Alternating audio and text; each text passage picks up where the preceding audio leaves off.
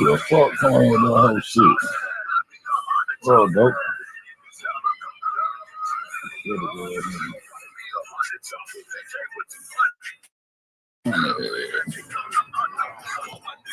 No. That means I can't sleep. I'm taking that on you let help. I'm sad.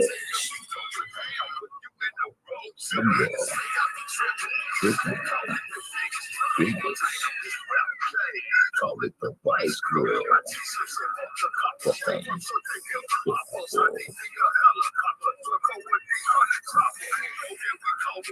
But you not a problem solver. You bought me your 100 bottle. Yeah. 100.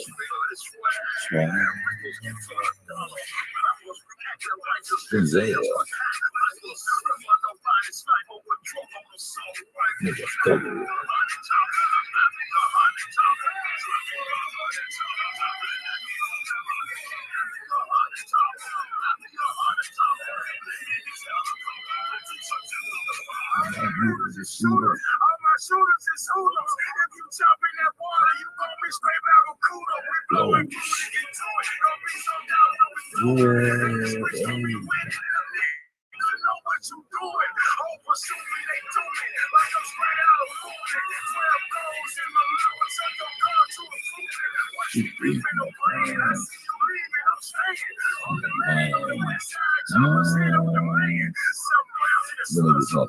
Now, oh, now,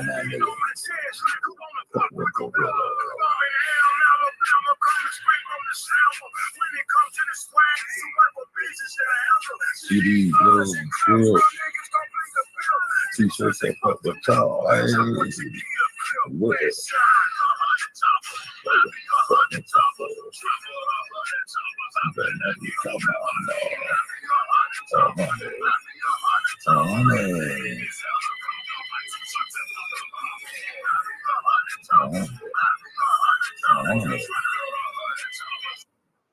Damn. I said, boom, we live, man. What's going on? Open this bitch. Hey, man, I'm finna goddamn get on this magnetic. I gotta catch this bitch. This bitch on the run. This bitch on the run, nigga.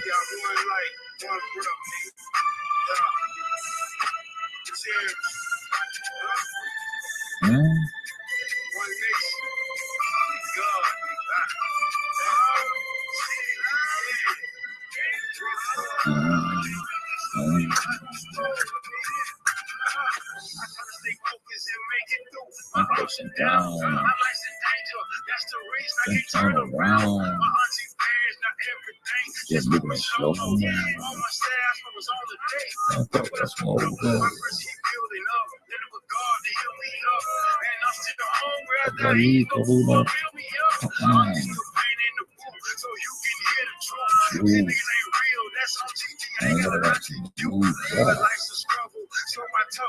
Do some muscle.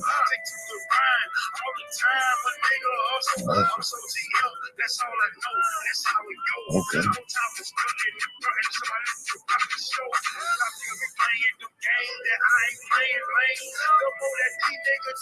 The more I stay the same.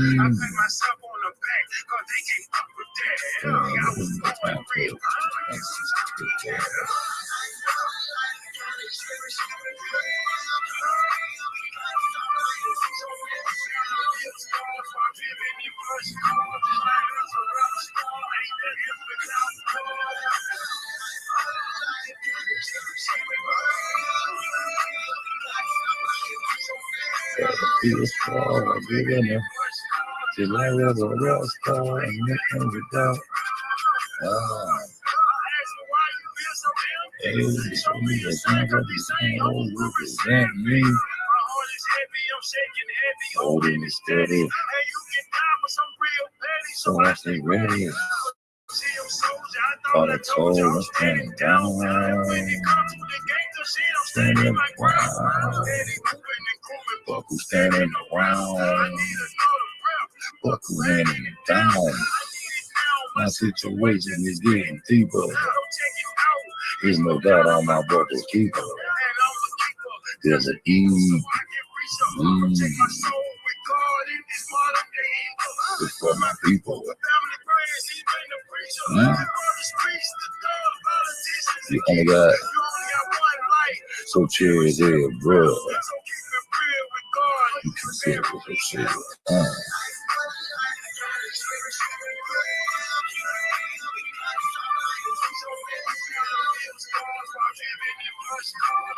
Well, we'll start nothing without that God. Who? A minute that I feel scarred when I get in the first car, just like I was a rough car and nothing without. I said, who? What up, Jock? What up, Elm Brown, Dope West, Classic, 107, Sharon, what's going on? I just been saying, contemplating on this goddamn no oppose shit.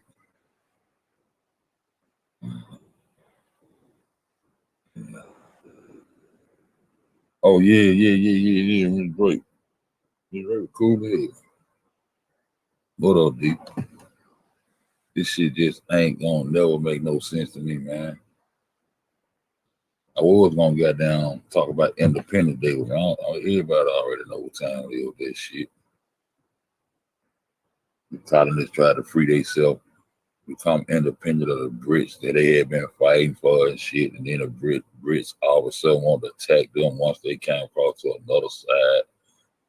From Great Britain, they felt like they ain't have to pay no taxes and shit. So they like, we want independence. We want the British ain't gonna put some more regulations down on their ass and told them such and such and such and such. Now you can go and establish your little government, whatever you gonna do, but motherfucker, we still own your ass.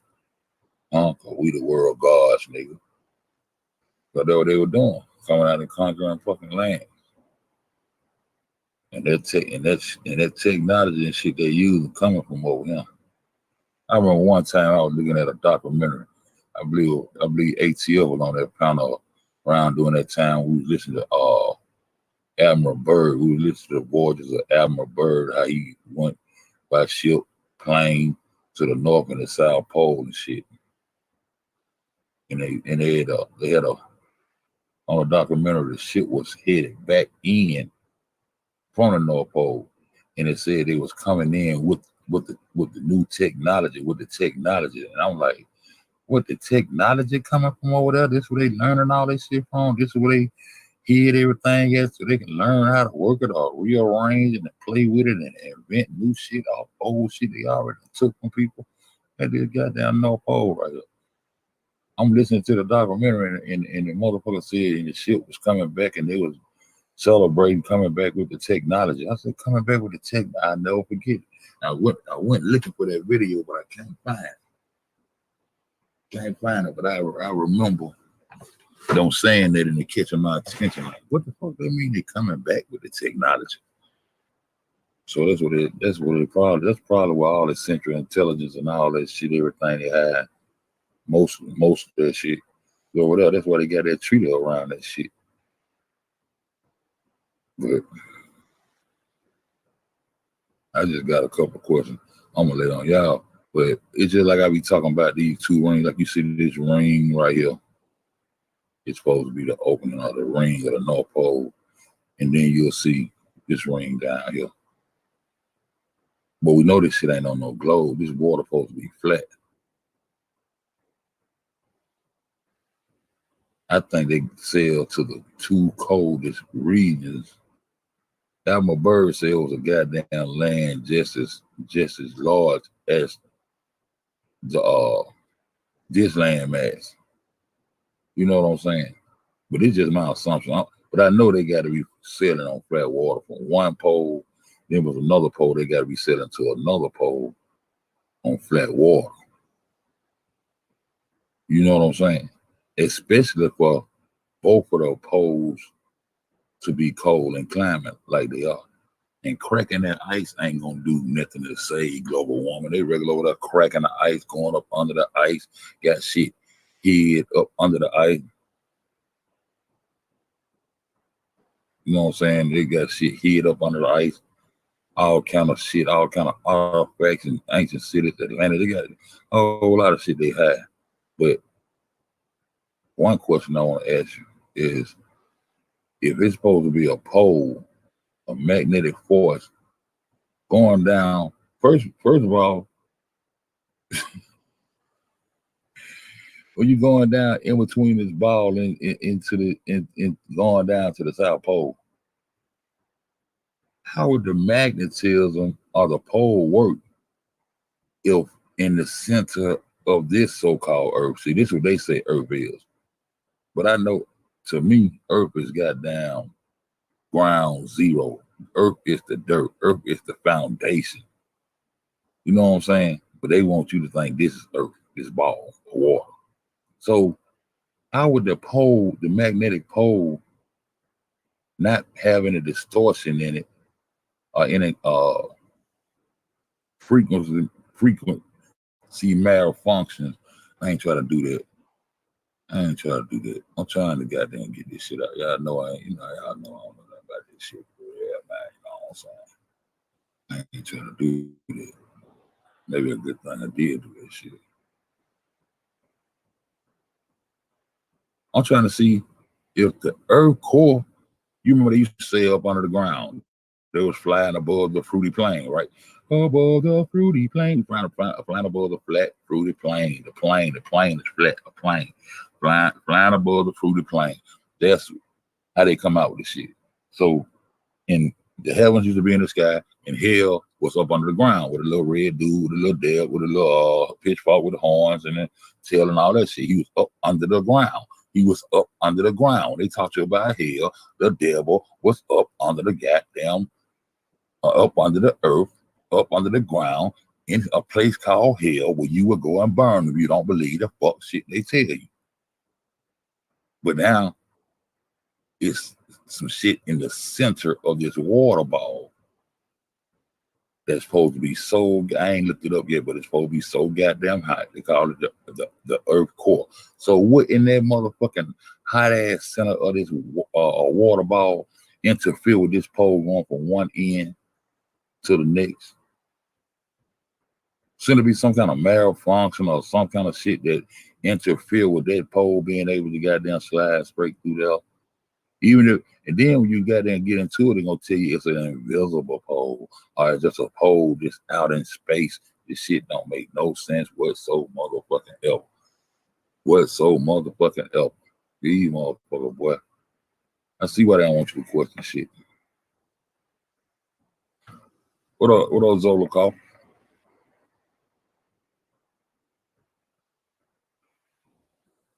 Snow on the touch ground. Damn, though. That's why I fuck with you, my nigga. Snow only touch ground at high elevation, so that means both of these motherfuckers probably on the same elevated level and level going across a flat plane. And that's why we see those, when we see those maps with those two circles, you know what I'm saying? Them two interlocking circles, one in the center of both of them probably is goddamn the tip or the magnetic pole, you want to call them motherfuckers flat across from each other. That made more sense to me because if this motherfucker should be cold and this motherfucker should be hot down here. This should be tropical. This should be tropical. In Greenland, not Greenland, but South America. South America is hot as fuck. South America, they try to keep South America from being so close, so close to this motherfucker. Let me go and find some more goddamn looking like goddamn Alaskan shit. See? That's South America right there. No Africa high climate, but South America down there. South America goddamn tip was about to touch that little tip to come up off that bitch. So South America should be goddamn cold as the fuck. What else down there? Australia. Is it Australia? It's Australia. What else down there? I think it is Australia. And this supposed to be Antarctica down here. They lying, y'all. Though what just made a good ass point. Snow only goddamn touches the high. Yeah, that makes sense. And then when you look for the goddamn the little they call the shit, the little treaties, countries that's in them treaties and shit at the North Pole. Man, the North Pole is the goddamn South Pole, man. We done went through this shit before, but I'm trying to understand how the fuck. Then they got the motherfucker built and tilted on a goddamn Masonic. Got it tilted on a Masonic goddamn tilt. How could the magnetism go through the hot ass earth core without it being affected? And if you goddamn going to a goddamn, if you going to an ocean bottom, if you going up on the hill from the North Pole and you going in the water to an ocean bottom, you got ocean floor in that motherfucker. Wow, you should be goddamn digging till you get to the earth core, the core of Earth. Dan Dug is motherfucker number 8 feet, 8 miles, man. In actuality, in this goddamn water ball, you mean to tell me it's just a big old pile of dirt just goddamn surrounded with some water that's just sticking to this motherfucker, man? Should be coming out down here. And then when you bust out and come out the ice down there, you're supposed to be floating around in motherfucking space. It's some bullshit. Oh, I know the other question I want to ask y'all. I'm gonna ask Doe this. Now, if this pole take out and start heading towards Liberia or Russia, Russia the ones who are over who doing all this motherfucking shit. I'm telling you, them Eurasians, them Russians. Now, if this pole, if it was magnetic and they together, if this pole take out and start going this way, so this goddamn pole start like a baton, so this motherfucker go to running too. Why this bitch just chilling? This should be a scare about this motherfucker running up into South America or something. Or running and doing something he ain't got no business doing. But they want to keep your attention up in like this motherfucker running. Yeah, you running with the dumb shit you done told the world, motherfucker. Run on up back up in there. Shit. If this pole doing some crazy shit, if they magnetic, this motherfucker pole be doing the Y-Tussie too. Shit. The fuck? These motherfuckers crazy, bro. These motherfuckers crazy, bro. They trying their best to hide that technology that they motherfucking took. And they want to try to put it on some fucking, and the reason they keep doing all that space shit, because they want to try to put your mind on some fucking aliens and shit. They want to put your mind, that's why they do all that old space shit, to hide their simple lies. To hide their goddamn simple ass lies. They doing all these, they goddamn coming up with all these motherfucking extravagant, what up, Copper, man? They coming up with all these extravagant, extra, out of the ordinary, profound ass teachings and lies about space and all this shit to cover up the pet ass shit that they did, man. And niggas falling for this shit. They falling for this shit. To hide some simple ass lies. And then when you do run up on it, if you do run up on the motherfucking a little truth, they want to put your ass back off into space and shit. It was some aliens came and they were from Mars and Venus and they came down and they crashed and did all this. Oh no, bitch, you just sold everybody shit, set up shop and set out and conquered lands and all you motherfuckers did. And motherfucking people that was on the lands left evidence shit that you just couldn't goddamn just keep taking. You couldn't take everything back over to your little hideout,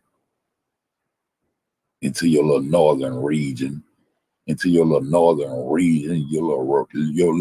Eurasian region. You just couldn't get everything out of there. So that's when we go back and see the artifacts, and the artifacts tell us the truth about your monk ass. Anyway, man, this shit just be fucking on me. And just like we be talking about them goddamn about South America. See, South America, and shit, they had to come over to the Americas. The quickest way to get through that motherfucker was up top right there with Alaska. I don't know if this Greenland, this Canada, so they gotta be Greenland, Canada, right over here in this area. The quickest way to come over to the northern land was up this way. But the motherfuckers who doing all the invading and conquering, they coming from over here. So quite naturally, they probably already ripped off to that bitch down there, but they coming from over here. Let me put this up on. They coming from over here. These the Eurasians, all these motherfuckers. These motherfuckers even start fighting each other. They start fighting each other about shit over here. They start fighting each other about shit that was in here. They start fighting each other about shit over here. This ain't none of your shit, bitch. Y'all so stupid to the point y'all start fighting each other. Y'all start fighting each other by going to take other people's shit. You want to explore, bitch, you could have explored on off into the motherfucking flats. And then you goddamn gonna turn around and tell us this a goddamn water ball and kill every man that ever went against that shit to tell the truth. It's time for our motherfucking country brothers over there. It's time for them motherfuckers to get rid of this goddamn water ball, bro. But this shit don't make no sense whatsoever, motherfucking ever. So these motherfuckers right here probably already was getting along. Coming to these people in this little region right here, this little shit right here, they probably already doing things. Because the oldest mummies and shit found down here.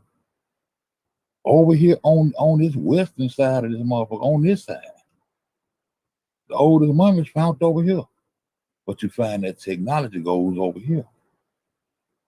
If the technology came out of here and these people came over here and they just went to a higher advance, but the oldest shit come from over here. And then once you get back over here, these motherfuckers showing you some more crazy shit.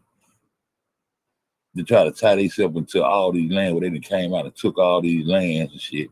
Even goddamn France and Britain. They just damn same people over here fighting over Canada. No, this my shit, this my shit, no, this my shit. Then the goddamn 13 colonies coming down through here. Those the first 13 colonies, they're the independent day coming out this shit right here. They fighting to get independent from motherfuckers way over here. They fighting for their independence. They done fought for these hoes. The one that set up kingdoms all over the motherfucking world for these hoes over here. And then realize how the fuck they gonna tax us for some land over here we done fought for. We want got to live over this bitch. And they still want us to pay taxes and pay homage to the Lord God and Lord of the Jew and shit. We still gotta believe this fuck shit. Nah, nigga, we want independence. That what the independence was all about. But they put down rules and sanctions from the parliament that all this shit gonna always belong to them, man. They the gods of this world. This was their new world right here. All this shit right here on this over there. This fourth continent over here. This whole big landmass right here, Americas. From the top to the goddamn bottom. This was the new world right here. They had already goddamn went through here and goddamn got in cahoots and collusion with these motherfuckers. Start calling the shit Africa and everything. But evidence show goddamn the oldest mamas coming down this bitch right here. Yeah, real shit. Real shit. These motherfucking bitches crazy. These motherfucking bitches crazy. Oldest mamas. The oldest mamas. Goddamn ATO told me this shit. I ain't know the oldest mama was from South America. That was an eye opener. That was a jewel. That nigga came through and dropped a jewel on my motherfucking neck, nigga. That nigga said, what up, my nigga? What up, nephew? Man, you know the oldest motherfucking mama? Hell, I ain't know that shit there, boy. Dropped that motherfucker on my neck, nigga. You know what I went and did? Went right and researched that shit. Said, damn. That's a dagger, nigga. That's a dagger. Chincharo. Yeah. That shit said over 2,000 years before Egyptian mummies. Let's go, what? You mean they were doing it like that in America? The high technology shit they be claiming and shit. Shit. That's crazy. Eye opening. When you say a jewel drop you on your neck, that mean that should be an awakening. That's some truth you supposed to come into, and you supposed to teach your babies this shit. So they teaching niggas the total opposite. Shit. Say what, nigga? And then we come to find out they goddamn, all the sugar and all that motherfucking cocaine and all the tobacco fields down in motherfucking South America, and the mummies that they find in Egypt is being found with cocaine and nicotine in their system. Let's go, what? Huh? What's the motherfuckers on that African continent already goddamn doing due diligence and goddamn trading and shit with the Americans already before the motherfucking invaders that came from all the way on the other side from them cold ass regions and shit, and ran over there and hid everything off in that goddamn ice cap. They want to tell a nigga ice age and all this old shit. Nah, bitch, y'all whole lying, bitch. Y'all bitches is lying, bitch. This in Chile, South America. Huh?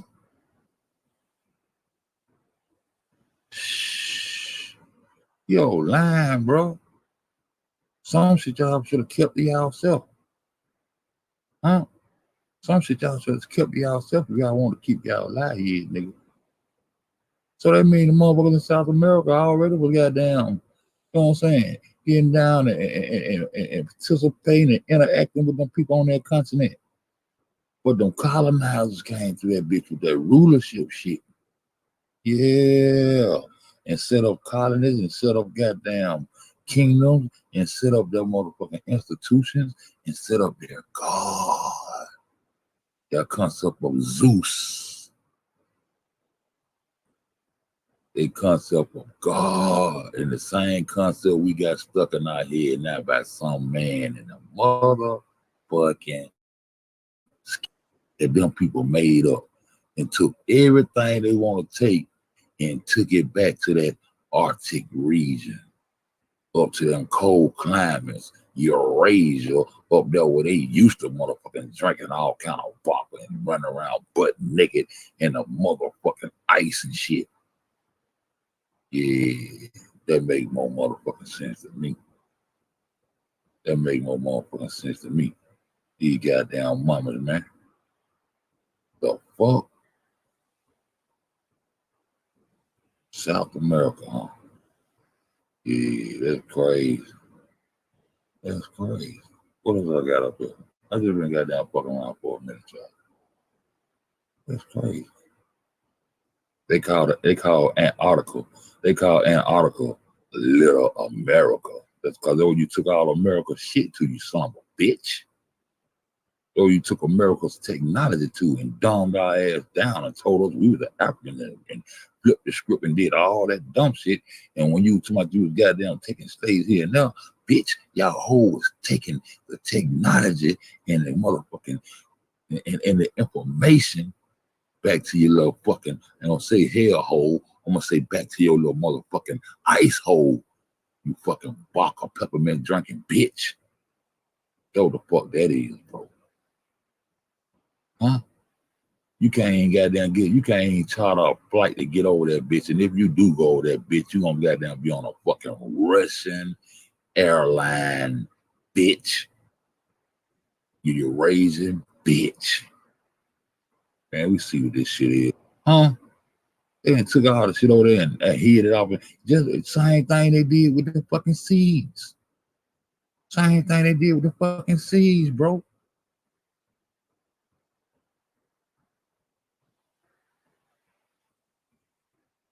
How said the same thing they did with the fucking what truth out loud. I'm glad my that's the same thing they did with the seeds. Took it to a fucking ice cap, took all the goddamn real seeds and took all that shit to them cold ass regions over there, the motherfucking Eurasians.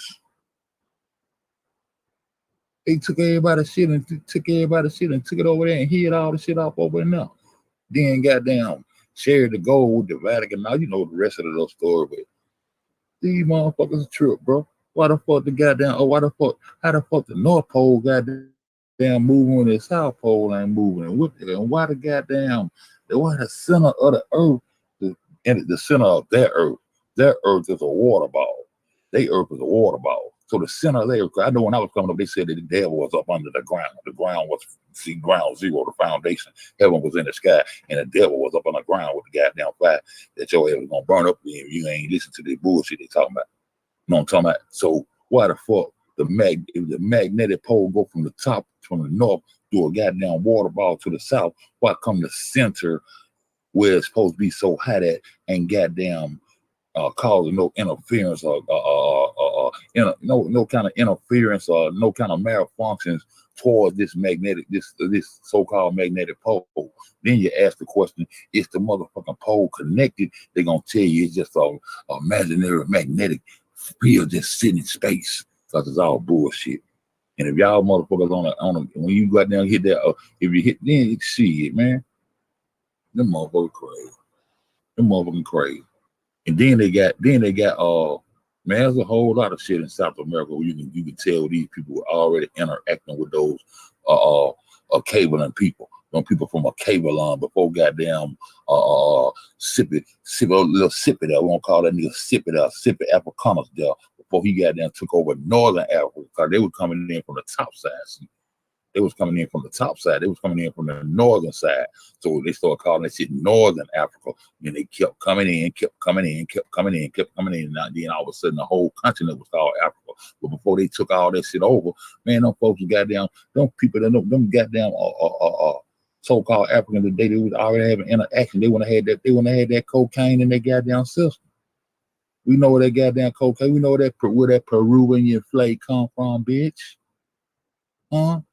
We still rock that shit and goddamn get up in your Mercedes and rock that bitch today. You got a young nigga goddamn give a nigga motherfucking 8 ball that Peruvian flex and get up in that Benz and flex like it's they shit today. Fuck you talking about? We know what it do. Fuck you talking about? Nicotine and motherfucking cocaine and these mamas over here in Egyptian and they shit older than them nigga shit. 2 and 2 gonna goddamn be 4. 2 times 2 gonna be 4.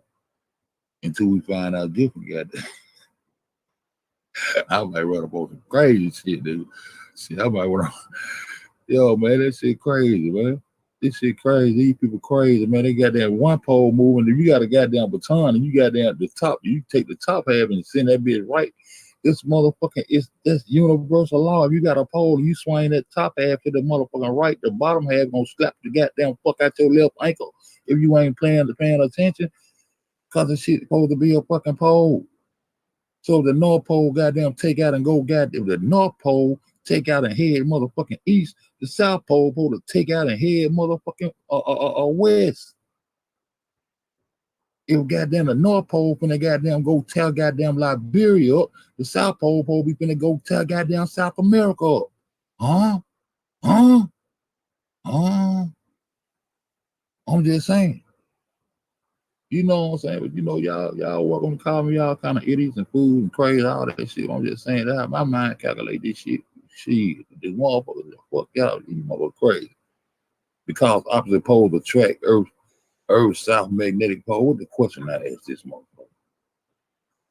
Moving to the south. I'm trying to find the moving on the south magnetic pole. Fuck all that. No, I'm trying to figure out why the south ain't doing shit. Why there no scare down there?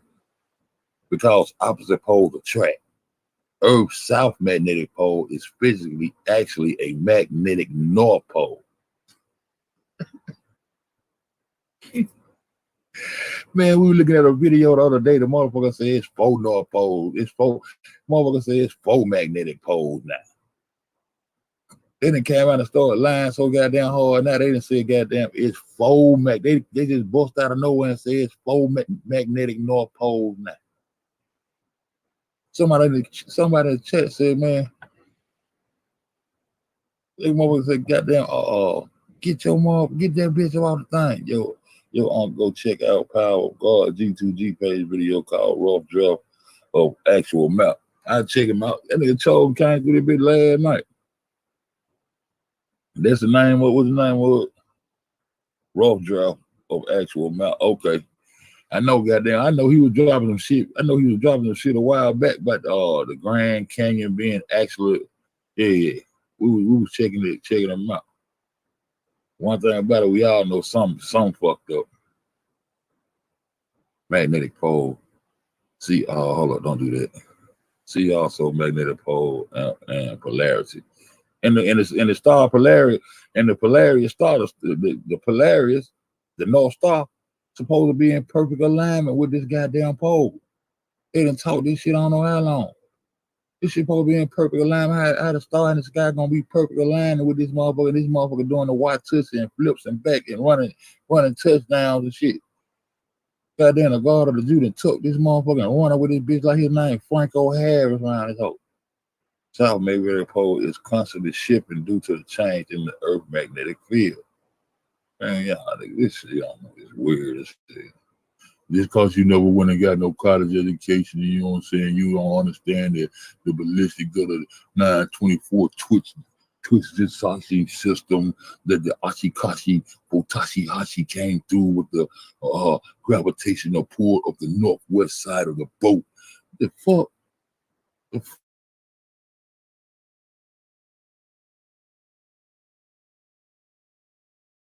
What the fuck holding the boat to the us goddamn the gravitational pull from the moon only affects the water, and that's why the water gravitational pull holds the water to this ball to the earth and makes this water ball, but what holds the goddamn boat when it gets sideways, motherfucker? What kind of gravitational pull? Oh, the magnitude of your body probably hold that. But what kind of magnet? Man, get the fuck out of here, bro.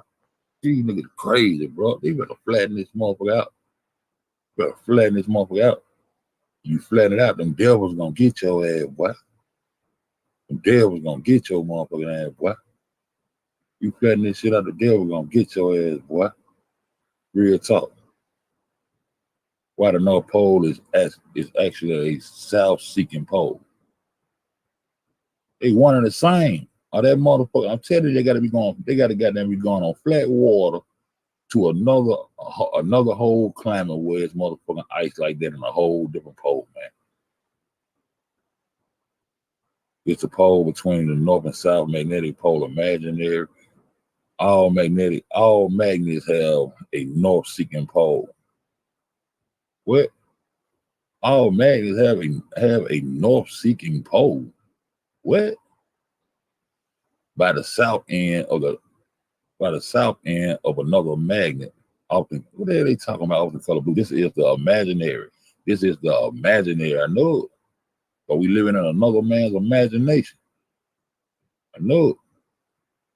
Blue compass is always pointing up all the old shit we already covered. Bro. It was something in here where that bitch said the goddamn that the pole is just occupying space. Y'all just in space inside of the water now. It's occupying some space inside of the water. The field lines covering point vertically downward at the North Pole. In reality, the shape of the geomagnetic field is more complex than the bar magnet. Therefore, the magnetic poles are not located in the same place as the north and south. Check Geological Survey of Canada, Geomagnetism tutorial. The North Magnetic Pole is the wandering point on the surface of the earth. On the surface of the earth.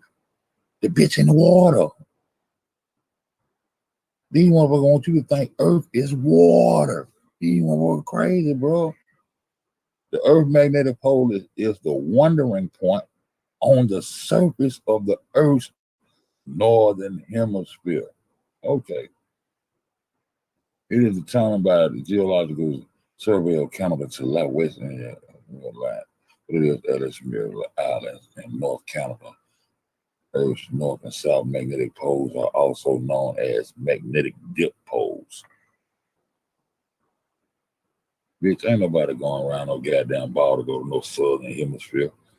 Ain't no such thing as that shit. That's the Lord. That's why they put their little Jesus up in their little bowl and name Lord, the southern hemisphere there.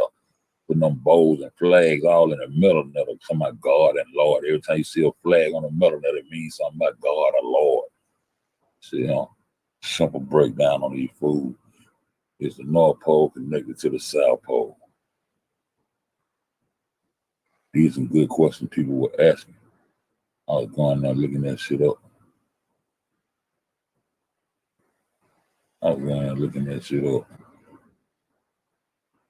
New World Order. Them, Mount Washington. I think that's in New Hampshire. Yeah, New Hampshire. Mount Washington now. On top of that mountain, that's where that shit get ice at. That boy made a goddamn hell of a point. Goddamn shit. That's the goddamn comment of the night, nigga. That nigga made the goddamn comment of the night when he said that shit. Type that shit in again, though. I got Mount Washington. That's what, Mount Washington. That's a hell of a little spot they got. But they keep up with the weather and shit from up there, way up top on called goddamn Mount Washington in New Hampshire. They got down way up there. That shit frosted out. And show some images of that shit. There that bitch is. Up there. Bitch up there.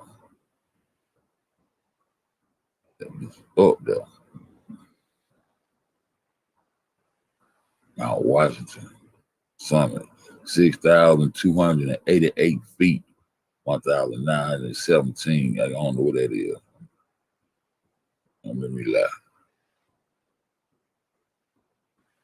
Them motherfuckers is up there. I think this where they got down. This was like a weather station. They keep over shit at. These motherfuckers on some bullshit.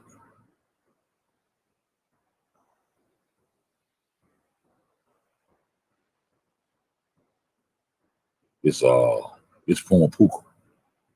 It's Puma Puka right here. This is the technology that they had in South America right here. Let me play this goddamn video right here. This Puma Puka, y'all. They got plenty of this shit in South America. The technology is already off in this bitch. That's why they had to goddamn tell us so much bullshit. That's why they had to flip the whole game and lie about us coming from another spot and all kind of shit.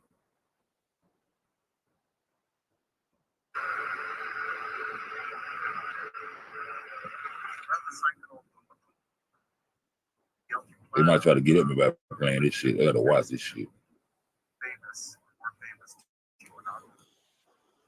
Yeah, call the shit. That's what they do. That's what they do. That's why they had all that little Area 51 shit. Extraterrestrial, man. Extraterrestrial mean extra land. Terrain is land. Extraterrestrial. Then as soon as you got down, go to running up on the real ancient technology, the first thing they want to tell you about some aliens and shit. So that's why they got to keep acting like they going out of space. They got to keep doing that shit. So more and more our people will believe in this goddamn space program, this alien shit. That's why they got Area 51 and all that desert land, so they can go out there and act like they on other planets and have shit riding around with NASA on it, all up under the ground, goddamn cloning and making all kind of motherfucking life forms and shit, genetically splicing. They've been motherfucking genetically and playing with the damn DNA for a whole lot of centuries and shit. They had to goddamn get the deformatories out of their goddamn self. They had to get all their deformalities out of themselves from the way from their natural lifestyles of how they was living, bestiality and all kind of old shit. Came down with this power shit. Yeah, let me go down. Last year or two, but to see obvious examples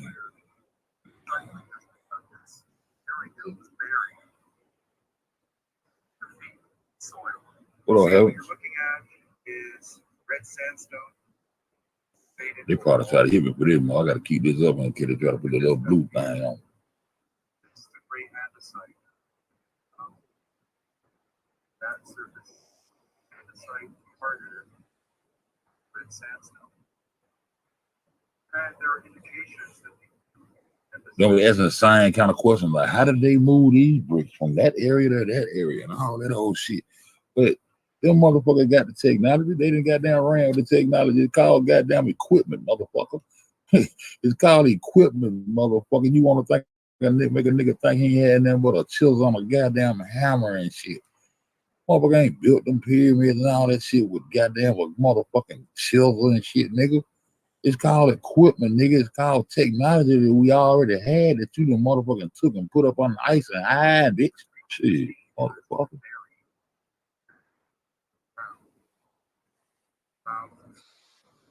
Thousands of years old.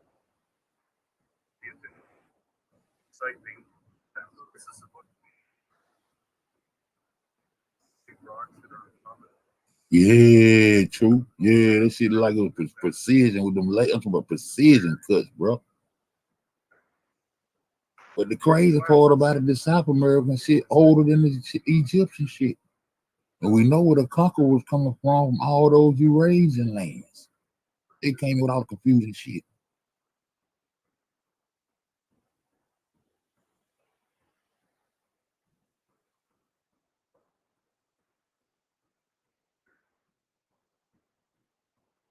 Shit too long. I'm gonna find a better video. Shit too low. Y'all hear that? What up, E?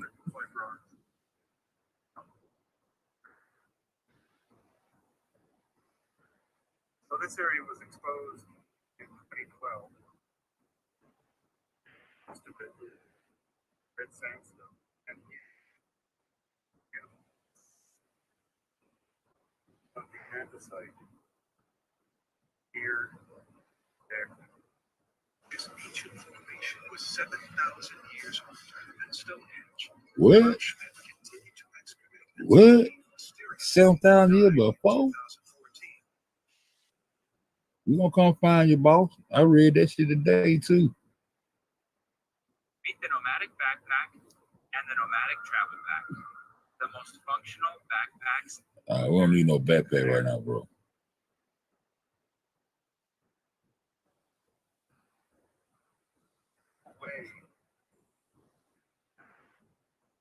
Facts, true. True know about this shit.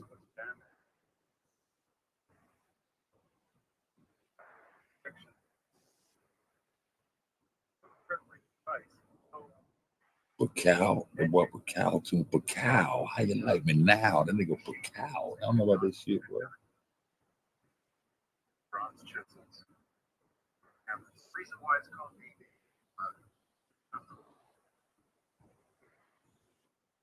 archaeologists were honest.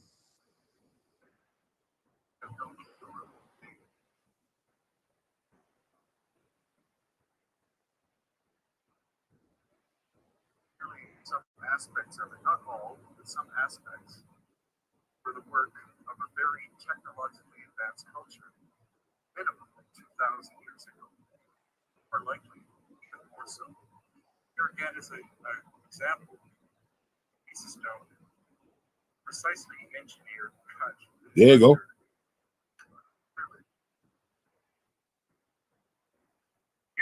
Precise cutters. That's what he said, bronze chisels. That's what he said, bronze chisel. Though he said their claims are.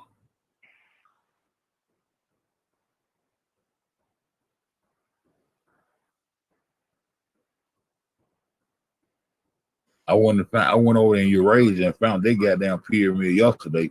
They shit just a piece of shit. They want to tell everybody they brought civilization and technology to the world and all over the world, all over the rest of the world. You can find where motherfuckers are right, just putting their heads together, doing some shit for us, building pyramids and temples and their structures. The real Masons before them motherfuckers took over the concept of masonry and started having all these old secrets and forming this old Illuminati ass world that we live in. These old demons, nigga. I don't believe in no devil, but I know them bitches demons, nigga. The devil, the motherfucker who run the devil to town, nigga. Shit.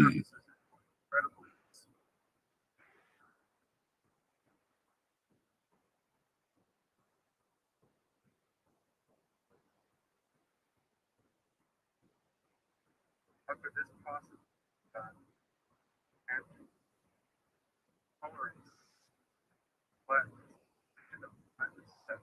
On some bronze chisels. That man know about. 3/10,000. Then here too, this is flatter than your tabletop. This is flat as a sheet of glass. How could it possibly have been done by a Bronze Age culture 2,000 years ago? Facts, though. Most of this material, the pristine material, was buried. We had it. So that's why we had it.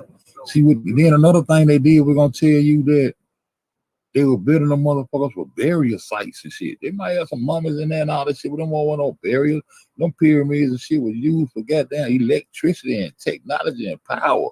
And they were using the world greatest conductor of energy, which is water. But they don't want to tell you that shit.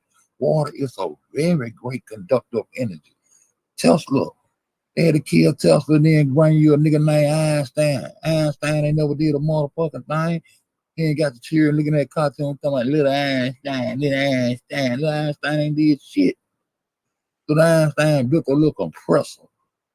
Only thing that nigga ever did, built a little compressor. Tesla done brought the world motherfucking real technology and how this energy and shit work.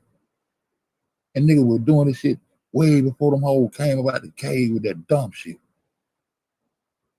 Other areas have been exposed to little Einstein. Fuck Einstein. Here. That's why the surface is not as fine. What we're doing is we're walking through an actual. For real. I gotta get up all this shit. I'm gonna find somewhere. I'm gonna go look somewhere. I found this while I was goddamn on Google. Excavation. Trying that is 2 plus below the ground surface. What do we see at our footsteps? All of the stone here. Exactly how it was found. The excavation was done. This is an amazing. See the sharpness of the corners. Look at the hole. The flatness of the surface. Look at that. The other amazing.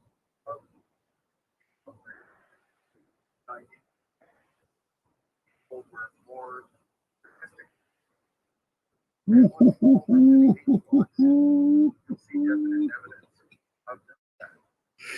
He said them boys were more sophisticated than goddamn there's on the 9-degree angle. So them niggas boys were doing the thing.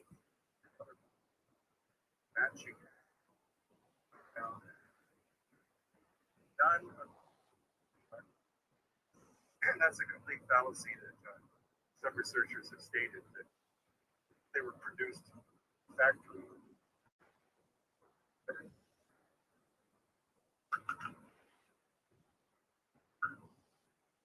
Now, another point to take into consideration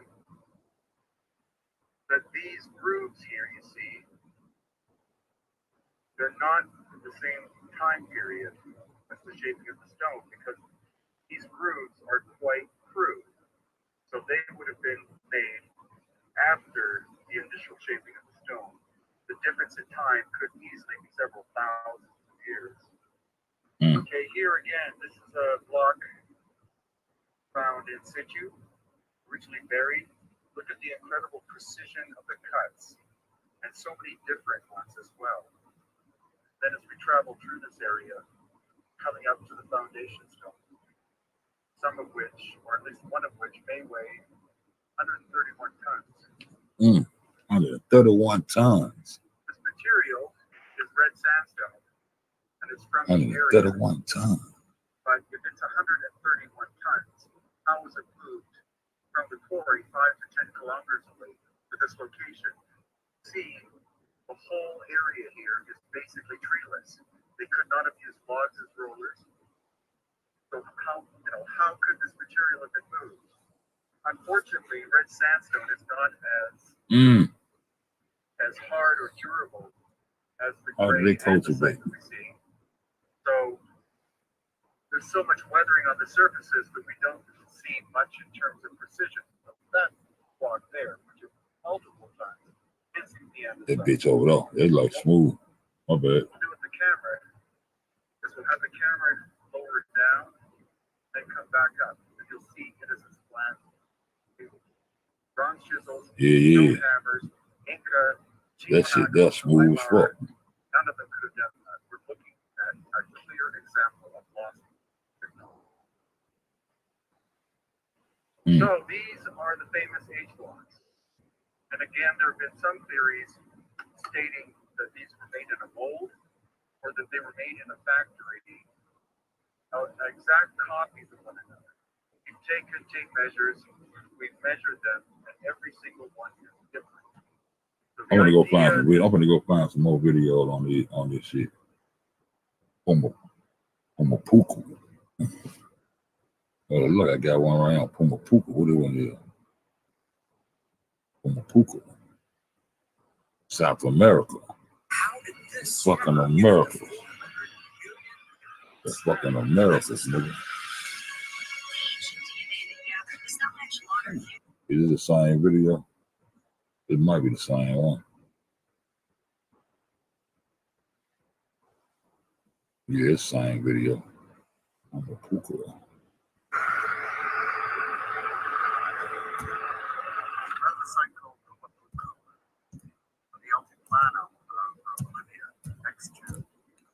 In Bolivia. Here's this in recent excavation as in. See what this one is. Nah, I don't want that.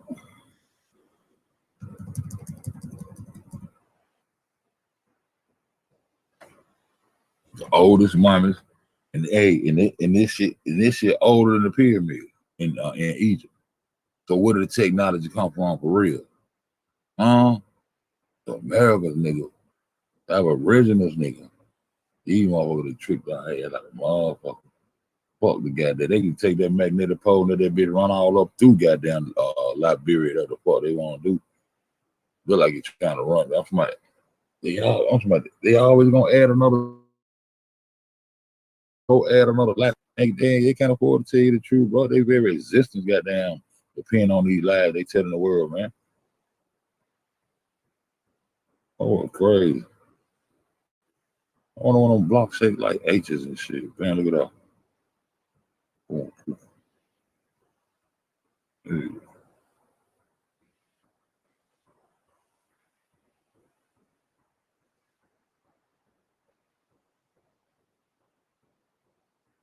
Southern Hemisphere.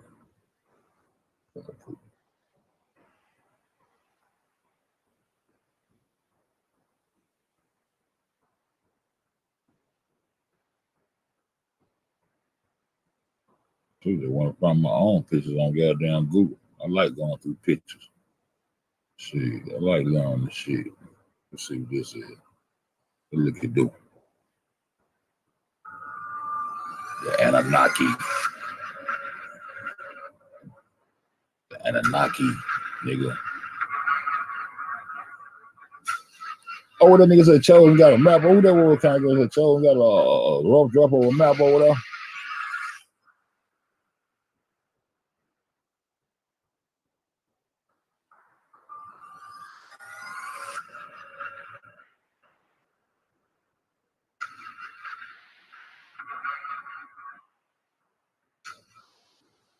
What up, Keisha?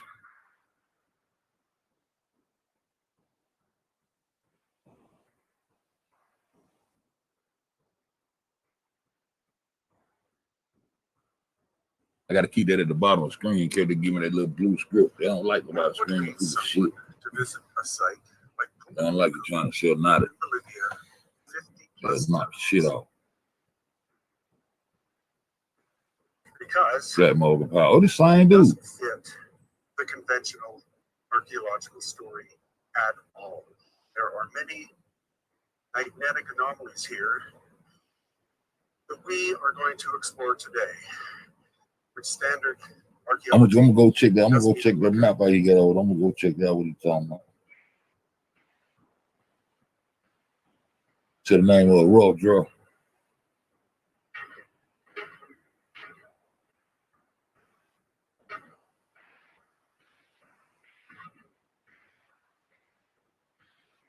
Tawanaku. That's some other shit. Tawanaku right up. That's in Bolivia. Look at that shit. Tawanaku.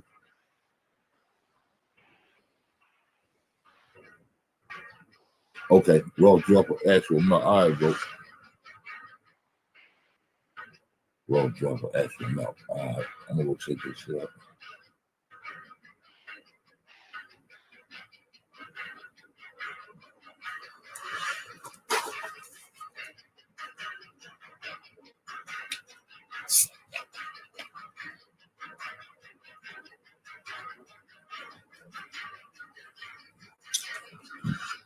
Houdini.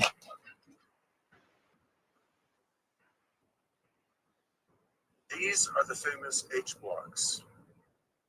There are a total of 9. Don't know if there were more before, but 9 remain, and each one That nigga dope smart as hell, is a man. different shape and size. That nigga dope smart as hell, man.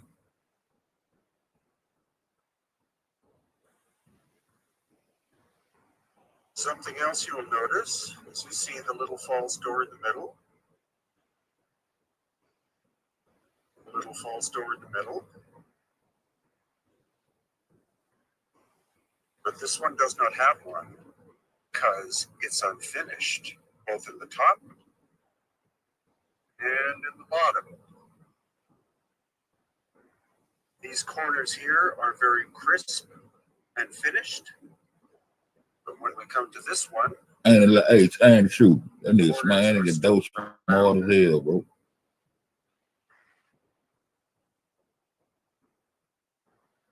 again, indicating that this one. He answered my question. I asked him about the goddamn Also, in terms of the magnetics, pole off the top. See, I don't got that. She got to be on the top surface there. All that goddamn ice and all that snow hit the top surface there. This shit ain't going up on the bottom up on that bitch. I'm about to move this out the way. I'm about to check back every I had to keep checking it though. As we Make move sure the I don't try to compass hit my ass. towards false door, look what happens. Mm.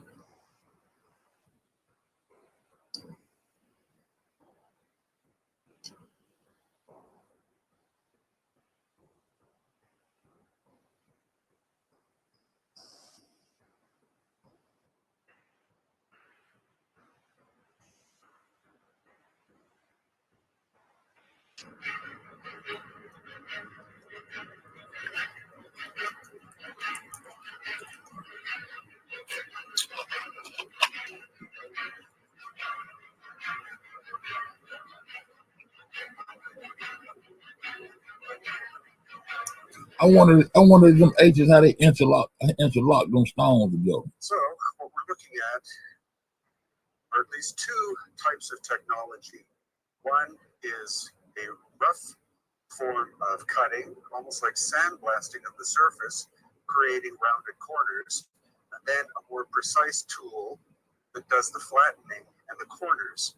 Now, we've had many engineers here, and they can't understand or do not understand what type of technology today could create that effect. There's no way in hell that the Tiwanaku Bronze Age culture of between 1,000 and 2,000 years ago, that they had a technology that could possibly do this. So obviously, Tiwanaku was created by a high-tech culture existing more than 2,000 years ago.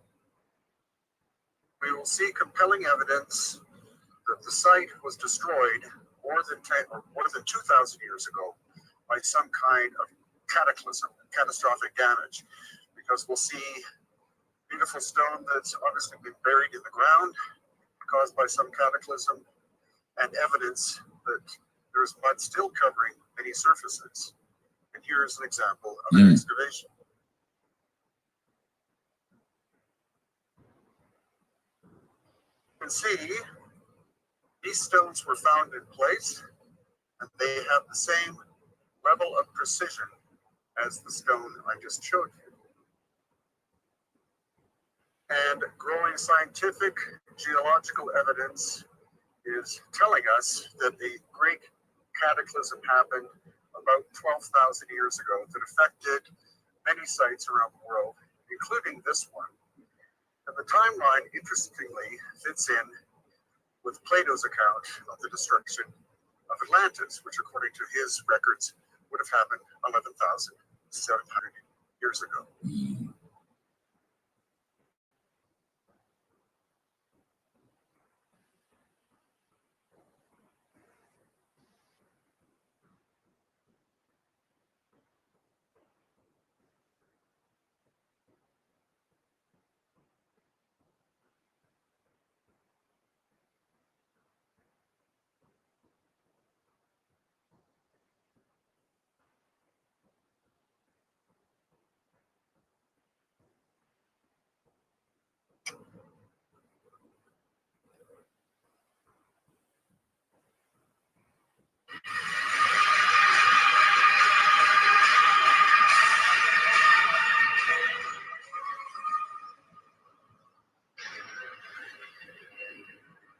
Keep that shit though. Yo, I'm talking about.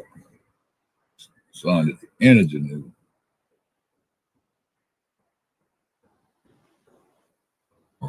And these red sandstone slabs, one of them originally weighing more than 130 tons. The quarry is up over those mountains 14 kilometers away. And the theory that log rollers were used as in tree trunks to move these stones, as Giorgio has stated on I think we just caught a snippet of we had already caught a snippet of what he's talking about. 13,000 feet elevation this area whatsoever. So the mystery which standard archaeology has not solved is how the stone was moved from 14 kilometers away. Again, up Gray andesite stone is actually from Mount or Cerro Capia, which is located 70 kilometers away in that direction, which we will see in a moment.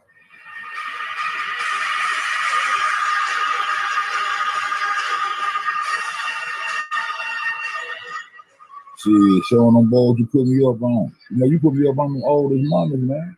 I ain't never known about no oldest mama was down in goddamn South America, bro. Shit. Just like we said, man, that shit goddamn prove we had interaction with them people that was in a cable on. The motherfucking bullshit was coming from further goddamn, from further east from the goddamn Arabian motherfucker. I think they went back up there and took all that shit up there and they hiding all that shit, you know, cold reasons and shit. You know what the fuck they doing? That nigga got low. We can't hear you, boss.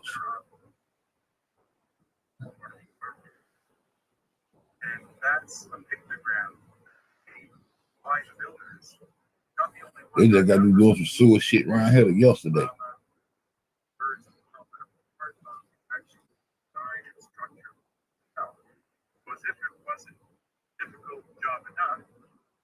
I ain't hear this nigga.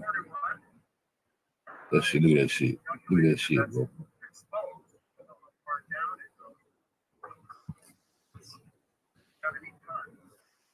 See. So where the technology came from, nigga. And they want to get stuck in Africa and goddamn argue with a nigga about motherfucking Shemich's Fuku and all that old shit and get religion. They talking about a motherfucking bird flapping over a motherfucking nigga without a dick and gut grabbing a seed too. Come on, man. That shit mythological too, man. I respect that shit.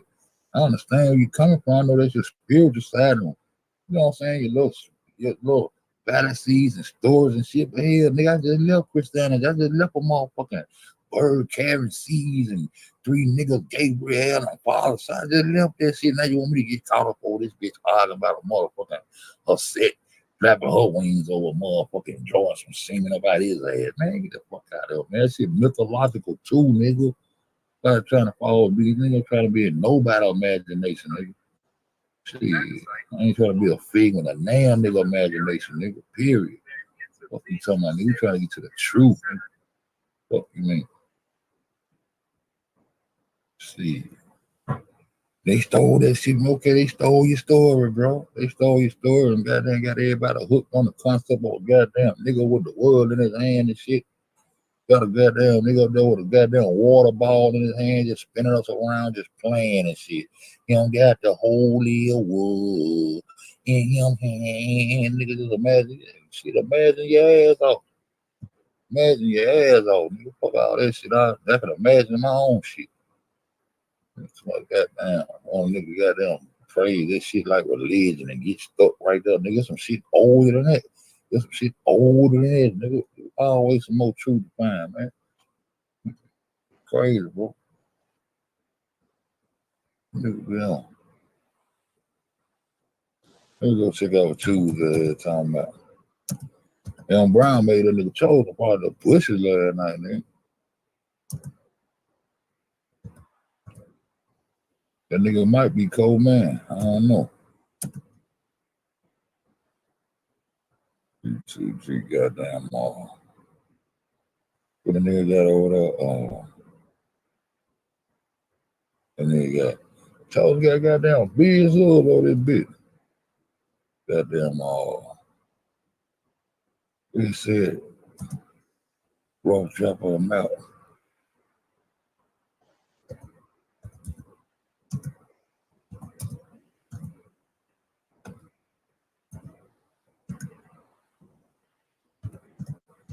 Should bring that bitch up. Let's see.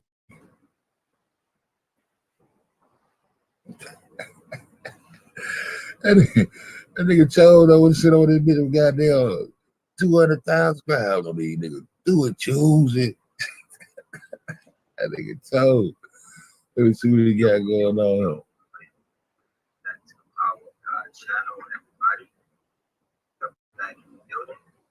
First off, I want to thank God, you know what I'm saying, for the day. Thank God for the many blessings that He's bestowing upon us all. I want to thank Him for His Son. You know, I died for the sins of the world. Fair use, nigga. I call it the framework of God, the Holy Scriptures. I'm gonna see you a league in a minute, bro. I didn't say it. I want to say. I want to talk. I want to chop it over with you about this shit. still want to say, you know what I'm saying, even if we had 1,000 tongues, we couldn't thank him enough for the things that he do. He chose us before the foundations of the world to do the things that we're doing today. All right. So as far as nigga choose got 200,000 souls on these niggas ass. Nigga choose. The reason why we got the board up here because I'm about to start really working on something that's basically really near and dear to my heart now. It's something that God placed on my heart is to show the real locations of the land masses, one bit of information at a time. That's why we got the board up there because we're about to do a rough draft of it. And y'all bear with me, you know what I'm saying? I'm one guy, you know what I'm saying? If I make a mistake somewhere, you know, it is what it is. You know, trying my best to put the pieces together from what we've been given. And I believe that everything that God has given me is 100% true. All right, now before we get into everything, I want to show y'all something. The video that I did yesterday. I want to see the raw drop of the mouth, bro. All right, let's see, speed that up and whatever.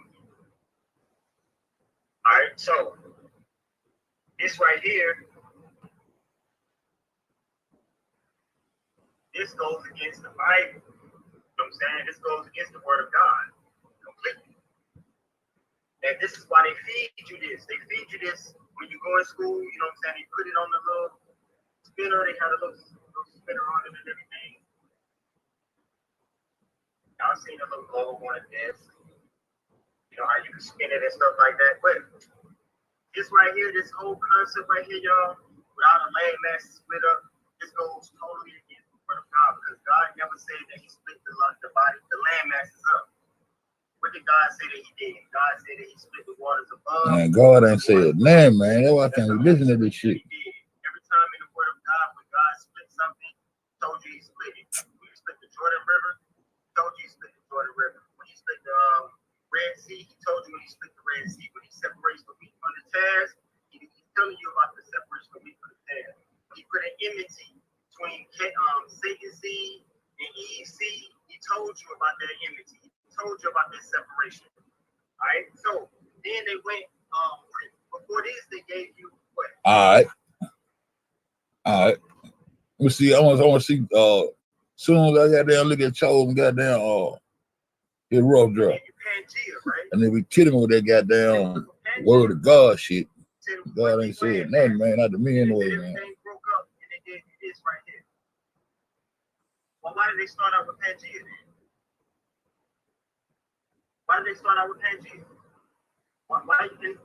It's almost as if they want to take you from here to here and then bring you back here. But why are the flip flop? No, we're gonna get the real verb right here. Real, right? Take all that down. All that. Because we know that in school, we're not taught the truth, right? We know that. Because to some people, 2 plus 2 equals 4, and to some people, 2 plus 2 equals 22. So whose math is right? Whose math is right? They tell you in school 2 plus 2 is the store, but then in the Masonic schools, they tell you 2 plus 2 equals 22. But numbers don't lie. Whose numbers are lying and whose numbers telling the truth? What Masonic school you been to, what?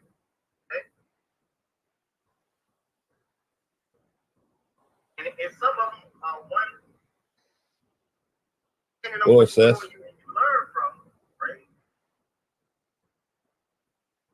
1 plus 1 equals 1. In some places, 1 plus 1 equals 2. In some places. Well, how does 1 plus 1 equal 1 in some places? Because man and woman marry and they combine to make 1. But come on with that mouth, bro. Man try to marry a man. They combine and make 2. All right, which one of these is north? Is this guy north? Or is this guy north? Okay? What you got? A person standing over there. Why the hell ain't fair yet? Who's north? Anybody answer that? Who's north?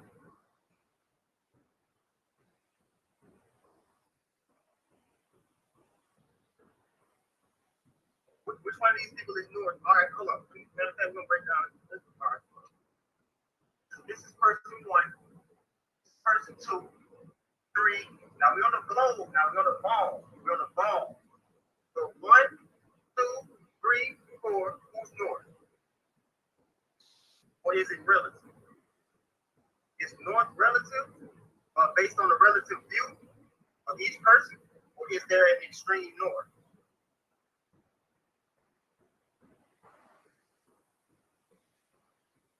It's person one. That's it. Person one is north.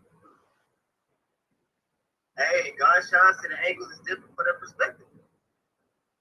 Tyrone said whoever facing the star. Which star? So would the stars be out here?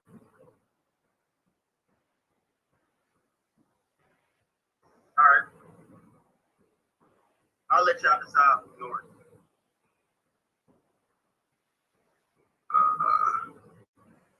So I'm gonna come back and watch this on my own time, man. this is Egypt. Right here. Egypt. Egypt. This is the land of Canaan.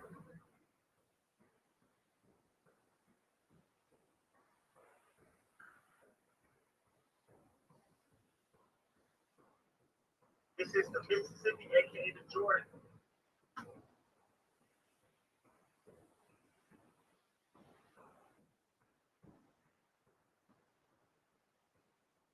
Jordan. This is land of Gilead.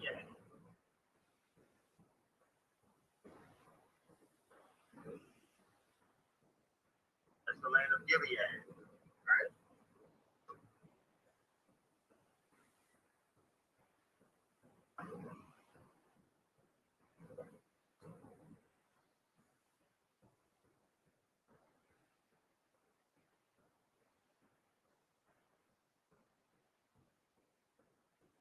Present day United States.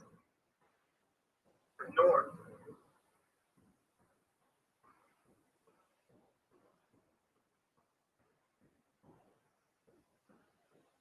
Yeah. Okay.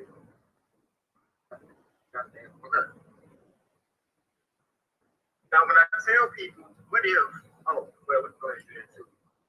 Zionists,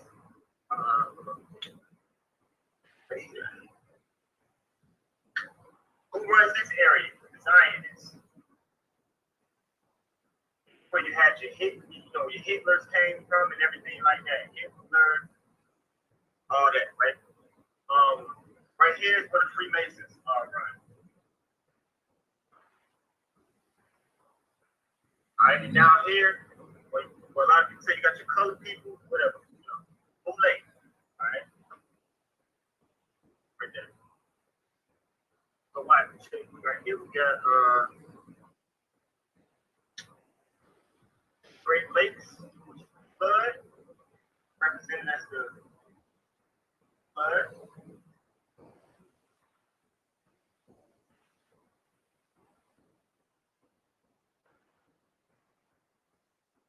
Great Lakes or flood right here. All right, so what I've been trying to show people is, also the goat, right?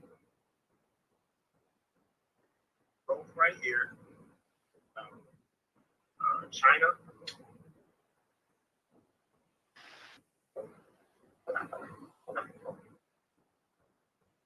China is also a breeding ground too. This area right here is a slave area. Slave working area right here. Put that in orange. Slave ground.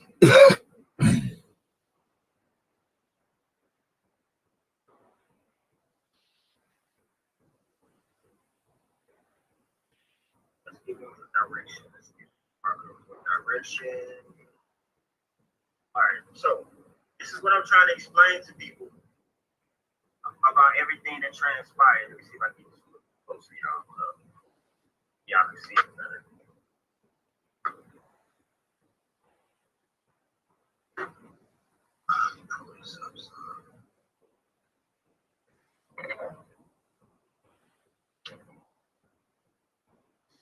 One second, so I can get this view right. Get a little bit closer. Check out what's going on. All right, I'm gonna show you what the Grand Canyon is as well. We're gonna break all that down. Let me just get a I seen when you did the Grand Canyon shit.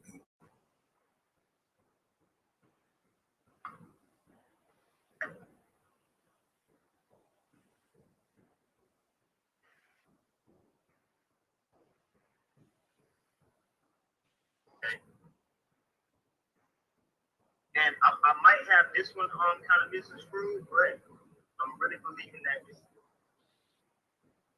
All right. So when it came off the ark, it was Shem, Ham, and Japheth. Am I correct?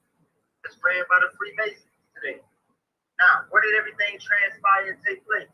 Where did the children of God come out of? The children of God traveled out of Egypt, but they had to cross.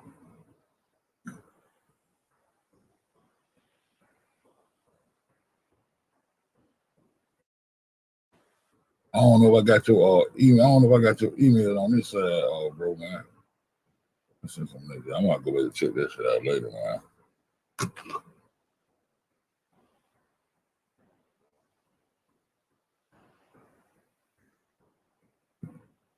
Down. I thought I'm gonna goddamn got it on goddamn other zone. Down. And the magnetic north is off to the races, motherfucker. That bitch off and running. These niggas gonna goddamn start a whole another educational system, nigga. They start a whole nother. These motherfuckers. Yeah, let me see. Let me see what I got, bro, man. This bitch. All right, ATL. Oh, I got that nigga down. Let's see.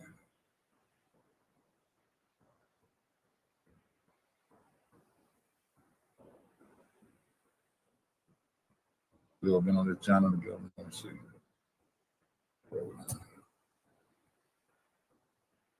Oh.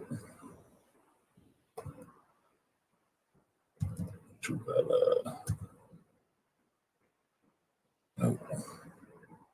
I need your email.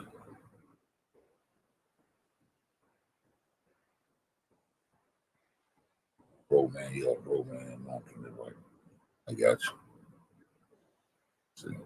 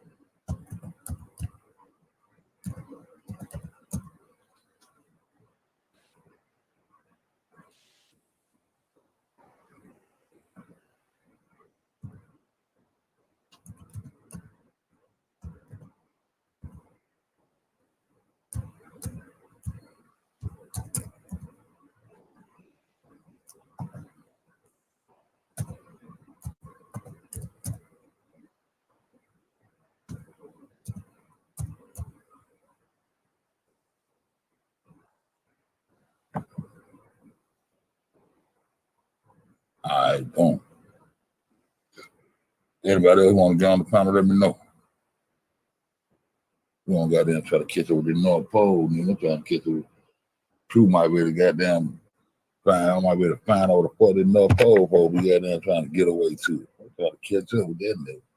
The teddy bear is a suspect and KJ Crowd Player, he was saying sitting in the locker room. No.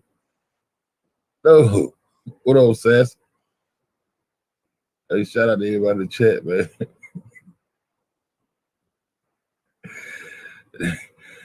So still harboring fugitives from the goddamn Crown Plaza, man.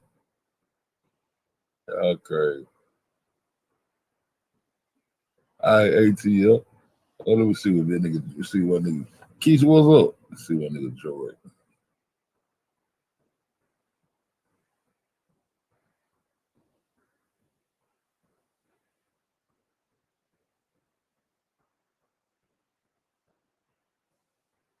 Hell yeah.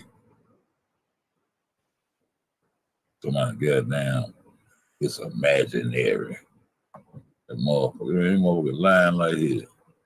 Been lying. We gonna wait till you get that next generation cheered up, get their ass out them skinny jeans up.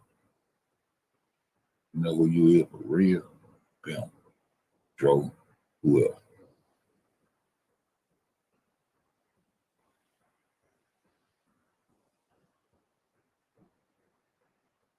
Tired of who else now? Kobe, I'm gonna have to check that out. I'm gonna have to go ahead and check that out, bro. Heavens to what it is, purgatory. The Lord heavens. Shout out to you. Go now.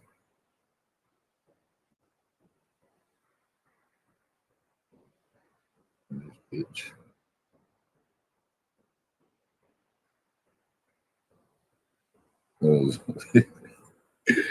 That's what we tell him about that there was a bit of it. Can't see the thing. Oh, I had to have a screen to send the links out because niggas be these niggas still be on crazy shit. They'll get your link and be all up in your shit doing all kind of shit.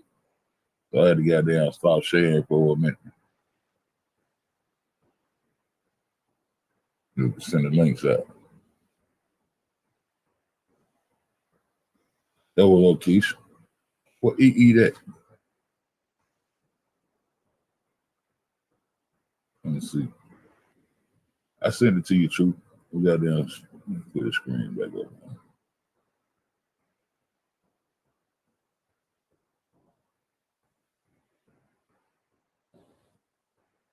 Magnetic North is on the run, nigga.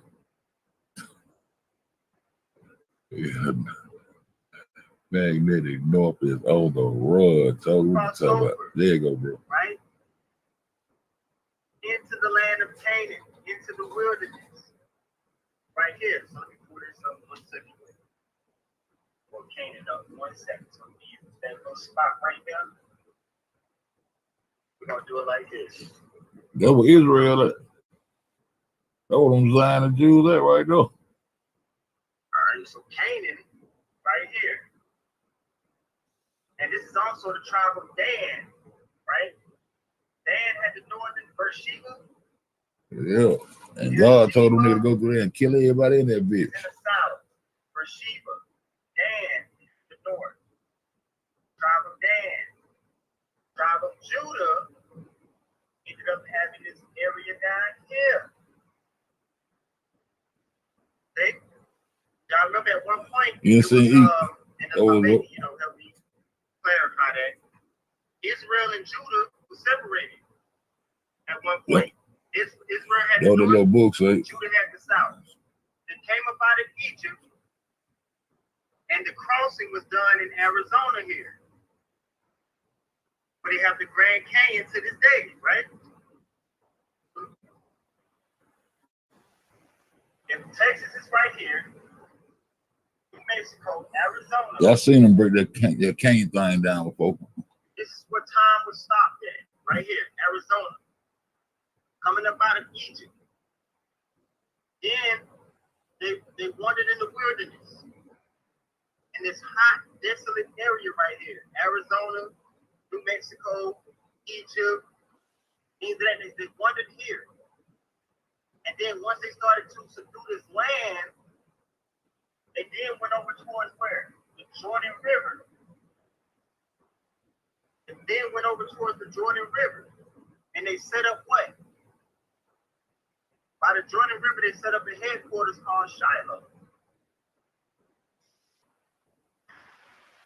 Set up a headquarters called Shiloh.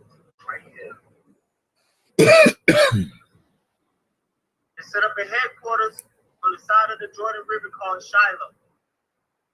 Now, when you go and you research, they still have they got them all over the place. They in Chicago. Right here on the outside of the Mississippi up there in that northern area, got down up under that ice pole to be. And not Chicago, but Illinois. And you can see the shit in the Grand Canyon. You can see the shit in the Grand Canyon. 1500 or 1600. What was it in the 1500s? Yeah, you can see them goddamn artifacts. You can see them goddamn. They took all the whole to the they took all that shit to the Smithsonian Museum. That's why all that shit here. They got that shit in the Smithsonian. Everything has kind of been look. They got that shit in the Smithsonian. And then you can look down the Grand Canyon and see the goddamn temple that was carved down up in that bitch. That's why the motherfuckers. That's why the motherfuckers got that Area 51, Nevada, all that little area right in there. And that's where all your spaceship shit come from, all the lives. Though you get your Tucson from too, nigga. Tucson, Arizona, Tucson. And all that Area 51, all that desert and shit, where they out there playing like they on Mars, where they out there making aliens, all the restricted land and shit. They went right on in that motherfucker somewhere in the area and made the Hoover Dam, the biggest watershed, all that shit in that same area right there. Bring actors from the north, and they're mixing with American actors. The actors from the bottom, they're mixing with American actors. They're bringing this false unity in this world now. Everybody's coming up under one umbrella. That's why you saw in the movie Us, everybody had their hands. It was holding hands because it's a false unity now in the earth. If you read the word of God, it also tells you that at the tip of the Jordan River is the Great Salt Sea. And when you go and you find out that the Gulf of Mexico is the saltiest salt water, you understand that the Mississippi is actually the Jordan. Understand the Mississippi is the Jordan. All right. So when they came up out of Egypt, God stopped time. Okay, check this out. The Grand Canyon in Arizona. Why is it dry today? Because they drained it out. Right? They drained it out. Now, when you drain bodies of water like that, you gotta it messes up the whole irrigation system around the world. Like around the world, nigga. The river flow from the garden, turn into 4 river heads to water all this land, man. Kind of like God is the gardener. He's the master gardener. So we had in the garden a riverhead that flowed out. It turned into 4 riverheads, right? Water and irrigate higher land mass. So if you train the canyon out, then you mess up the whole irrigation system. That's why they got so many dams built up everywhere. You got to put the dams. And that's what I believe is with the weather as well, y'all. They've been messing with the weather so long, now they got to keep messing with it just to survive. Shouldn't have started messing with it to begin with. What if I told y'all that they have to get up there in the sky and do the chemtrails and all that? If not, they ain't going to survive. So you start messing with stuff long enough, you got to keep messing with it just to stay alive. But they came up out of Egypt, and God fed them with manna. He fed them with manna, why? Because they were yet babes. That's how God wants us to come to him. Like babes discerning milk. No, don't come to God as like you know it all. You know what I'm saying? You got to come to him as if you need to be taught every single thing, because the wisest people in the world will admit that they know nothing. They don't know anything. No, I don't know shit. Wandering in the wilderness. If anybody has ever been to New Mexico, the western side of Texas. Yeah, I remember you say he seen God in the goddamn Arizona. That you just want to set up camp in. That's why he went to Arizona. And it was desolate back then. This is why this was the wilderness. He also was saying he wasn't talking about no goddamn the devil. He said he made the devil in the same damn land. I don't believe in that God and devil shit, man. Anybody who don't agree, you know what I'm saying? What I asked them to do is come up here and prove to me what I'm saying is wrong. Them niggas wrote that book, but you know what I'm saying? You can catch shit like that in them book, though. You decipher that shit. Break that shit down, nigga. Then you see the Unsolid. So Unsolid with the north. God said that he would bring a nation from the end of the earth. The end. The 4 corners. Bring nations from the end of 4 the earth. corners. As swift as a what? Eagle. 4 corners of the earth. To subdue his people because they wasn't following the ordinances of God. He would bring nations from the end of the earth to subdue the people of God and basically teach them a lesson for their disobedience. That's why now you got the eagle on the back of your quarter. You got the eagle on your dollar bill. You got the eagle because they came, these two forces, all right? God said in the word of God, he was going to lead them through this way. He was going to lead them through this way, but he ended up leading them through desolation part. He fed them with manna. They circled around years and years and years. Their shoes didn't wear out or anything. And then guess what he did? When they started complaining about eating the manna in this area, he sent in quails. He flew in quails for them to eat. Now, when you go and research about quails, quails originated in North America. In North America, quails were only in other parts of the world later because they took these animals to other places and parts of the world. Now, if they were already here and quails originated in North America, that's how God fed them with the quails when they went in the wilderness. Now, for anybody up here disputing this, you go and show me where quails were in any other parts of the world back in the times of biblical days. They took them there. Now, yeah, I know a lot of people are talking, what is ships? What is ships? Everybody loves to talk about the ships. You got to understand. Ever since the days of old, man, see, Dan had ships. Dan had ships, right? The North had ships. The ship voyages were done like this, man. Ship voyages. Because if y'all sit up here thinking that way back then, people took 4-month boat trips, ship trips. This goddamn, that what he supposed to say. 4 months on the water? Don't know where you're going? Come on, man. Did y'all get, when y'all first learned how to drive, did y'all get in y'all car and go over 200-300 miles? No, you didn't. Scared. You behind that wheel scared. You stayed in one lane. You didn't really switch that many lanes when you was on the highway, but you expect these people who just really got ships to sail 5,000 miles out to the west and out to the east. Man, y'all make these people out to be like some superhero gods or something, man. Like, I know they were smart enough because they didn't have iPads and stuff like that, destroying their brain, but come on, man, 5,000 miles on a boat? Come on, man. No, it all happened in this generalized area. When you tell people, if you're living in the U.S., that you're in the land that was allotted to God's people, they look at you like they crazy. You want to know why? Because that ball globe that was sitting on the desk in school got them so hypnotized and mesmerized, they don't want to let it go. They don't want to let it go. Okay? The movie 300, when they were fighting, it was right up in here. All right? When God's people was fighting, right up in here, movie 300. That's why in the fighting scene, you see the water out to the right, because this is where they were fighting at, in the land of Gilead. That's where they were fighting at.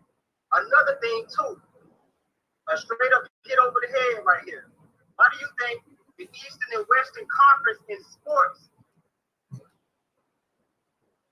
is predicted by the Jordan River or the Mississippi?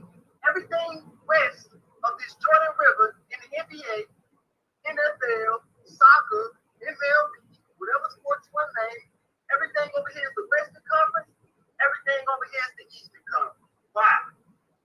They put it right in your face. And then when they put up there, East versus West, they ain't doing it but mocking when God's people used to war with each other. Because at one point, Judah was going against Israel. You know what I'm saying? And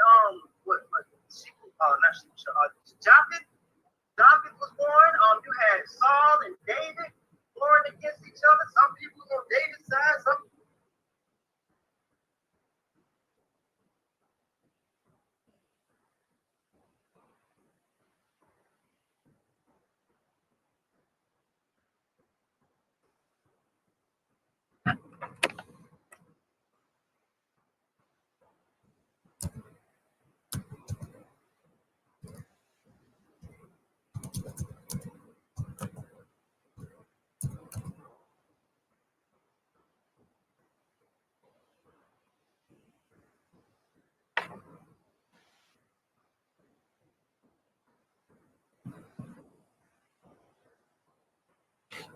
Little crazy ass lady right now, man. That lady talking crazy.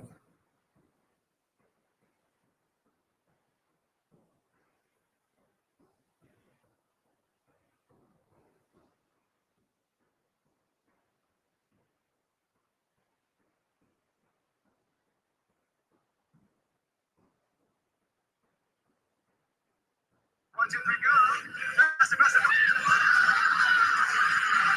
Happy Friday! And they can't let that goddamn God console shit go. That's right. Scientists say the Earth's magnetic North Pole is shifting.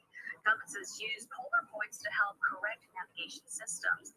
So how is this going to impact you, you ask? Well, it could make GPS services less accurate. Scientists released a new model to help ensure the safe navigation for federal agencies like NASA, military services, and other consumer apps. What in the fuck I see this video the day I was looking at? The video I seen the day I was looking at, man. Those are good. It's all the stuff under the earth that comes go in the right direction. That's liquid iron and nickel, so it kind of floats around the 2,000 miles under our feet. So the magnetic of the actual pole drifts around a little bit.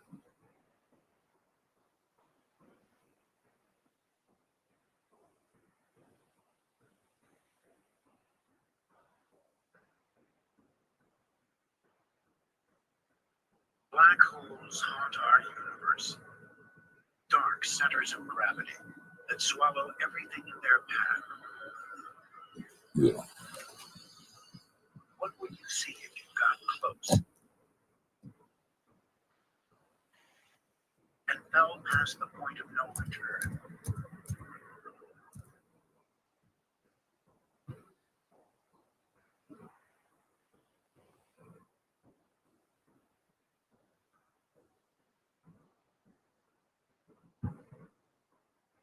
You go up, people. I don't go up, people. I don't believe no Bible, man. I'm saying people be talking about the same one I wrote that shit.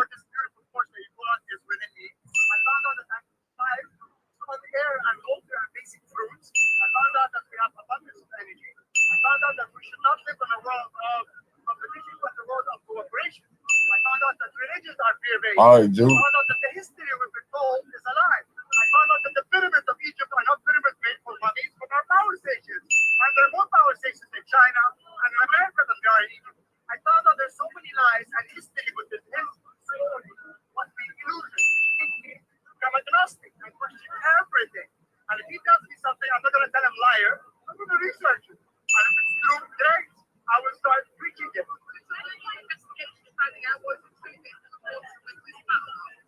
The world being flat is basically a way for you to understand that you are the center of this earth. And when that happens, you move out of the ego and you become the ego. You move out of the me, and you go into the we. Why? Because you realize you have a responsibility. Versus you speak to any new generation. You say, yeah, this place is probably closed in the year. I'm going to be a professional performer. I'm going to be in Neptune. You know what? I'm going to find another galaxy. They're going to name it after me. It's a mindset. It's a mind construct. Science, not beliefs. I guess science is more important for certain degrees. I want to confirm. Now, when I found out there's a deception, and when I found out the scientist of the century, Nikola Tesla, died proudly at the age of 89, and he gave you 400 patents. Your Wi-Fi, your radio, your induction motor, your electricity that you use, speak from a guy that drives micro. How would you accept that as a human? Tell me. And that's all they can do to find out the world. Tell me. He's going to say Einstein. He's going to go, why? Because Einstein gave us something called string theory. Theory of relativity. The only thing Einstein invented was a compressor that they used in the back of an AC. That's it. And it helped a little bit with photons and ultimate sun. Yes. But it's right. They even asked him to become the president of Israel. You know the story. He was violent. He was aggressive.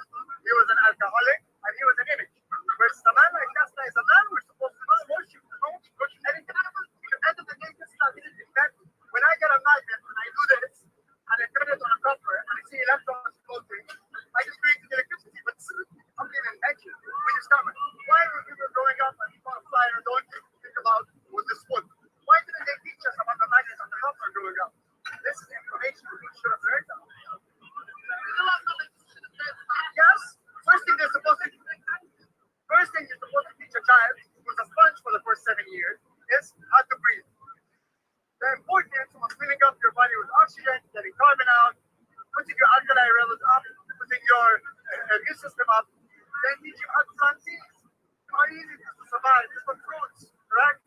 How to work as brothers and sisters, how to love thy neighbors. That's what are we teaching you? What are we teaching? What's your favorite cartoon?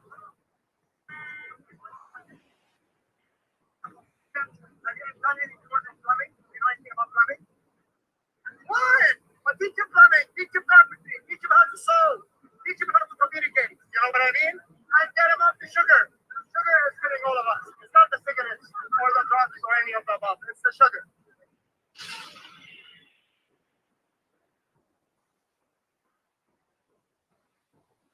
I seen that Adele Bowl going in. Let's see. Oh, what you got it now? Get down here, boy.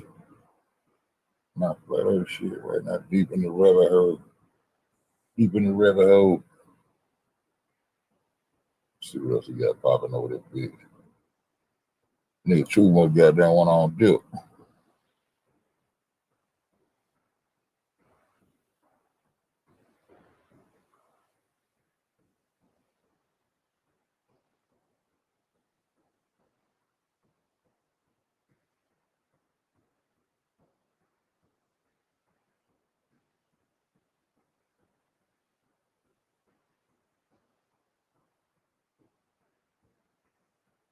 Every debate still. Man, they got every debate.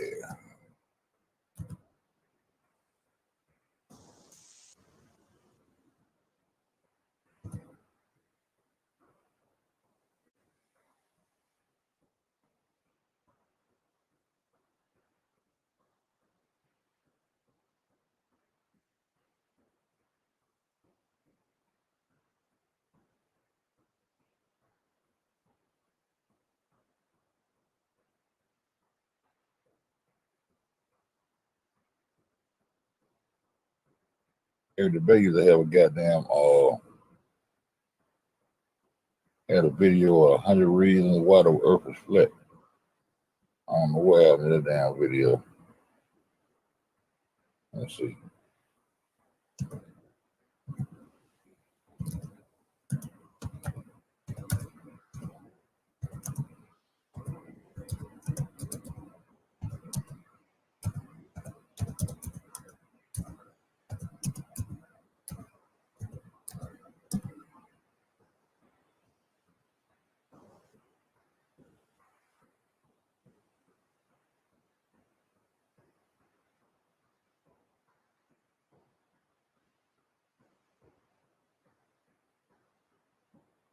Mark Sergeant ass.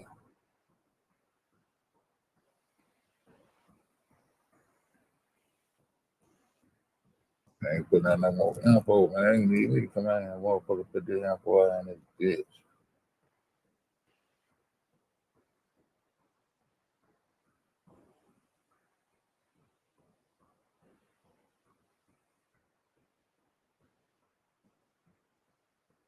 Probably took a lot of these people's stations, man.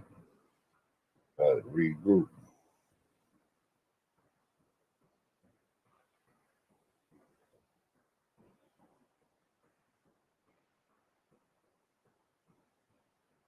Gotta start off with.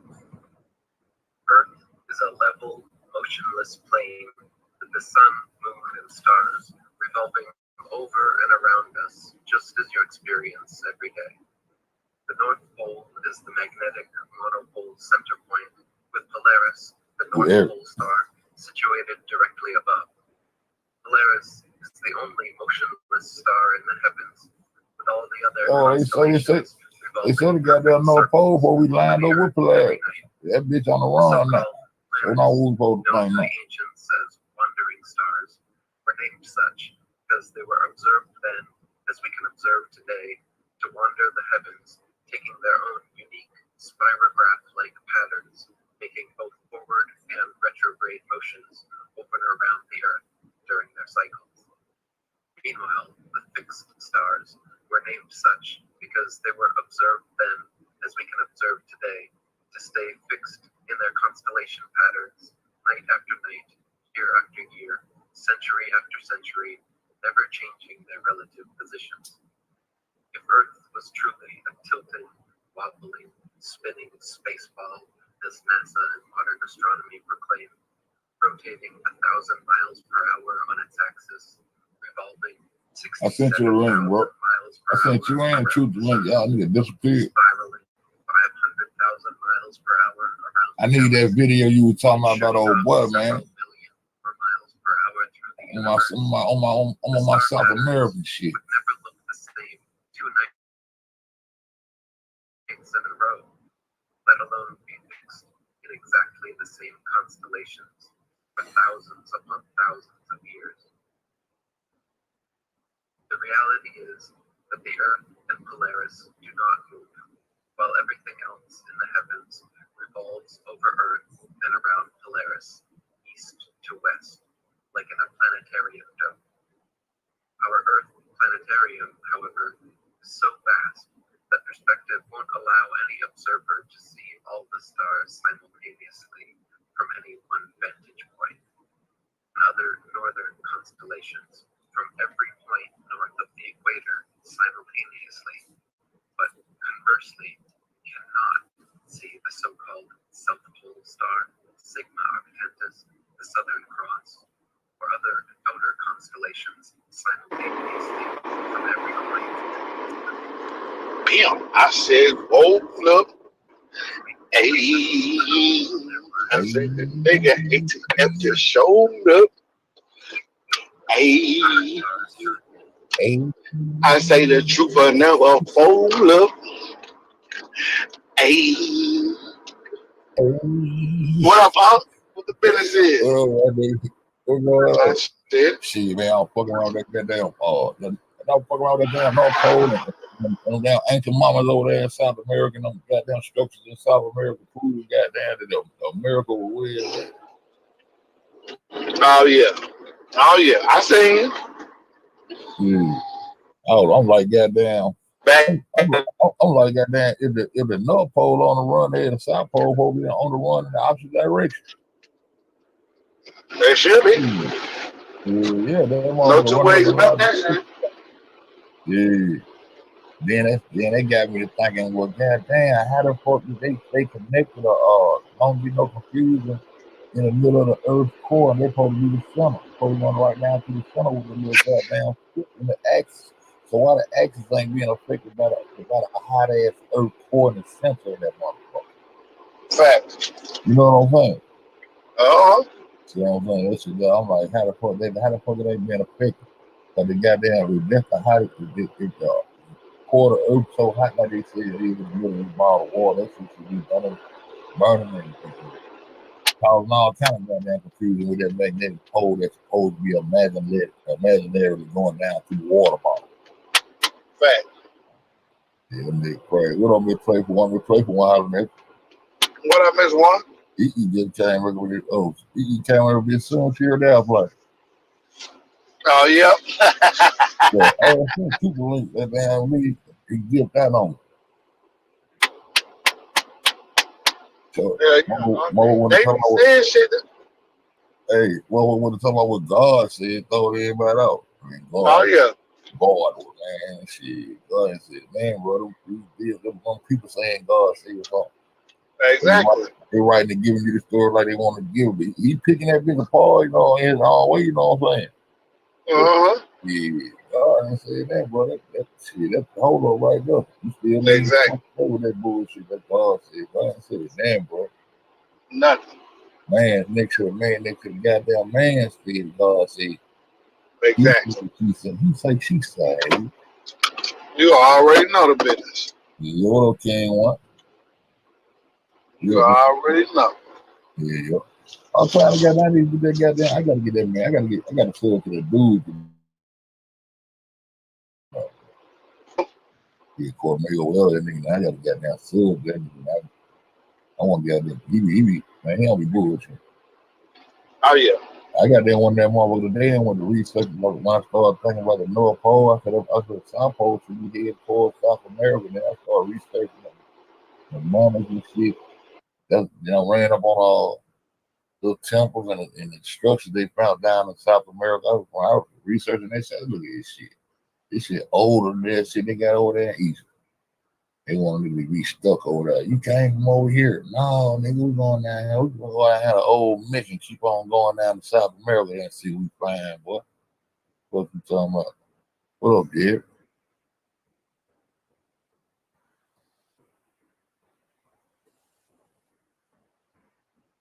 Hey, what up, do? What up, King One? What up, Miss Playful One? What up, dope boy?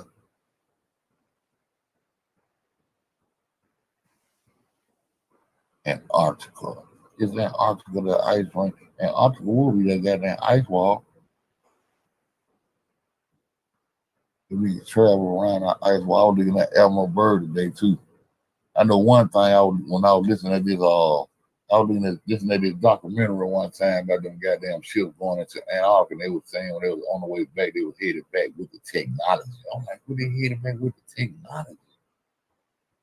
That shit stuck in my head. I never saw certain shit out here. That shit just get stuck in my head.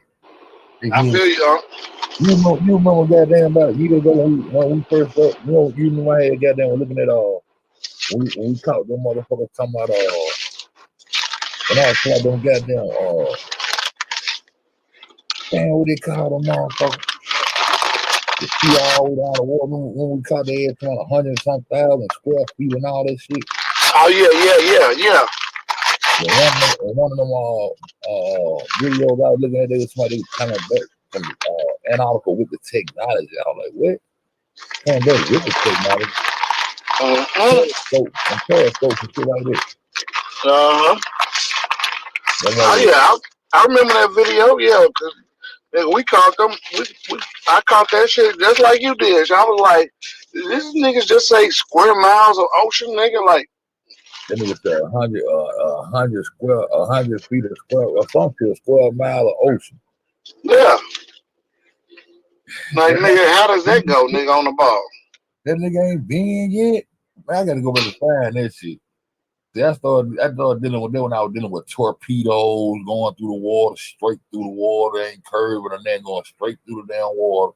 And then you got the little thing raised up over the submarine. I was dealing with them submarines. I was talking about all that shit in the water. And right now going, this is that naval shit and that submarine shit, man. They telling on themselves like a motherfucker. Can't help but tell them. Yeah. Yeah. Exactly. Motherfucker in the curve. That's why they make them little cartoon with the torpedoes curving around, goddamn chasing Bugs Bunny and shit. Make that bitch curve. That bitch go straight, man. Exactly. That's just like ain't no fucking there ain't no fucking what you call them niggas, architects and engineers that build a building or build some railroads to compensate for no curvature. So how the fuck does that work? Like if you building a structure on a damn ball, you know what I'm saying? In your engineering classes, nigga, they would teach you, God damn it. Okay, well, this is such and such compensation for the curve. Yeah. Yeah, ain't never been compensated for that shit down as big. Though land, that motherfucking land that land that me and ATF always talking about where they straight at. That's all they gave it different name, but all that shit is Russia. When for the Soviet Union and all that shit, that's all that shit is Eurasia. Russia on all that shit. Russia on. And then those goddamn let us know that Germany ain't never beat Russia. So Russia owned the motherfucker. Russia is the shit. Eurasia is all the motherfuckers in that little area right there where they stole Alaska. That's the quickest way to get over there. That's the quickest way to get over there. All yeah. That's a fact. That was they said Russia has the largest military presence. Yes. And the only way you're gonna get over there is on a Russian flight. When them motherfuckers go over there, you look in the background, you're gonna see them motherfuckers on Russian airplane. And what that boy said, that boy got that Daniel Pence, so I went over there with all on Russian. All they do is drink vodka and just laugh. Every time they got global warming or something, they just go to laughing and drinking more goddamn looking and shit. Yep. Yeah, Russia been in the world for a long time. They the one hang, then the rest of them come over and hide up under the name of America. That's all of them do. I'm so glad I looked up that you raised this shit. I just put it, just blame it on all of it. Lord, it's all you motherfuckers. All over. Lord, I need to just pump y'all ass in one big nut, dog. You raised Yeah. Ain't no sense of separating the motherfuckers, Them Africans over there with their ass. All of them niggas in the same fucking pot. Man, that shit was so funny when I pulled up the Raging Pyramid. They got to hold some shit together like they shit just got destroyed and shit. Why the rest of them ain't get destroyed? Everybody else shit still standing. Yo, shit got destroyed. Now they want to think it's gonna be a catastrophic pole flip switch again. It really is a pole, bro. They got, like I be saying every time when I go to using them goddamn MasterCards as a demonstration. Right. Alabama was one of those two separate lands like that. Going to another pole that's flat across their water until they run into another icy area, which will be up to the pole. Yep. Because if those poles were connected and had anything to do with magnetism together, one would be hot and one would be cold. That's a fact. And Doe made a good point today when he said, goddamn, all this shit ain't gonna goddamn stop on the highest northern region. How the fuck goddamn snow and ice gonna be up on a southern hemisphere in a southern region? Facts. Shit. That's real talk, man. And then you talking about at the same goddamn time, nigga, that shit don't make no goddamn sense. Like, nigga, both of these motherfucking poles is icy as hell. How does that even make any sense, bro? Like, that shit is stupid. Like, the sun should be getting more on the damn North Pole than the damn South Pole if it's underneath. I mean, if it's making any goddamn sense. Them motherfuckers said, and then the motherfucker, I was just gonna say something, but it just don't make no sense because it just don't make no damn sense. It don't. I lost my thought though. Yeah. Oh yeah, that shit don't make no goddamn sense. Like you said, I mean, it would be if you dealing with different poles, a positive and a negative pole, like a battery. One is gonna be hot, one is gonna be cold. And see, and then you got to goddamn talk about the Earth. Then come up with this Earth core shit that's directly in the center of the Earth. Oh, you talking about water ball? How that shit? Yeah, how that shit works. Like a motherfucker. Then you got to tip the motherfucker. You got to tip the motherfucker over. And then how the fuck do they know about a goddamn core and they've been 8 miles deep into the ground? That's it. That's why I know they don't know nothing about no damn continental collisions and all that shit. How do you know about that shit? Because it's floating out on the water and we see it on the water. They use the water. They killing it with the little water concept. Facts. That shit crazy, bro. These niggas talking about some nigga. We know the continental plates at 5.9 billion years ago broke apart. Nigga, shut the fuck up. Nigga, y'all drawing these continents. That ain't even the real shape of the continents. The tectonic plates. Then they high land. All this shit. That shit, all this shit still goddamn close together just like a pole to be. You already know. You can't trust the goddamn map maker, man. You can use that because before we go back and over catch them when they live, though. Exactly. Yeah. See, that shit crazy, boy. That shit crazy. I was like that. I was gonna go live and talk about goddamn Independence Day and that little weak ass war and how that shit was ran by the Brits and all that shit. All this shit been ran by the same people. The same people. But you remember back in the day when I kept asking everybody, what the fuck happened to the Soviet Union? So I kept saying that shit. I said, them motherfuckers somewhere. I said, they goddamn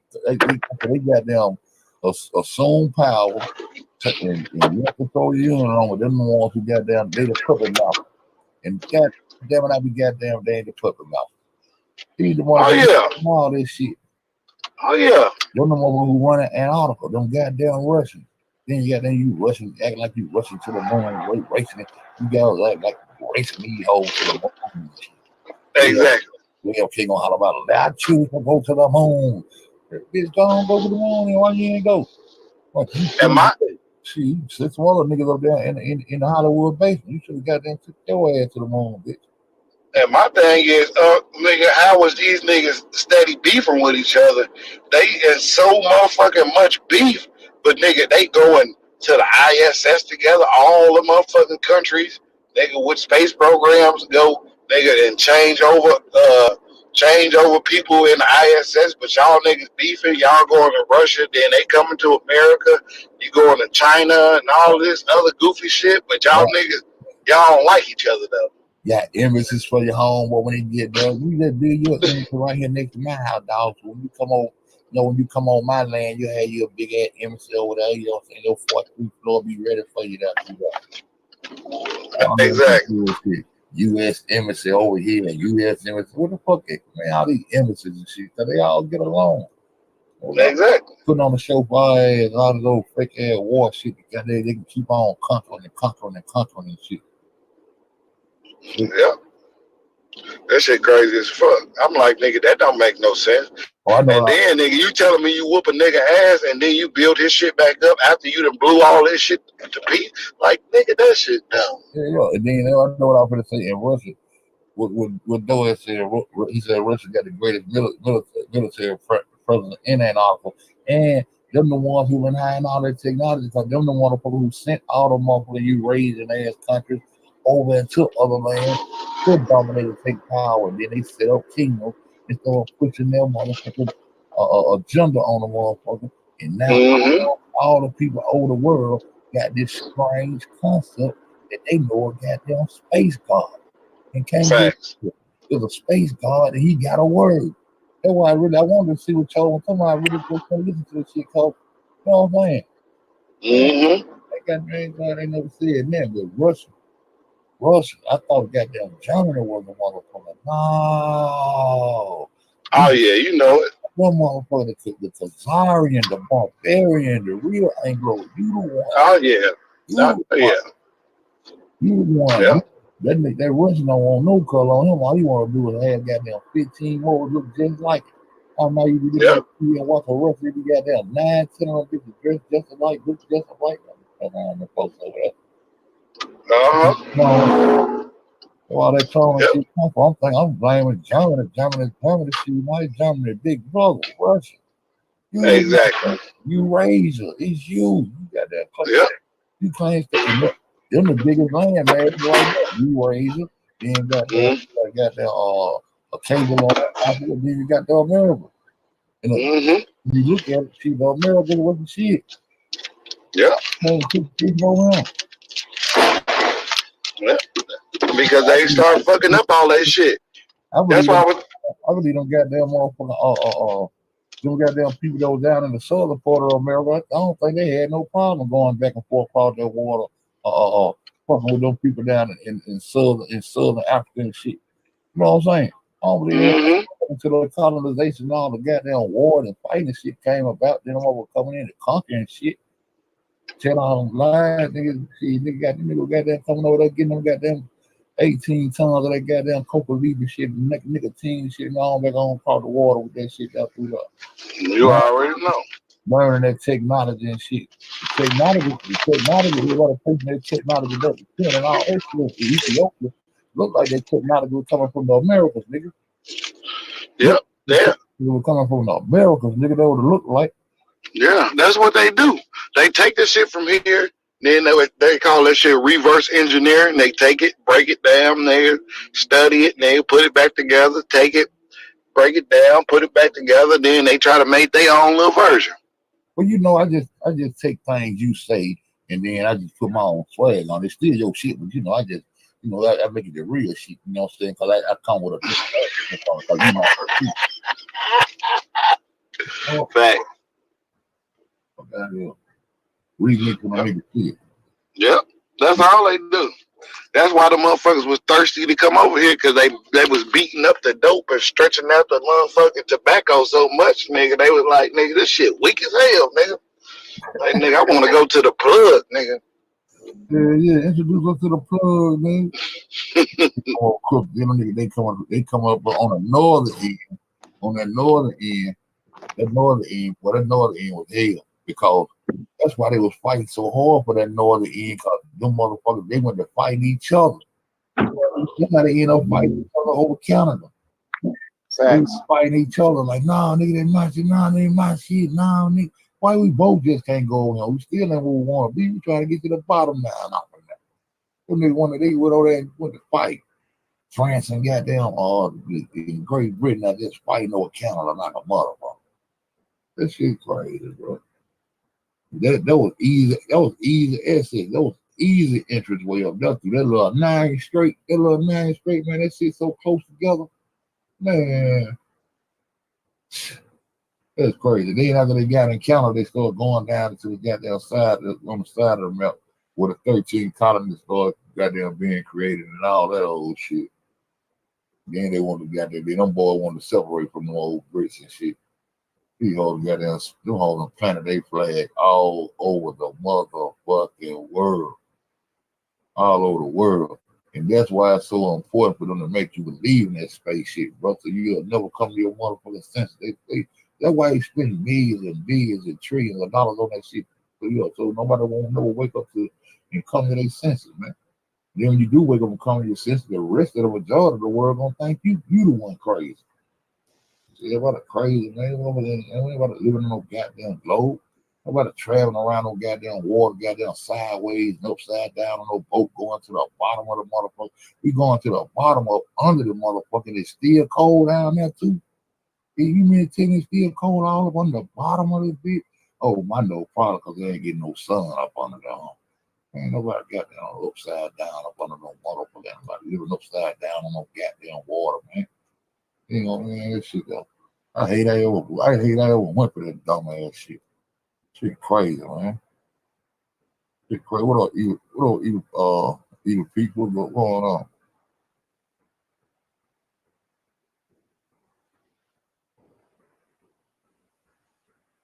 Shit crazy. He with the business. We already made it to 2 o'clock and came so fast it don't make no damn sense. I sure would have goddamn like to got Truth Out Loud opinion on that shit. That nigga Truth know that shit though. Truth know what's up. I sure think that nigga would put me on that goddamn Monte map. They put me on some game with that map, boy. I think everybody that goddamn shoot me some game, they got dropping jewels on me. And then, why would you goddamn have a goddamn ship cutting through the goddamn ice? If y'all talking about global warming, why is you helping that shit? You goddamn, if you cut through ice, you goddamn helping the goddamn get ready to melt. Nigga, you can't goddamn be sawing through the ice and you don't want to melt. More crazy, man. Hell yeah, they tell them nigga anything.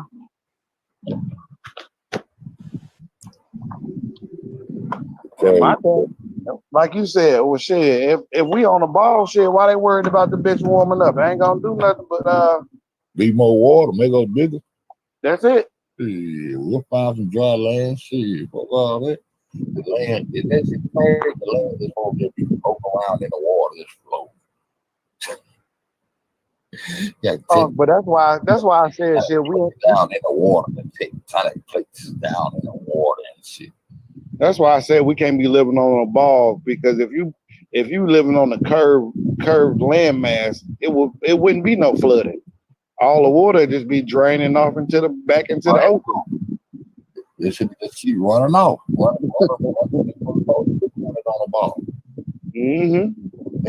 They said that's the moon, the gravitational pull of the moon that hold the water all around the ball. And they know why I be saying, well, okay, we're holding the goddamn boat to the water then, nigga. If the motherfucker ain't flat and the water ain't sitting in the water flat. Facts. You get to the curve, we're holding the goddamn boat to the water. Facts. You know, your speed and velocity once you get to your speed up. What if I goddamn stop in the middle of the goddamn curve?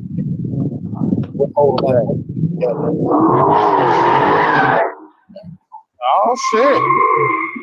Get it then, nigga. Tear that motherfucker up. Yeah, don't stop. Don't do that, nigga. Go ahead, you're bang on the blast, nigga.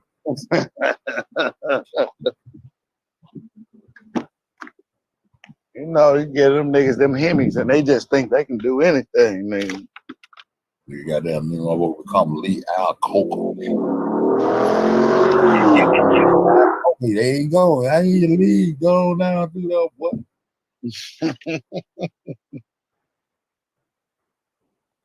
Yeah, the fire in the middle of the ball, that should be burning up the goddamn little weak ass pole when it go down through the pole should have been disconnected with that hot ass middle of the goddamn water ball. When I was growing up, they said the fire was up under the ground. They changed all that shit up on the air.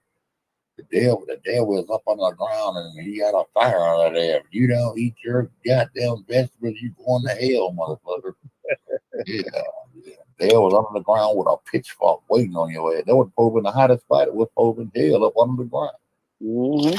And they started digging on the ground, started figuring out it was cool up on that bitch. Go down in the mine and see Louisiana do like food to death and that shit. Hell yeah. And then what's so crazy about that is I don't know if you've seen that experiment. What they did was they heated up a magnet to a certain point where it loses its magnetic property. Yeah, it loses its magnetism. Mm-hmm. Yeah. See what I'm saying? Mm-hmm. That's what I'm saying. So if it loses magnetism, that pole should be that pole force should be disconnected in the center of the goddamn water ball. Facts. I don't give a fuck. I said, I mean, too many major risks, spin batons, boy. They go to spinning on goddamn batons. So if you hold that baton straight up and down, and one's supposed to represent north and one supposed to represent south, and she goes that bitch that way, goddamn the opposite, they got that law, the opposite gonna goddamn kick in. They record that end to the right, just like a clock, goddamn the other end going the opposite. The other end going the opposite direction, motherfucker. Mm-hmm. Rid of the same direction. Yep. Rid of the same direction. That motherfucker, if the goddamn top end take out and go to a goddamn west, the bottom end, goddamn show gonna take off and go to the east. We dealing with a baton, nigga. Facts. Let's see, how the fuck the goddamn North Pole running and going this way with the goddamn South Pole, like running and going this way. They want to, then they keep telling them this, they keep saying that the South Pole is actually the North Pole. They say so many words, but they goddamn using wordplay on it. Mm-hmm. The South Pole is actually the North Pole. I looked that shit up all day today. I hear it. They kept saying the same thing, that wordplay shit. The South Pole is actually the North Pole. Fuck all the scientific formulas and equations and all that shit. Give me to the simple. I need the motherfucking nigga time, bitch. I don't need all the other shit. Right. They'll clear your college shit. Keep that. Just tell me what I need to know, bitch. Then, the only thing they saying is that in actuality, the South Pole is the North Pole. That's the fuck they keep saying. Mm-hmm. They think motherfuckers is sleep though. We ain't sleep over this way, nigga. No. Tell nigga, this the real team no sleep, nigga. Fuck that nigga. These niggas. That's cause them and that's the thing, man. That's what I don't understand about people. Like motherfuckers lie to you. The government and all them niggas, they lie to you and motherfuckers still believe the shit that they say. Like nigga. Like nigga, how many times they gonna lie to you and then you gonna believe the shit? Hey, you just said shit that made so much sense that didn't make sense that made sense, bro. What'd she say? He said, now it makes sense that the shit never made sense. Exactly. Real shit. Hey, ATL, bro. Man, if you go back to them questions you had when you was 6, 7, 8, 9 years old, if right. You go back to the questions you had about life and the world back then, man, you were self-up. Self-up. Facts. Telling you, bro, if you just go back to the questions you had that didn't make no sense to you as a child, that you eventually just goddamn one-on-one with the majority and this is how it goes. You go back to questions and ask yourself them same questions you asked yourself when you were a child, man, you would wake yourself up to it. To all the foolishness. Yeah. All of it. Up this shit. Even when it comes to that God, that gold, and that goddamn gravity. Facts. I told you to go on the air. Why ain't want to know I was on the air that hard? Why was it being? Just being you. Yeah, that's what that. See, I can't get a door with that FED3GD. They were like, what the fuck is this here nigga talking about, nigga? Flat Earth discussion, nigga. 3GD, 3D deception, nigga. God, global gravity. The deception of the world, nigga. Facts. Standing on that shit. Them deception of the world, nigga. Your God, globe, and your gravity, nigga. Yeah. I told Germany that, but I ain't want to go 4G on there. I thought to go 4G, 5G on there. Yeah, well, I ain't know I was selling on. I ain't know I was goddamn on so many different people necks with that shit like that. Though. Oh yeah. That's why they want me to keep on talking about you need to change things. You know it. You know what? That's the send off shit. They want you to be sent out. They don't want you to be on that shit on their ass. Cause then all the questions that we got, nigga, they got no answers. There's my new name. Hashtag no sleep. We the original no sleep. Mm-hmm. Yeah, we the original no sleep. That's a big facts. I don't know how they got there became no sleep part the way, nigga. We did shit. Anybody went 24/7 on it did like we did, bro? Nobody. Yeah, nigga. Shit. For real. We was in this bitch sleep up, sleep, nigga. Wake up, still on the panel, nigga. Get them motherfucker had 24 hours. Your channel, them motherfucker wanted 24 hours live on that bitch. Exactly. 24 hours a day, nigga. Exactly. Only motherfucker, nigga.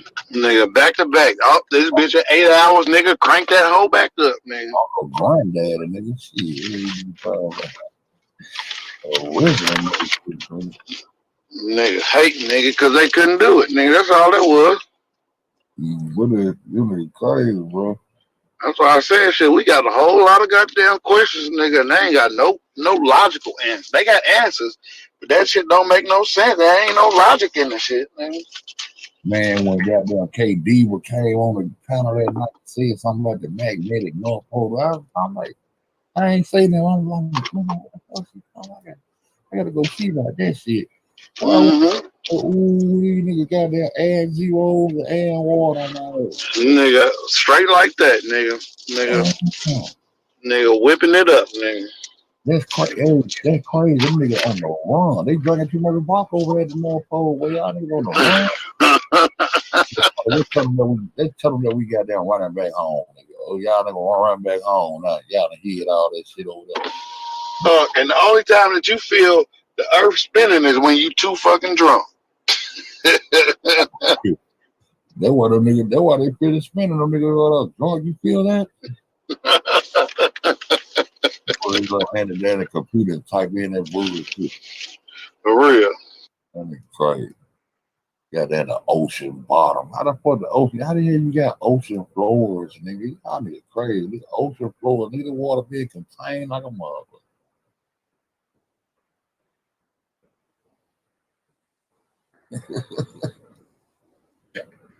Water being contained like a motherfucker. The world, the only water I know that ain't being contained. The world water is containing everything. The water containing the shit. Everybody just jumped off in the water with no life jacket, with no life goddamn lifesavers and shit. It's crazy.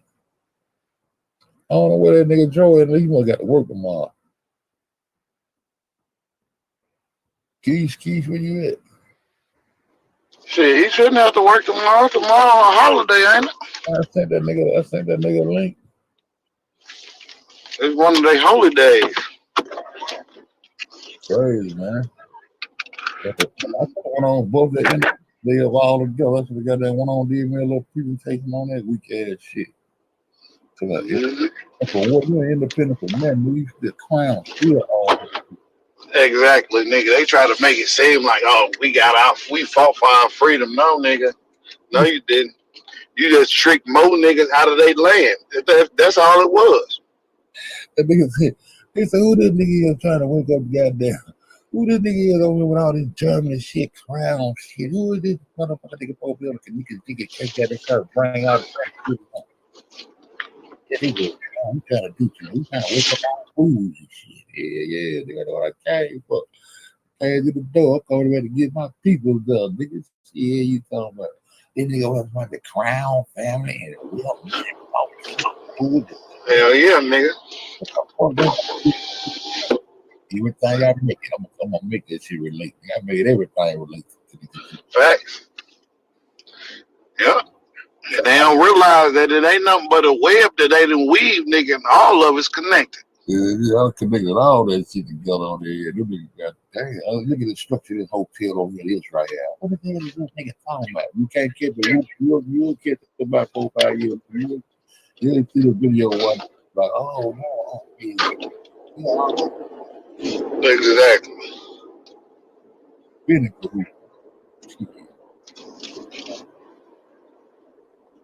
He said, goddamn, that shit makes sense. But why that shit didn't make sense?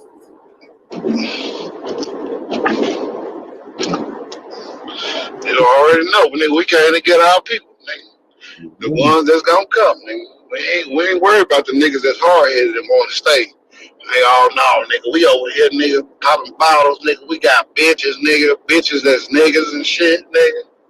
The bitch would have made it clear for him. I goddamn, ain't no such thing as cloning. He says something like, oh, he come back and everything. I gotta see it, nigga. Man, you supposed to be a flat earth, nigga. Nigga, you a conspiracy theory too, nigga. You supposed to be a flat. Oh, I forgot you now. You just a wave rider. Oscar no baton, nigga. I'm like, nigga, how you got a channel, nigga, and you ain't said nothing about the flat earth, nigga. Not one sentence, nigga. Wave rider. You trying to get me a wave with me, twist. That shit crazy. That's all, nigga. Get naked, nigga. Yeah. That's a badass sausage when you're looking at right there. What you say, huh? Badass sausage when we're looking at right there. The way everybody. Oh yeah. Should make a whole lot of sense because we see the same constellation, man. See the same shit. Everything got its own pattern in this goddamn incorrection, man. That shit crazy. But oh yo, bro, God, you got the ink pen? What you say, huh? You got the ink pen? Ink pen? Yeah. Yeah. Hold on. Give me 1 second. Get the ink pen. You don't need it. All right.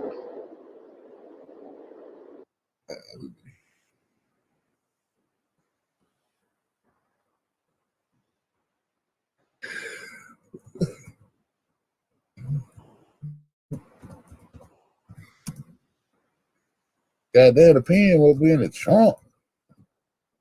No, I got it, huh? Hey, make sure you write this down. I got 10 things, man. I need to tell you. Hey, God told me to tell you this.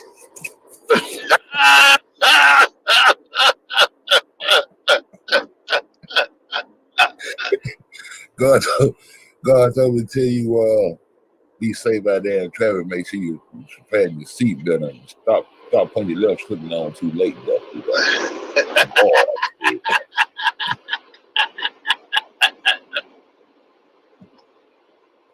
They come right from the word of God. Oh man. Yeah. Oh, that's what be making that shit hard to listen to folks. They be like, I'll be like, oh, bro, oh, come on, oh. Like, you still in deception land, nigga. They done deceived, the brainwashed your ass and everything. Hey, Phil. What up? People always say, what God? I was coming to the goddamn God. Oh, shit. I already knew you was full of it when you said to God. You might be thinking with the bed and shit. Anyway, you got to eat there for real. Gotta say, the God of the children. In the beginning, the word was God, and God was the word. What the word? The word was Thunderbird. They got that ego on that motherfucker. Thunderbird. Hell yeah. Damn, boy. That's all right. They fucked us up. We don't goddamn. Well, you know, it is what it is, man. It is what it is. I know one thing, it ain't no goddamn water bottle. I had people coming and talking, goddamn, you hard to find, man. You sure is hard to goddamn find. Goddamn, ain't no YouTube, nigga. I'll be putting out notifications and shit. So I goddamn putting out goddamn disclaimers and notifications and shit. Come over here and kick it, nigga. We still got a sleeping bag for your ass over there. Exactly, shit. They ain't gonna send out no notifications not to wake they sheep up, nigga. Shit. Nope. Nigga, they gonna be like, shit, nigga, we gonna send it to the twos and fews that be through there, nigga, but we ain't sending it to all these niggas.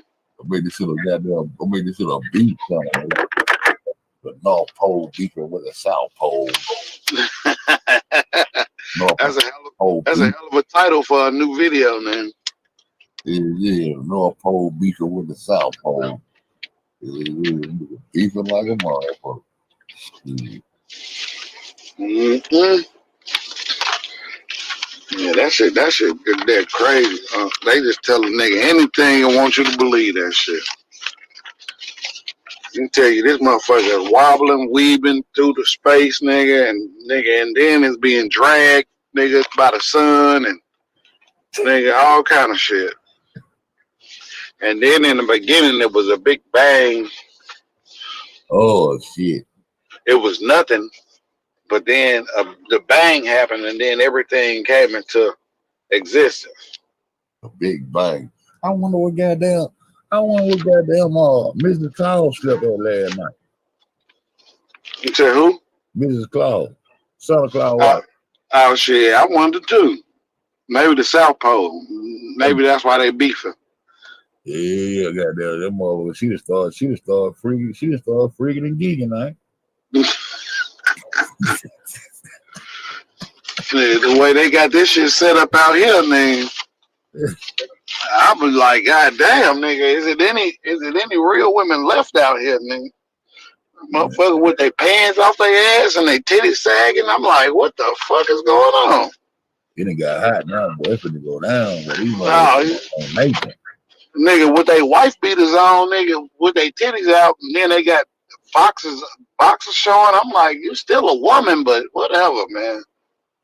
That shit crazy. They done fucked it up, man. They done made this shit so crazy.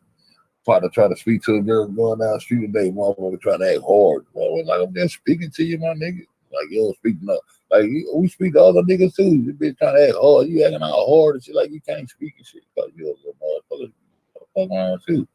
You could have been a nigga would have said, what's up? You know what I'm saying? Motherfucker say, what's up, man? How you doing? Oh, I'm hard. I'm a nigga. I'm hard. You don't speak to me. That's a really leave that motherfucker alone, dog. My nigga said, damn, I was just speaking to you, baby. God damn. What the fuck wrong with you? Oh, well, she's hard, nigga. Don't speak to me. I'm hard. Exactly, man. Like, nigga, you better sit your hard ass down, man. Yeah. We fucking with a real nigga. Like, shit, you know, we different, goddamn. But we got that unlocked a whole lot of info on him, boy. Goddamn. They goddamn you raising shit. I always thought you raising was Russia and China, but I always try to pinpoint Russia with the colonized Russia. But when I got there, when I got and found out where that Soviet was at and all that gold, I was looking at the other day too. When I looked at that gold, I seen that motherfucking Soviet shit all up. That's all that shit Russia. Yeah, buddy. Oh, all that shit. All of them the same folks. And I've been saying it the whole time. The same goddamn people. Now I got all you out there. That's all you do. All of you, France, Sweden, all of them. All you motherfuckers is erasing out. Yep. Ain't no separation in the continent. Ain't no separation in it. That motherfucker whole thing together. Except that little shit over to the side there. That part of Japan or some shit. Oh yeah. Yep. Crazy. The whole thing together. All of them. All of them niggas are cool. Yeah. That's why they act like they act. That's why they treat motherfuckers from Africa. How they treat them when they come over here. They get the red carpet treatment and shit. Who's like a motherfucker? Mm-hmm. And when we looked at that Monte, remember seeing that goddamn alliance in the middle of that bitch, that told it all. Europa, Asia, and goddamn Africa. And don't forget about them 13 rings, because you know the 13 ring, that's what they do over there across seas. Yeah. In the Mason Brotherhood. Yeah. There was 13 rings around that motherfucker representing time and shit. Shit crazy. No, bro. Mm-hmm. Damn. I don't know, man. Shit crazy, man. That shit throw me out today. I'm thinking about Independence Day, boy. Ran back. Hey, man, what old boy name? Let me type old boy name, man. Counterclockwise, from right to left. Facing south, they turn clockwise, from left to right. Facing east, they rise in front and set behind, while facing west, they rise behind and set in front. So their apparent motion, angle, and inclination changes depending where you are on Earth and what direction you are facing. But their actual movement is always east to west.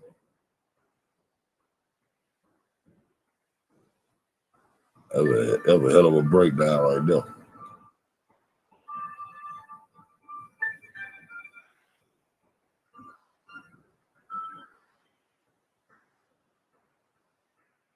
East to west.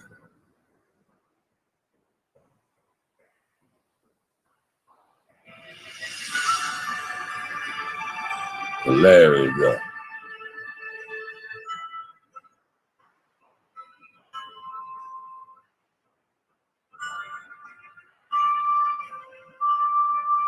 Let me go find me some Aboriginal shit, man.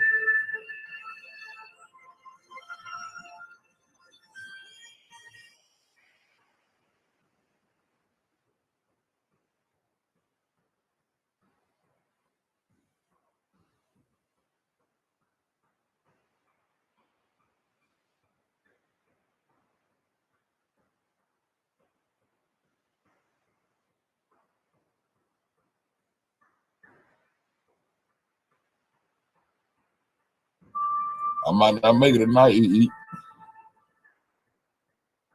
Oh shit! I know what I'm supposed doing. I'm supposed doing some shit. Hold up.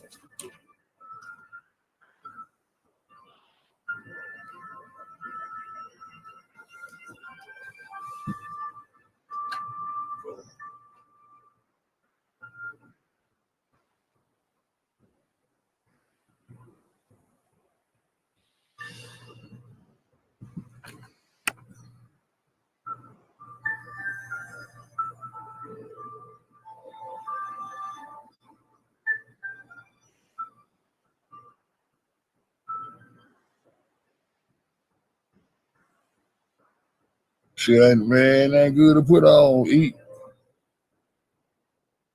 It ain't good to put on.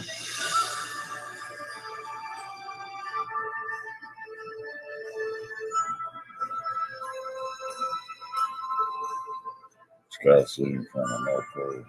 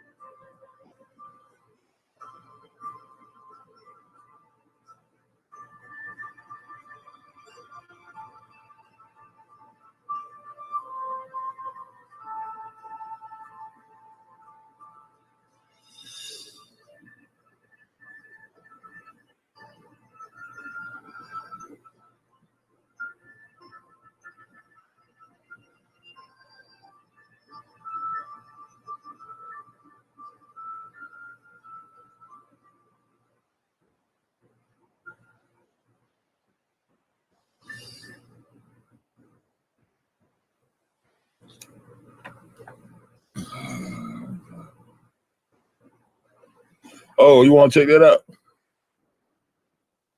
Hold up.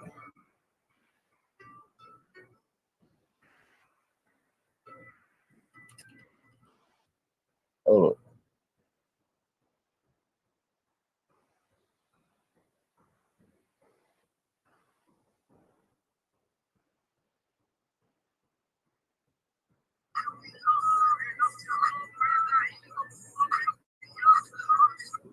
think this is the right one.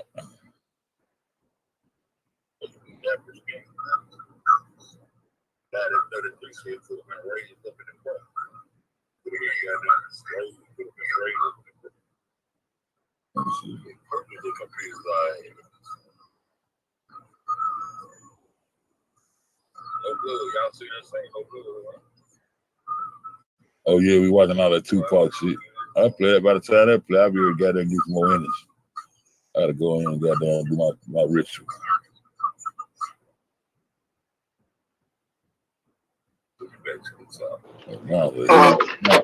Yeah. I got his name for you. I was looking for it. Let me know when you're ready to spell it. Shit, I'm ready now. It's KUR. KUR. IMEO. IMEO. And then it's AHAU. Yep. Yeah, AHAU, okay.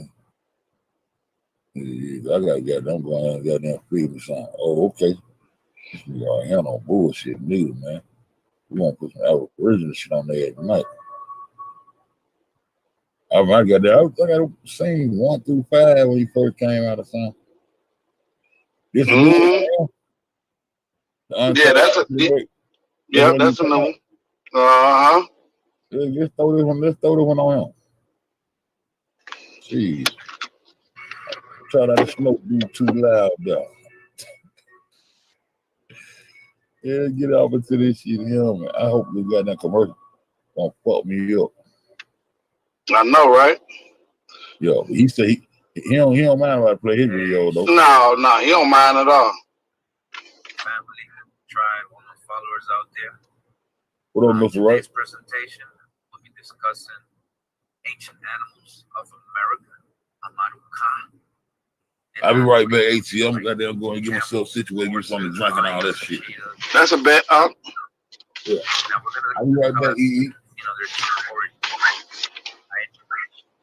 And though we have an idea of the Ice Age, we got movies like the Ice Age and an idea of prehistoric animals in America that are now extinct. We never really, understand the importance of this and how it relates to the so-called old world, possibly the Bible, right? We've been learning a lot in the last couple of years. We've been remembering our true origin and home, and knowing now that America is the true old world, right? So, for example, when we think of ancient Egypt, we think of desert, right? Camels, pyramids, right? Now, what have we learned recently? We know ancient Egypt, right? That's a Greek word. We know it was really called Tamari, beloved land. That was over here in Tamari, right? Ancient Egypt was here in America. So, do we have pyramids over here? Yes. Do we have deserts over here? Yes. And did we have camels over here? That's a big yes. In fact, I will show you camels originated here in America, and horses, elephants, lions. All right, we're going to see all that.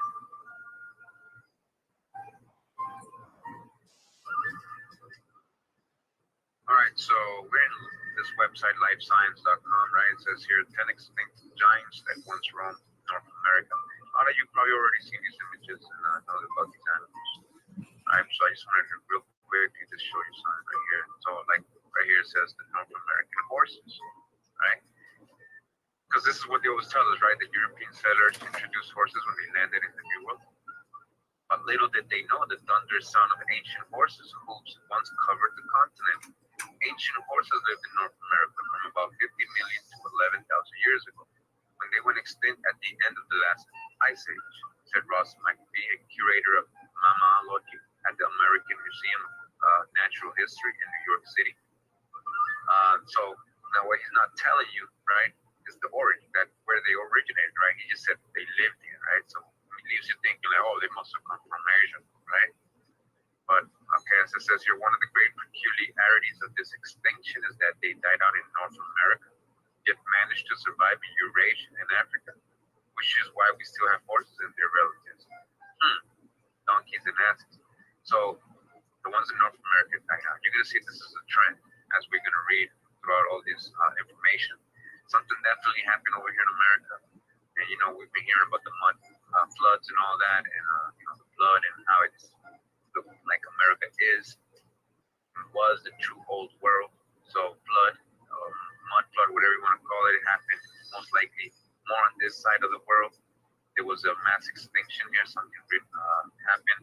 We got the story of the Bible. We're going to go into it a little bit, right, and how it pertains to stories from here in America about Noah, right, and how he brought animals over there. And so where did he supposedly land, right, in Asia, over there, that side of the world. So kind of correlates with what they're saying here. It's weird, right, that they died out in North America. They managed to survive in Eurasia and Africa. American cheetah, right? The American cheetah stood a little taller than the modern cheetah, with shoulder height of about 2.75. As from now, you know, cheetahs and lions and all that are feline cat family, right? The big cats. And I'm going to show you where their most common ancestors really originated. And I'm going to show you how they don't really know where the cat family originated. They still debate this today. All right. And then, what do we have here? I told you in the beginning. Camels, right? So it says camels that once roamed North America are called camelops, Latin for yesterday's camel. However, camelops is more closely related to llamas than to today's camels. We're going to actually debunk that. All right. Camelops, it's an ancestor. We're no strangers to the States. Also show that the camelid family arose in North America during the Eocene period about 45 million years ago. All right, we'll back up. So you know the ancestry or where they come from, camels and llamas and all that. They will be classified under the camelid family. All right, and again, this arose where? North America. So wait a minute, how is this possible? Like, I mean, where's the cradle of civilization and where animals arose and all that started? You know, you're telling me it's in North America, right? So where's the, Garden of Eden, right? The true beginning. Where did that happen? All right, camels ended up all the way in Africa, right? And they actually originated in North America, right? There's a lot to think about, right? So we know this is a true world. We've read so many different correlations as to why, all this land out of the water, the legends of the Maya, the Mayak, right, land that came from the fossil of the water, the first land out of the primordial waters. Most renowned geologists have already stated this. You have to cut the floor to pork. It's every color, it's every style, it's everything you could possibly imagine. Total inspiration. I mean, I don't know how else to say it. You just walk in, you can see it, you can touch it. First time I walked in here, it was, holy smokes, this place is huge. You have an idea of what you want, you'll find it. And if you don't, you'll be inspired there. So you're getting an incredible product for an amazing price. And that's hard to beat. You gotta go to Floor & Decor. Hi, I'm Maya. Hi, I'm Claudia. Hi, I'm Lana. We're going to talk about Season 6, Spirit Riding Free. Episode 1, Lucky and Doubtful. So the episode starts where there's a drought and it's super hot outside. I've arranged for a tanker car of water to come on the next train. It'll be enough to last until the rainy season begins. But it won't arrive for 3 days. Maricela was so upset that she couldn't take a bath. She was like, I need my personal hygiene. No soaking, no lathering, no vigorous scrubbing. It's a living nightmare. And then it turns out Mr. Grayson has all the water for himself. That whale's got plenty of water. I've even brought some down in barrels to my ranch. I'm happy to share my bounty with you. It's all this rough patch together. Smoke and cigarette comes. Mr. Grayson is acting a little suspicious, so they try to find out where he's getting all this water. The river didn't dry up. It's blocked by this landslide. Even to Grayson to sell everyone in town their own water. Wait till the good people near Arrow hear about this. So when the girls are trying to fix the landslide, Prue and Abigail are on the one side and Spirit and Lucky are on the other, and they're trying to get the lock, but then Governor goes in front and he's in the room because Governor is a little horse who's just a little troublemaker. So Lucky and her friends has to help.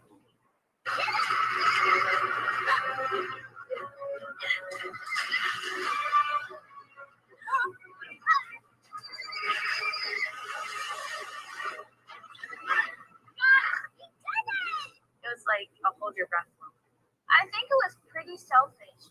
Mr. Grayson to take all that water for himself and not tell others that it was his mom. Then at the end he's like, oh, well, the landslide happened on my property, so I had every right to sell the water. It's like, no, you didn't. Guess I'm packing it early, man. He just gets away with it. Look, what he did was wrong. Unfortunately, it doesn't mean it's against the law. Hey, some folks live their lives taking advantage of others. There are good people too. Episode 2, Lucky and the Raven Nightmares. So in this episode, Crew was trying to take care of the Arabian horses, which they're going to be selling the next day. Hey, they are comfy shit. They get pretty in a rush.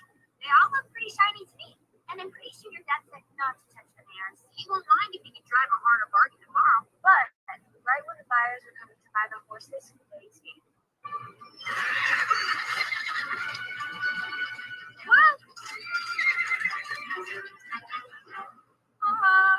Lucky and Crew hunt around for all the horses. We need to get them back before like the guy who's coming to buy them comes and looks at them. For the first one who was running around, Lucky had to get on the horse.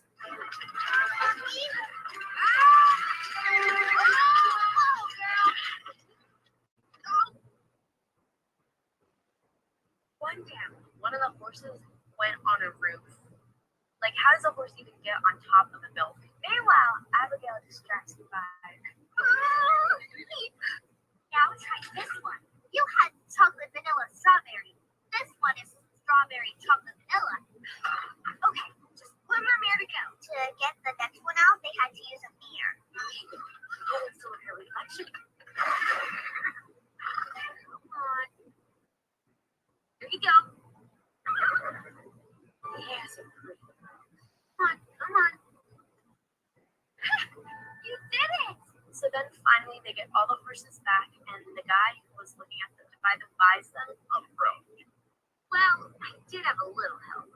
You know, I need to hit the silver loaf on business. How do you like to come into the charge of Ramada for a whole week?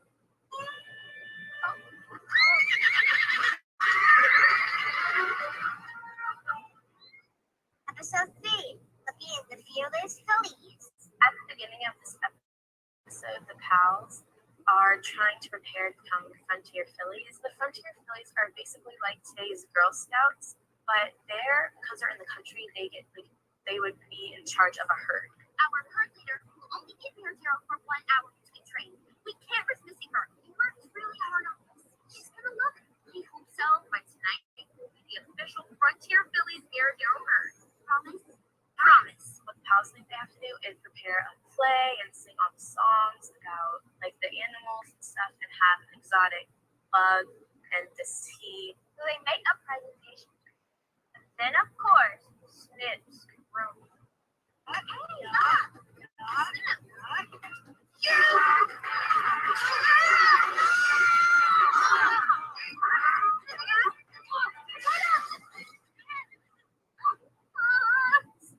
The pals went out to a different place and Snip followed them and write the presentation again. And then Lucky had an idea to get Snip out and not talk to him.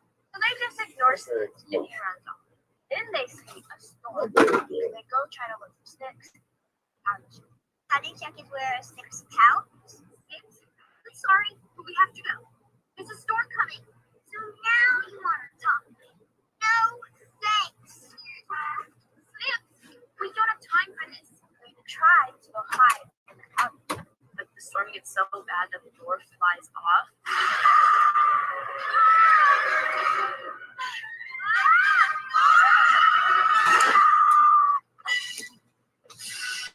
Get your ass promotion, man. He found me. Hold up. So after Lucky and Snip, Get your ass out of there. All right. So we Commercial, goddamn. species or family kingdoms of animals. Nah, that shit, I can't wait just in time too.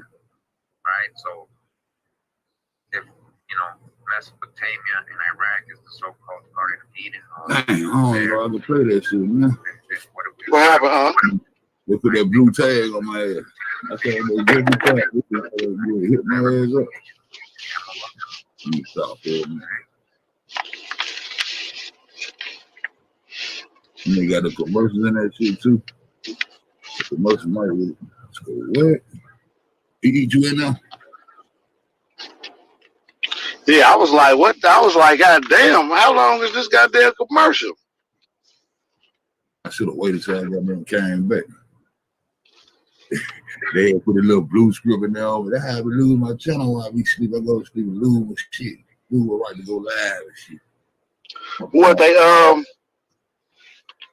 what is it? The commercial shit?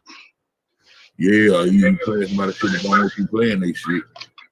They give that little warning. If I fuck while we sleeping, that little warning come up shit. I wake up like my right to go live and everything. Fuck shit up. Damn. Yeah, though I be doing that shit. I put that shit up though I can see. I put that shit see what when they put that little blue shit up there, see what let me start playing it there. Mm-hmm. Give you a little warm, but shit, sometimes I have me sleep, man. Mm-hmm. I know right to go live a lot of time I'm doing that shit. No, I ain't know what the fuck. I know that's real. Go play it on another one, motherfucker. Why this shit? Why this shit in the middle? I'll go with the other one first. It was this Naomi Brown. I believe that commercial part of it did. Yeah, I think so too. That motherfucker was long than a bit. I was like, nigga, there's a mini movie they got playing. Commercial might well did. I'm gonna play it like this and see what pop off. Keep this shit on. I gotta watch the commercial though. Yeah. I was in there trying to get me a little water and a little snack and shit. Yeah, I know it. Shit.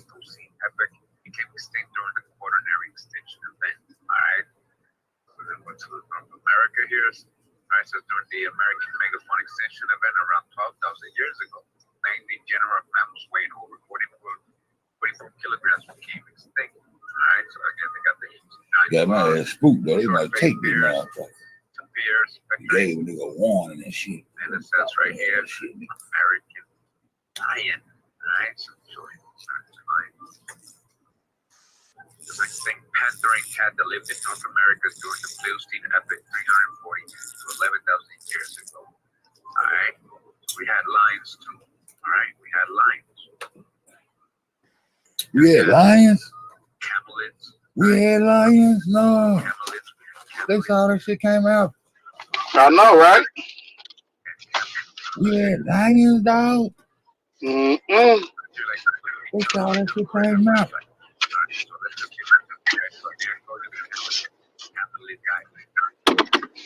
it says here molecular evolution of the family Camelidae, a mitochondrial DNA study by Helen F. Stanley, Miranda Cadwell, and Jane C. Wheeler. Conservation Genetics Group, Institute of Zoology, Regent Parks, London, and la Facultad de Medicina Veterinaria, Universidad de San Marcos, Lima, Peru. Alright, so it says here, introduction, the family Camelidae, which originated in North America. Well, again, what? Originated where? In North America. So wait a minute, at the Garden of Eden was yeah, they said the camels and all that shit was in Africa, bro. During the Eocene, 45 million years ago. Now comprises 2 old worlds. I know, and 4 new worlds. Tribe species of the division between the Lamini and the Camelidae. There's a llama there, ain't it? 11 millennia ago. Migrations to South America and occurred approximately 3 million years ago. So they just got them 3 million years ago. We've been had camels here way longer than they had them over there. Alright? And who's to say they weren't here still? Alright, when they came back. Alright? So again, they originated in North America in That African shit a bullshit. Everything originated in Africa. Asians. What is this telling us? Facts. And both the Camelini and Lamini subsequently became extinct in North America. All right. So again, I'm gonna put all these links up for you in the video description, so you can go ahead and read the whole thing. And so now we're here on this website, part of the PBS channel. It says Wildlife Journal Junior. It says Camelidae, camels, llamas, alpacas, and vicuñas. Although there are no living species of Camelidae family in North America today, the fossil records, again, the fossil records, real science, right, shows that the family started in fall. There, the camelid family started. It started origin. Talking about R&B, we're talking about the first land out of the water. All right. You see this shit? Started. All right. Camelidae family is one of those. That's all this shit. That's all this shit. The goddamn over here. Africa there, Middle East there, and all that shit. Members of this family migrated to South America and Asia. They went to Asia from here, over land bridges, they say. They don't know this stuff. They don't know if it was from the Bering Bridge or if the land was already attached. It extended all the way to Asia. They don't know. They guess. All right, but they know that it originated here because of the fossil records. All right. I'm in the U.S. National Library of Medicine, National Institutes of Health, it says here. And this is an article that says the history of old world camelids in the light of molecular genetics. All right. It says old world camels have come into the focus as sustainable livestock species, unique in their morphological and physiological characteristics and capable of providing. Hey, somebody put an 8 in the chat. Let me know which still rocking. Environmental conditions. The evolutionary history of dromedary and Bactrian camels traces back to the Middle Holocene, around 40 million years ago, when the ancestors of the camelus emerged on the North American continent. Again, where? On the North American continent, not Asia, not Africa. We got this article. Motherfucker said, goddamn, we had camels in North America. Right? Yeah, I know, right? Yeah. Camels through the desert is a popular vacation destination. On Mexico's Baja California. They've got the Americans around. Look what he says. As he explains, this is talking about C.D. Amar, who was recently interviewed by Church of Reuters as a member of the nomadic Tuareg people of Nigeria and North Africa. He cares of 8 dromedary camels used for tourists. So he works here in Mexico now doing tours, right? Look what he says. As he explains, the camels are well suited to living in the region. They're well suited to living in the region. Sonora Desert and the Sahara Desert are at the same latitude, says Amar. The weather is same. The flora, the fauna is the same as in the Sahara Desert. So it's a perfect weather for them, right? Perfect for camels to live in that part of America. It's perfect for them. Look at this drop back. You think, where's the true ancient America or Egypt? All right, it was here. So we got, so abundance, right? So IEP camelus, also known as the long-necked camel, is extinct. Long-necked camel, IEP camelus. 20 to 600 years ago. All right. So taxonomy and morphology is going to just keep telling you that it's basically found in America, mainly in Colorado. It says IEP camelus was a very developed North America, Colorado. It was a highly specialized animal. I gotta find that clip where Sarnetto was saying, nigga, I ain't from no motherfucking Africa. You from Africa. Sarnetto. I know. Sure was. Still, all right, so you see the map here. You know it. All right, so this is the map where it lived. All right, again, you see all over North America. Again, North America. Camels and llamas of Anso Borrego. That's an excavation site. Anso Borrego. The family Camelidae, comprising camels and llamas, are native North Americans. The first fossil camels derived from small rabbit-sized animals were found in Utah. What? Where? Well, Utah? Talking about what? This be the place of Eden, the original Eden place. Let's go. What? For corner region. A lot of stuff coming out. All right, this is North America. Texas and California. In mid-Oligocene deposit approximately 45 million years old. Texas and California. In the late Oligocene and early Miocene. All right, camels underwent rapid evolution. Right around the same era clothing talking about. No battle up. Era 21 now, the devil though. The rich diversity of late Miocene and Pliocene gradually decreased until there were only a few species remaining at the time of their extinction in North America, approximately 11,000 years ago. Camelids migrated into Eurasia. They migrated from here, America, into Eurasia. All right, and evolved into the modern dromedary and bactrian camel. Then they evolved. All right, from here, Eurasia. What that shit say? Established modern llamas, alpacas, and guanacos. All right. It says here, Oxydactylus is an extinct genus of camelid and endemic to North America, a native of this region. All right, it lived from the Oligocene to the Middle Holocene. All right, again from North America. Pueblo terio is an extinct genus of camelid endemic to North America. Again, North America. All right, they lived approximately 46 million years ago. All right, this is very old. Procamelus. Procamelus is an extinct genus of camel endemic to what? North America. Are you getting the trend? Am I repeating myself too much? Hey, yeah, you get the trend. Yeah, we get it, bro. Now keep going. 60 million years ago. All right, America. All right, here's the picture. Got Protylopus. Protylopus is an extinct genus of camels that lived during the middle late Eocene, some 45 to 40 million years ago. And where? North America once again.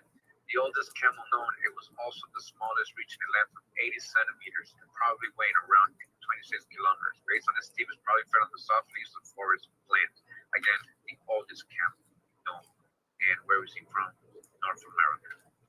All right, Amara. The oldest camel, North America. Stenomylus is an extinct genus of miniature camelid native to North America that held around 30 million years ago, native to North America.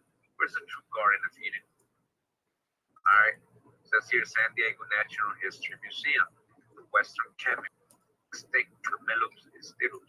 All right, it says here, despite the fact that we presently associate camels with the deserts of Asia and Africa, the camelid family originated in North America during the Middle Eocene. So they've been basically brainwashing us, showing us images of ancient Egypt being over there. Right? We had camels. We were riding them over here. We had pyramids. Right? But during the Pleistocene, great numbers of camelops probably moved in herds across North America. Imagine herds of camels running all over North America. Right? Where's the true old world? Right? You see this? Look at that. Imagine the camels just running around here in North America, right? So we're going to talk about a lot of animals here and a lot of things. It might get boring to you, but it should not. All right, it's a lot of good info.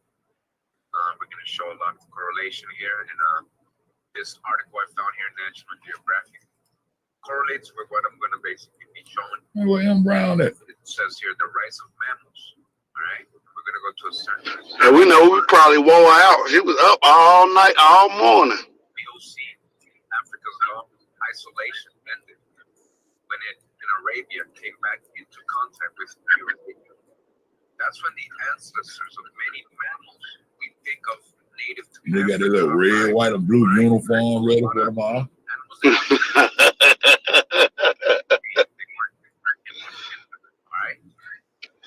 Old camel when we met. You know it. The stars in the sky rain down where he lay. Where they originated. And the tree of Jesus for keeping behave. North American mammals. Camel. Horse. And dog. North American mammals. These are from America. Originate in America. There she go. Horses and dogs. Yes, dogs. Damn, there she go. What up, M. Brown? Anubis Ishlo. The ancestors had this animal very sacred and the same kind of very ancient dog. The dogs originated in America. But years ago, they arrived. The dogs originated in America too, bro. Yeah, he fucked me up with the Anubis. They found Anubis over here with feathers on. About the lion, Dang. animals and all that. This stole everything this bitch. Yeah, Unc, and then that's you can only go to Mexico to find that black dog with no hair. It's a breed of dog that's black with no hair. You can only buy it. You can only buy the motherfucker in Mexico. This is the evolution. That's right. Stages since the first. For real. Oh, everything. Mm-hmm.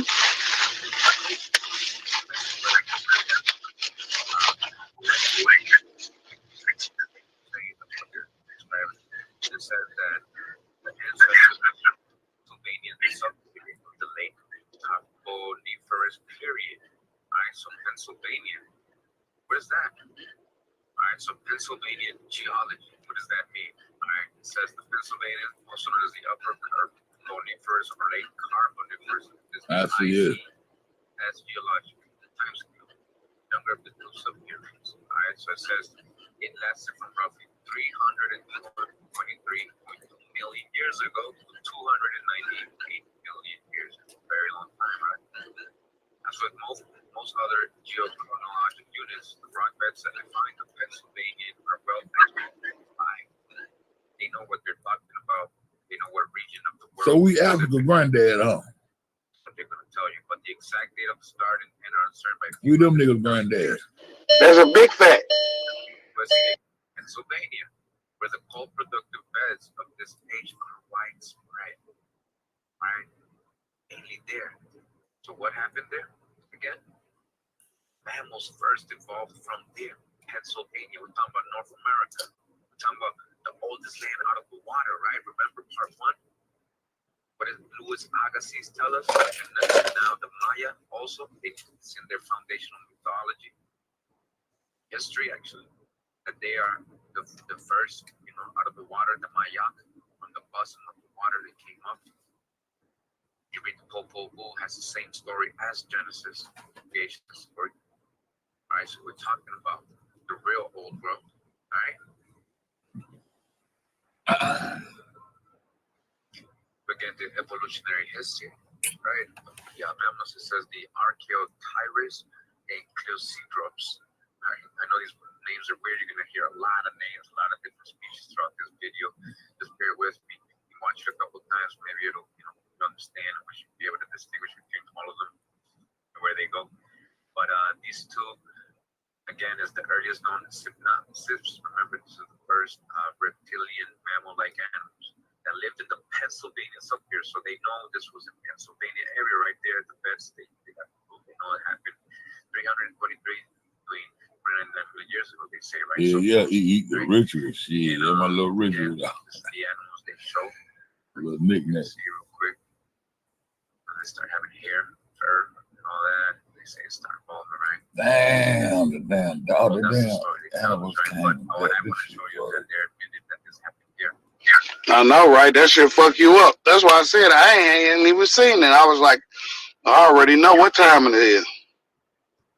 So I'm reading this book now from Library of Medicine, Institute of Health, all right, Scholastic Journal here by L.L. Jacobs. Says D.A. Winker and P.A. Murray says modern mammal origins, evolutionary grades in the early Cretaceous of North America. All right. Now it starts talking about it too. Says major groups of modern mammals have their origins in the Mesozoic era, yet the mammalian fossil record is generally poor for that time. Fundamental morphological changes that led to modern mammals are often represented by small samples of isolated teeth. Fortunately, functional wear facets of teeth allow prediction of the morphology of food and teeth that may be unrepresented by fossils. All right, so it's a lot to read here, but I just want to show you what they say. Basically, now here, positive, I'm going to read all of it. It says, a tooth from the early stations about 110 million years before the present. Texas, right? Texas, America again, test previous predictions based on lower molars of the morphology of upper molars and early tribal feeding definitions. Ingulcus protocone is primitive without sheer facets as expected, but the cheek side of the tooth is derived, advanced, and having distinctive cups along the margin. The tooth, although distressingly inadequate to define many features of the organism, demonstrates unexpected morphological diversity at a strategic stage of mammalian evolution and falsifies previous claims of the earliest occurrence of true marsupials. So it falsifies theories they already had. So there's a lot of new information. We're going to see that throughout this video as well. And again, just have an open mind when I'm reading the rest of the stuff, because now mammals originated here. Now that you know that, you have some common sense, right? Because we just read, right, in the National Geographic article, all those mammals that ended up in Africa, right, that weren't even there yet. So where do you think they're coming from? What was the track they took to get there, right? How they got there? Show us how they got there, my nigga. For example, show us how they got there, my nigga. Right, it's showing. Look at that map there. America and Asia. What is at the bottom? Hold up. And they tell us this all the time. They'll tell us that Hold at that up. time Asia and America was connected, right? In the National Geographic articles. Hold up. It's, for example, like this map right here. Show us how they got the bell. What all is on the bottom now? Right. You know what it is. That circle. That circle of land that we see on that Monte map. What it is? Mm-hmm. Look at they got the wind blowing out the mouth there. Matthew, Mark, John, and Luke there, 4 corners there, blowing the wind now. Mm-hmm. What the fuck they did down here? Well, this is Americas, and this South America, and this here Africa, and this here is Eurasia. What the fuck do we got down here? The so-called Antarctic, huh? Mm-hmm. The so-called pretty Ricky, that's what they call them. What the fuck is this down here? What map is it? Damn. Oh, man, that what they were even up here. There ain't no doubt about it. Let's just keep going together. That what they were up there. Yeah, they ain't going no across, because going across there in a wooden boat, your ass is out of there. And these niggas down here, they been going back and forth. Exactly. These niggas down, they said nothing, but the motherfuckers up there ain't know nothing about it till they invaded. These niggas ain't coming across. Mm-hmm. Ain't got that little Red Sea and that Sinai Mountain that come off down here and fuck all these niggas up. Mm-hmm. They ain't know nothing about shit over here. All this shit up here. They pulled up. All this shit up here. Y'all ain't know shit about shit. They shoot right down through this shit, no. I think these out of here, man. Everybody talking about these land down here. Yeah, exactly. Goddamn Monte now too. Yep. Yeah. There ain't no goddamn Antarctica, no bottom, no damn ball. These part of the land, they hide. I don't know. That shit seem plausible to me. And these motherfuckers over here, like they said, these land.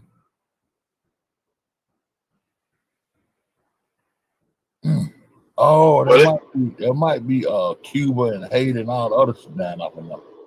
Yeah, well, if they coming, that makes sense. By that by the other land we were looking up, there was uninhabited land, unfound.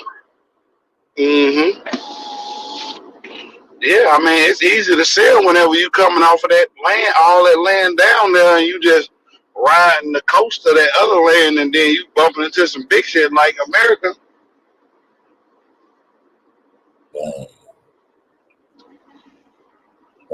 All them islands, you know, the other day for an uninhabited island, you look on a new map, you don't even see that shit. Like, well, come on, man, them man still there.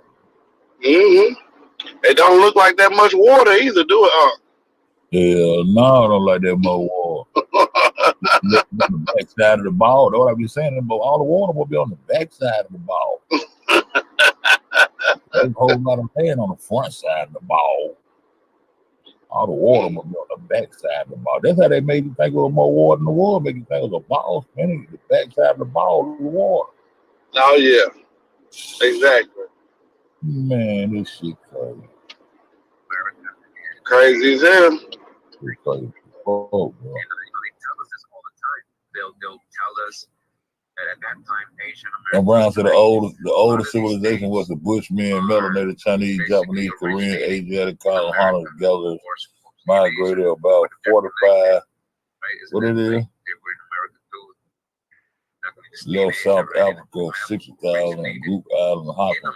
Oh, island hopping and shit. You understand what I'm saying? So even though they'll say, well, this animal originated in Asia, they're not going all the way back, right? They just started right there. There's a history before America for these things, right?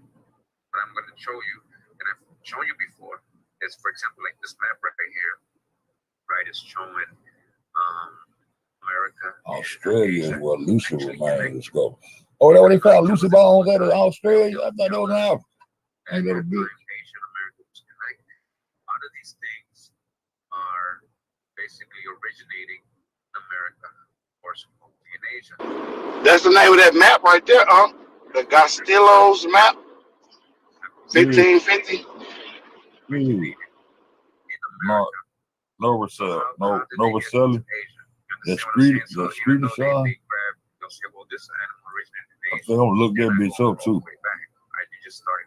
I got that goddamn I got that itis on me right now. That's what's up. I got that itis on ATL. Relates to and correlates to what we're talking about and what I just mentioned about Atlantis. a reverse migration from here over to Asia to Africa. Oh shit! I can't got that one. Atlantis invented the That's what I'm trying to get. Ignatius Donnelly. I've read this many times before in other videos and other lives with other people. Very, very good book. I'm going to go to a certain section right here.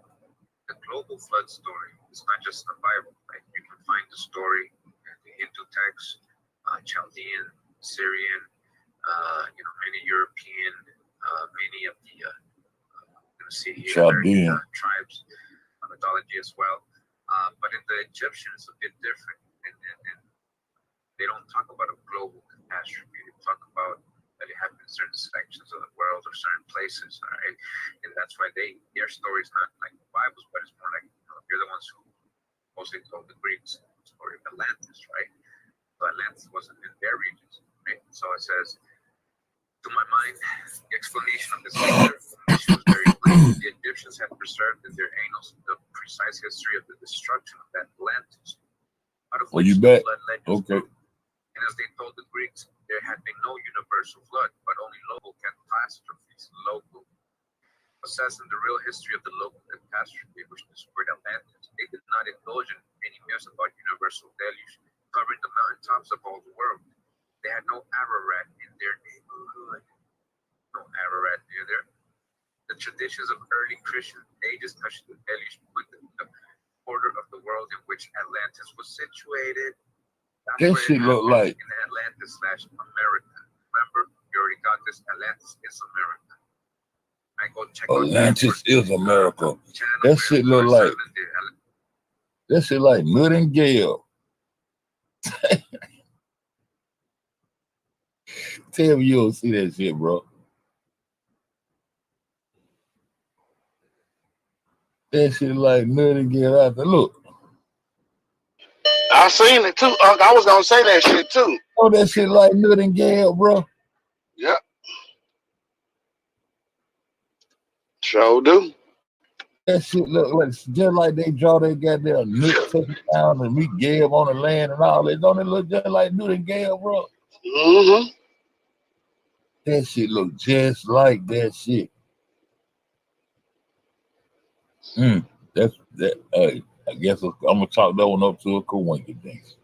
That shit look just like when they draw goddamn Nut to heaven over the goddamn touching the ground of Gab on the ground, supposed to represent the earth. Yep.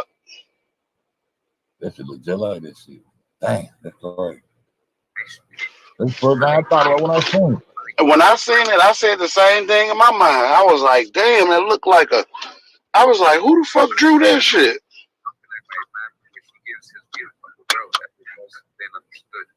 Wow, that shit look like Ned and Gib on it.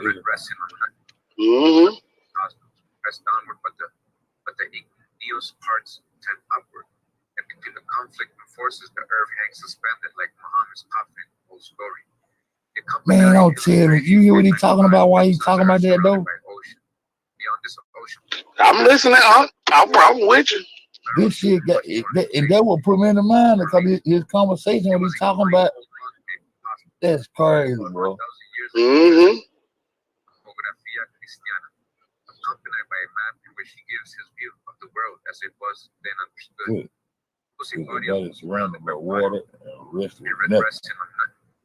Earth says cosmos, press downward, but the igneous parts tend upward. And between the conflict and forces, the earth hangs suspended like Muhammad's coffin. Whole story. The accompanying illustration, page 95, represents the earth surrounded by ocean. And beyond this ocean was the land where men dwelt before the deluge. All right, so check this out. See this image right here? Telling you that they were surrounded by water, I guess. And beyond that, there's more land where the first men, right? First men dwelt before the deluge. He then gives us a more accurate map and detail of the known world of his day. I copied this map not to show how much more we know than poor cosmos, but because he thought that all around this habitable world there was yet another world. And what? All sides, the circumscribed walls. What did he say? There's another world? That's what it sounded like he said, See, with another little pole, with another little thing I ain't done, that gonna talk about it. You always say back to another world. Oh shit. Oh man, what that boy said? Talk to me. What you said, bro? First men, right? First man dwelt before the deluge. He then gives us a more accurate map and detail of the known world of his day. I copied this map not to show how much more we know than poor cosmos, but because he thought that all around this habitable world there was yet another world. And he said there was yet another world. And hearing closely on all sides of the circumscribing walls of heaven. Wow. Upon the eastern side of it. Ooh, trust me. Hearing closely on all sides, the circumscribing walls of heaven. Upon the eastern side of this transmarine land, the eastern side, far east, right?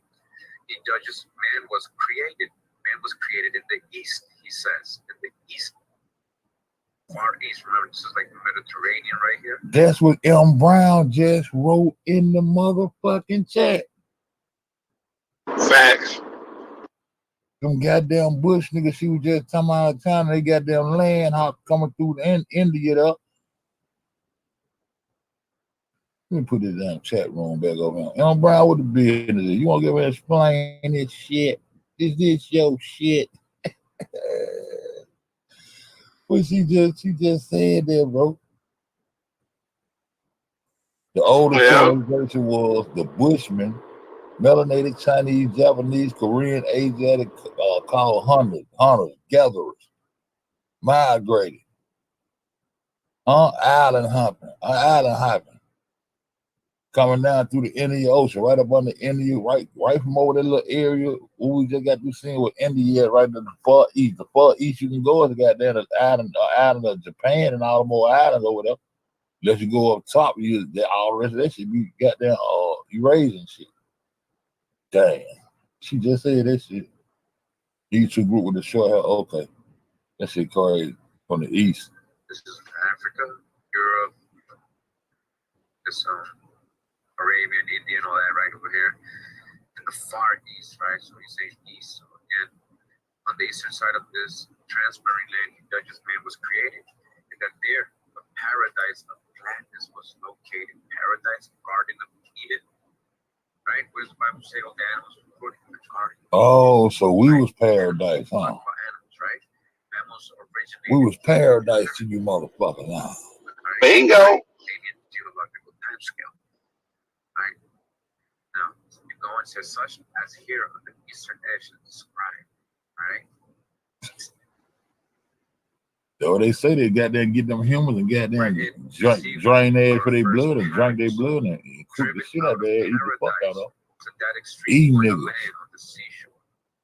Hence upon the coming of the deluge, Noah and his sons were born by the ark to the earth we now inhabit. The four rivers he's supposed to be gushing up the spouts of paradise. They are depicted on the above map. O is the Mediterranean Sea, right? So O, right? P is the Arabian Gulf. L, the Caspian Sea. Q, the Tigris. M, the river Pison. And J, the land where men dwelt before the flood. Right? So where is J? Where's J? Oh, look Damn, at look at J. Here, top left corner. Before they dwell before the flood. Right? So J. Europe, North go America. west. What's over there? America, right? South America. Again, J, where men dwelt before the flood, according to Cosmos. All right. It will be observed that while he locates paradise in the east, he places the scene of the deluge in the west. Right. So if you go all This the way nigga east fucking with my from sleep. China, where you end up, America, right? You go all the way west from Europe, where you end up, America, right? So he's right in both ways, right? And he supposes that Noah came from the scene of the deluge to Europe. This shows that traditions, time of cosmos, look to the west as the place of the deluge. Hear this? Traditions in his time, they knew that the deluge happened in the west or America, and that after the deluge, Noah came to the shores of the Mediterranean. The fact that there was land in the west beyond the ocean is recognized by Cosmos and is probably a dim echo from Atlantean times. Now we're in chapter 5, right? Atlantis, the antediluvian world by Ignatius Donnelly. It says here, the deluge legends of America. This very remarkable fact, says Alfred Maury, that we find in America traditions of the deluge coming infinitely nearer to that of the Bible and the Chaldean religion than among any people of the old world. Right? So the traditions they found in America resemble so much more the story, the people of the old world than any other, mythology they find all over the world. In America, right? We just know the deluge, as Cosmos said, happened in the West in America. So of course they would have closest nearest, because this is the original story before it was hijacked and made into the Bible. The original story. I continue in the book. That says the Before most God had a important word. American traditions are the Mexican, but for they appear to have been Well, God put his 2 cents in the shit. mnemonic payments before any contact with Europeans. According to these documents, the Noah of the Mexican catechism was Cox, called by certain peoples Teosipatli or Tespi. He had saved himself together with his wife, Xochiquetzal, in a bark, or according to other traditions, on a raft made of cypress wood. Cypress, cedar wood, strongest wood. Alright? Cypress Cedar. Paintings recounting the deluge of Copox have been discovered among the Aztecs, Mystics, Zapotecs, Tlaxcaltecs, and Michoacaneses. Right? So they have the codices with this story of Copox. You have to come to the pork. It's every color, every style. Well, it's everything you can possibly imagine. Nah, we ain't fucking with that. The tradition of the latter is still more strikingly in conformity with the story as we have it in Genesis and in Chaldean sources. All right. Tells how Tepsi embarked in his spacious vessel with his wife, his children, and several animals. And grain whose preservation was essential to the subsistence of the human race. When the great god evoked a decree that the water should retire, Tesbi sent a vulture from the barn. The bird feeding on the carcasses with which the earth was laden did not return. Tesbi sent out other birds, of which the hummingbird only came back with a leafy branch in its beak. Then Tesbi, seeing that the country began to vegetate, left his bark on the mountain of Kolwakan. The document, however, that gives the most valuable information says more than as to the cosmogony of the Mexican is the one known as Codex Vaticanus from the library where it is preserved. It consists of 4 symbolic pictures representing the 4 ages of the world preceding the actual one. They were copied at Cholula from a manuscript anterior to the conquest and accompanied by the explanatory commentary of Pedro de los Rios, a monk, who in 1566, less than 50 years after the arrival of Cortes, devoted himself to the research of indigenous traditions as being necessary to his missionary work. Right, so continuing the book Atlantis, the Antediluvian World, it says that the name of the hero of the Aztec story, Nata, pronounced with the broad sound of Ah, is not far from the name of Noah or Noé. The deluge of Genesis is a Phoenician, Semitic, or Shemitic, or Hebraic legend. And yet, strange to say, the name of Noah, which occurs in it, bears no appropriate meaning in those tongues, but is derived from Aryan sources. Its fundamental root is Na, to which in all the Aryan languages is attached to the meaning of nigga, nah. Yampa, and Tunus, water deities. We find the root Na repeated in the name of this Central American Noah, Nata, and probably in the word Nahuat, the age of water. But still more striking analogies exist between the Chaldean legend and the story of the deluge as told in the Popol Vuh, the sacred book of the Central Americans. Then the waters were agitated by the wail of the heart of heaven, Huracan, and a great inundation came upon the heads of these creatures. They were engulfed, and a resinous thickness descended from heaven. The face of the earth was obscured in a heavy darkening rain by day and rain by night. There was heard a great noise above their heads as if produced by fire. Then were men seen running, pushing each other, filled with despair. They wished to climb upon their houses, and the houses, tumbling down, fell to the ground. They wished to climb upon the trees, and the trees shook them off. They wished to enter into the grottos, or caves, and the grottos closed themselves before them. Water and fire contributed to the universal ruin at the time of the last great cataclysm, which preceded the great cataclysm. Right, again, that was from the Popol Vuh. Recommend you read in the Popol Vuh. I told you this is where most of the stories of the Old Testament or Genesis you would find right here in the Popol Vuh. And just to correlate, just to show you, it's not just in this antediluvian Atlantis book. This is actual real history. We find the same story. Dropping it, Writings of Lord Kingsborough here, the Antiquities of Mexico. Again, this is a comprising facsimiles of ancient Mexican paintings and hieroglyphics. The first 4 volumes are just the codices and the drawings of the structures, and from volume 5 to 9 is the explanation of the codices. In volume 6, this is where we are now. It's translated mostly all in English. All right, so we're going to go to a part of this volume 6 where they're talking about Noah. So on page 117, says here the explanation of plate 5, Quetzal Code, right? After the deluge, the custom of sacrificing commenced. Says here, according to scripture, therefore, sacrifices commenced immediately after the deluge, but sin, according to the notions of the Mexicans, commenced much earlier, for they believed that sin began with time.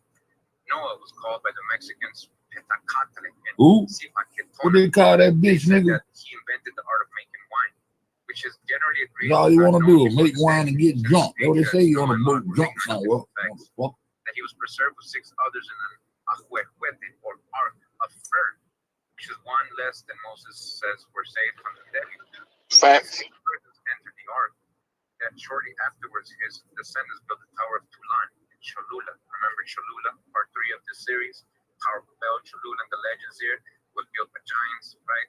Partly from curiosity to see what was going on in heaven, and partly from fear of another deluge. Or in another page, it says Petacatale was the Noah of the New World. He is called by some writers Coxcos, as well as Zipaquetona. Coxcos was the name likewise of the king of Colhuacan, who states the Mexicans sought an asylum after their long peregrinations. Again, this was Antiquities of Mexico by Lord Kingsborough. You can find all these codices and all these prestige libraries, museums. All right. University of Washington website says new study traces the marsupial origins in North America. Finds mammal during Ice Age, dinosaur acting powerful bite. Right? So they found a marsupial that had a very, very strong bite, stronger than most any mammal they found ever.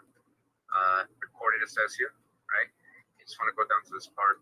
So in addition to finding an animal with the strongest bite, it says in addition, the team retraced the origins of marsupials.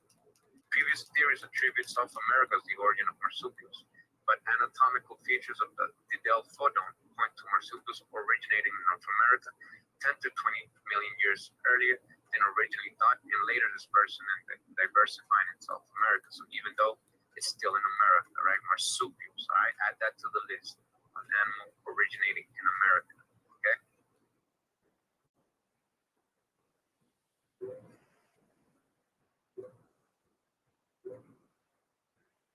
We count likes, calories, hours, minutes, points and scores, friends and follows. We measure our weight and tally our stats. Every day we stare at screens, press buttons, and count. But we don't count what really counts. Our moments together. We'll never know how many chances we'll get to gather by the ocean under. You got too much emotion, Nick. All right, so now we're back in lifescience.com, and we're going to get into the horses, right? So, I mean, now when I look for it, they're kind of admitting now, right? They changed the script, call it Mandela effect if you want, but I remember when I was young, and it was like almost a common fact that horses did not originate in America, that they were brought by the Spanish. That's what they told me in school. That they were never here, that the American Indians or anybody here, didn't have, never encountered a horse. It wasn't part of our history at all. So let's debunk this. Let's debunk this shit. Right, because it says here, the surprising history of America's wild horses. Facts. By Patrick, Patricia, Issue. Modern horses, zebras, and asses belong to the genus Equus, right? Equus. The only surviving genus in a once diverse family, the Equidae, all right? Remember these two words. Based on fossil records, again, based on science, what we can see, what we can prove as fact, the genus appears to have originated in North America about 4 million years ago and spread to Eurasia, presumably by crossing the Bering Land Bridge 2 to 3 million years ago. Again, you just got the horses. We've been had. All right, and again, they're saying presumably. They don't know. They don't know, but they know. They know. They'll say appears because they have to suck up all these years of lies, all this false history that they've been telling us since we were young. Right? So now the genus appears. We appear to have been mistaken. It originated here in North America. That's what they're saying. All right? Horses. We had horses. They didn't bring it over here. You got to prove that to me that there wasn't no horses here already that look just like the modern horse. You got to prove it to me. Because now you're just going with theories and you're just going with imagination. Because if your logic tells you, well, there was horses here and originated here, they say they went extinct. Now we got to believe everything they say, right? Oh, they went extinct. Oh, they didn't exist lions. Oh, no camels. No. All right, so we got to believe everything. Now we got to believe, right? But let's just use for this video, let's just use our logic. All right. Now again, it went from North America, just like the camel, to Asia, right? Because when we grew up, they were telling us all animals were originating in Asia, Europe, and Africa. All right, and now we see that very important animals were originating. Talking about the camel and the horse. All right, so where again is the true Garden of Eden? You're talking about Mesopotamia over there. You're talking about where's the true cradle civilization? If we got corn, right? If we started agriculture, right? There's a lot to correlate here. I hope you're following along. Again, out of that original immigration, there were additional westward migrations to Asia and return migrations back to North America. Return. So I thought the Europeans brought them. No, they actually came back on their own, they say here, as well as several extensions of ecospecies in North America. That's the other thing. Several extensions of the same ecospecies, like horses you never even knew about existed only here, only in America. The last prehistoric North American horses died out between 13,000 and 11,000 years ago at the end of the Pleistocene. But by then, eagles had spread to Asia, Europe, and Africa.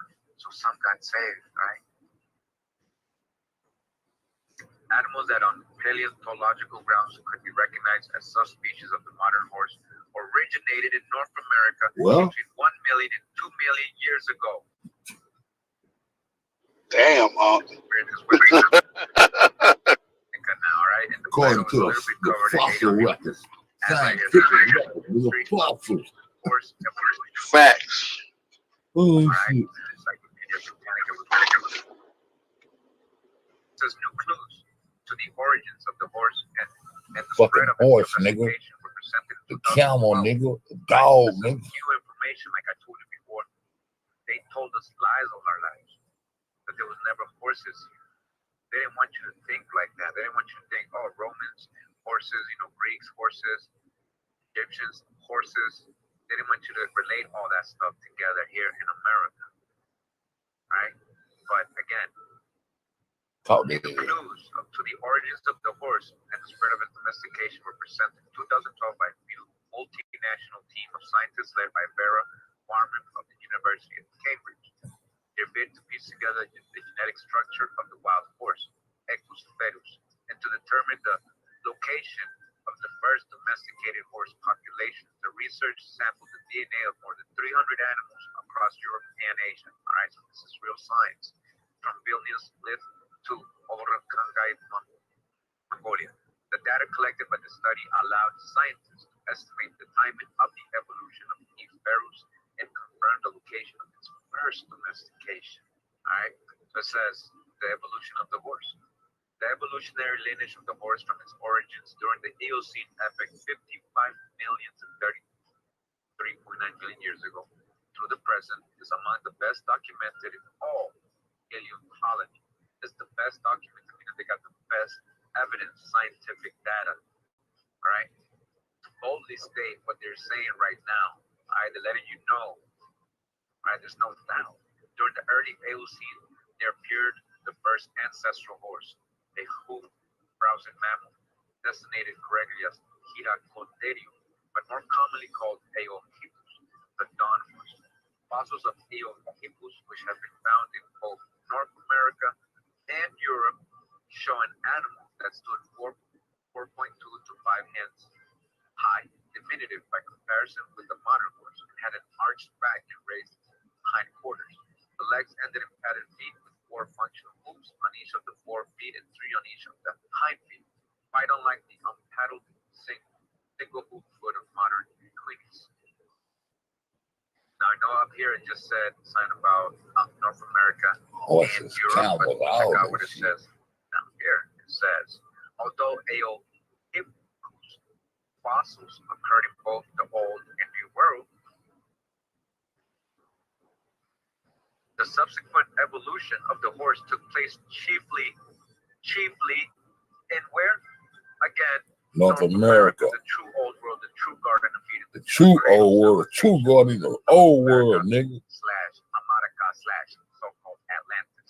During the remainder of the Eocene, the prime evolutionary changes were invented. Nah, we ain't got that. We ain't trying to get fucked up. Sunny beaches, sandy beaches, big be too Drag on. We ain't trying to get fucked up. Let's get Hippinion, meaning little horse, an extinct genus of horse that lived in South America from the Pliocene to the Miocene. Wow, look at this. So this is Hippinion. What is the difference between this and the modern horse? Tell me. Originated in South America. All right. Wikipedia evolution of the horse. The evolution of the horsey mammal of the family Equidae occurred over a geologic time scale of 50 million years, transforming the small dog-sized forest-dwelling Eohippus into the modern horse. Paleozoologists have been able to piece together a more complete outline of evolutionary lineage of the modern horse than of any other animal. Much of this evolution took place in North America, where horses originated, but it became extinct about 10,000 years ago. Some in this book, Animals of the Past, an account of some of the creatures of the ancient world, by Frederick A. Lucas, director of the American Museum of Natural History. All right, this is from 1922. All right, again, American Museum of Natural History, handbook series number 4. And we're on page 133 of this book, chapter 10. That says the ancestry of the horse. It says the horse was just as abundant in North America in Pliocene time as in Europe, but there is no evidence to show that it was contemporary with early man in North America. So he says there's no evidence. Right, but there is cave paintings, right? We got Mexican codices, right? And even were this the case, it is generally believed that long before the discovery of America, the horse had disappeared. So even if there was horses, he's saying, right, and believed that they had already gone into extinction, but they told us they didn't even exist here ever, right? So now in his time, he knew this stuff. Now that's what he says. And yet, so plentiful and so fresh are his remains, and so much like those of the Mustang, that the late Professor Copy was wont to say that it almost seemed as if the horse might have lingered in Texas until the coming of the white man. What? Because they were so abundant. where to the coming of who? Professor Cope says there was horses here still lingering when the white man came. Did you hear this? There was still horses here. Until when? That's what I'm trying to tell you. Right? This is from the museum, American Museum of Natural History. Man, what the white man did with horses? Goddamn, nigga, that nigga got that took fuck with everything. Horses here lingering here and there still. And Sir William Flower wrote, there is a possibility of the animal having still existed in a wild state in some parts of the continent, remote from that which was first visited by the Spaniards, where they were certainly unknown. The horse was here, my people. We had horses, right? We were riding these horses. How we got around a lot of the times. They were abundant here. We had all types of horses. They were abundant. The Mustang is from here. And you break these horses, right? There was parts that they were so remote that these horses were still horses already here, bitch. So by the time history was written, their horses mixed with our horse, it must have just spread all over the place, right? But they let you know here in this book, right, that they were still here. It has been suggested that those horses which were found by Cabot in La Plata in 1530 cannot have been introduced. Hear that? Once he found, were not introduced, because it's 1530, barely getting into these places, these Spaniards. He found some horses they're saying cannot have been introduced, they were already here. All right, now we're going to read from this book called Extinct Monsters and Creatures of Other Days, a popular account of some of the larger forms of ancient animal life by Reverend H.N. Hutchinson, B.A., with illustrations by J. Smith as Woodward. It says here in, this is from 1911. The book says, it will thus be seen how abundant is the material for tracing the evolution of the horse in America. In that country, the Equus fraternus of lady is believed to be almost, if not entirely, identical with the Equus caballus, identical to the modern horse we know of the old world. Right? Of the old world. It's similar, it is the same. America is the true old world. Of course, it's identical. Only the upper Pliocene does the true horse appear, and the genealogies. It roamed over the whole of North and South America, and soon after seems to have become extinct. There is no doubt that man and the horse was contemporaneous in the early days. Alright, there is no doubt that man and the horse were found out that at the time of the Spanish conquest, few, if any, horses were left. It has been, I hear that, so a few were left. They're admitting in this book right again that a few horses were left. They can't say they weren't here. It has been thought from certain references contained in old narratives that at least in South America, the animal may possibly have still lingered on after the coming of the Europeans. Do you hear that? Another source, another quote telling you that from the white man guy, the Europeans, there was already horse. Of course they were. Of course they were here already. This is where they evolved. Because here, although the Bernie Sark iguanodon has been to us a complete revelation of what dinosaurs really look like, it is to America, and chiefly to the discoveries of Marsh, that we owe the knowledge of a whole series of new reptiles and mammals, many of which will be found illustrated within these pages. Alright, so it's mainly in America. Alright. Certainly both in singular forms of fossil reptilia and in early mammals, North America carries off the palm. Alright, so continuing the book, Extinct Monsters and Creatures of Other Days.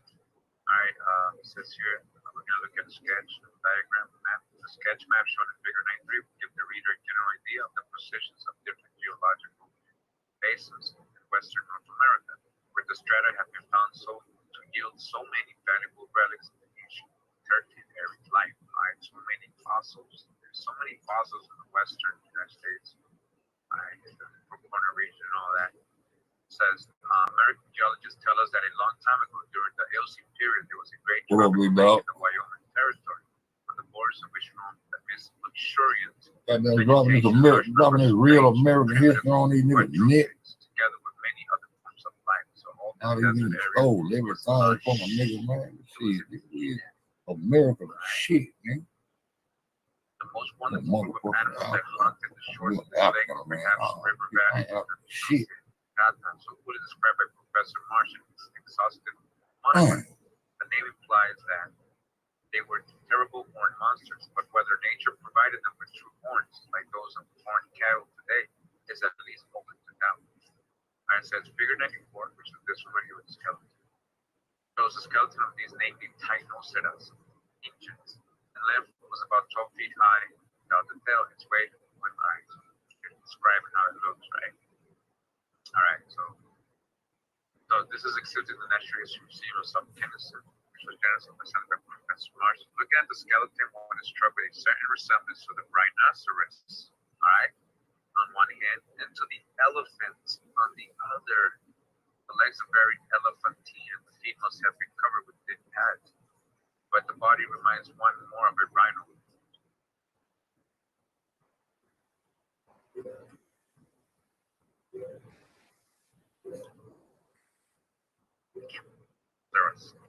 But this is what they're showing right here, what it might kind of look like. So remember the same looks like almost like the elephant, rhino.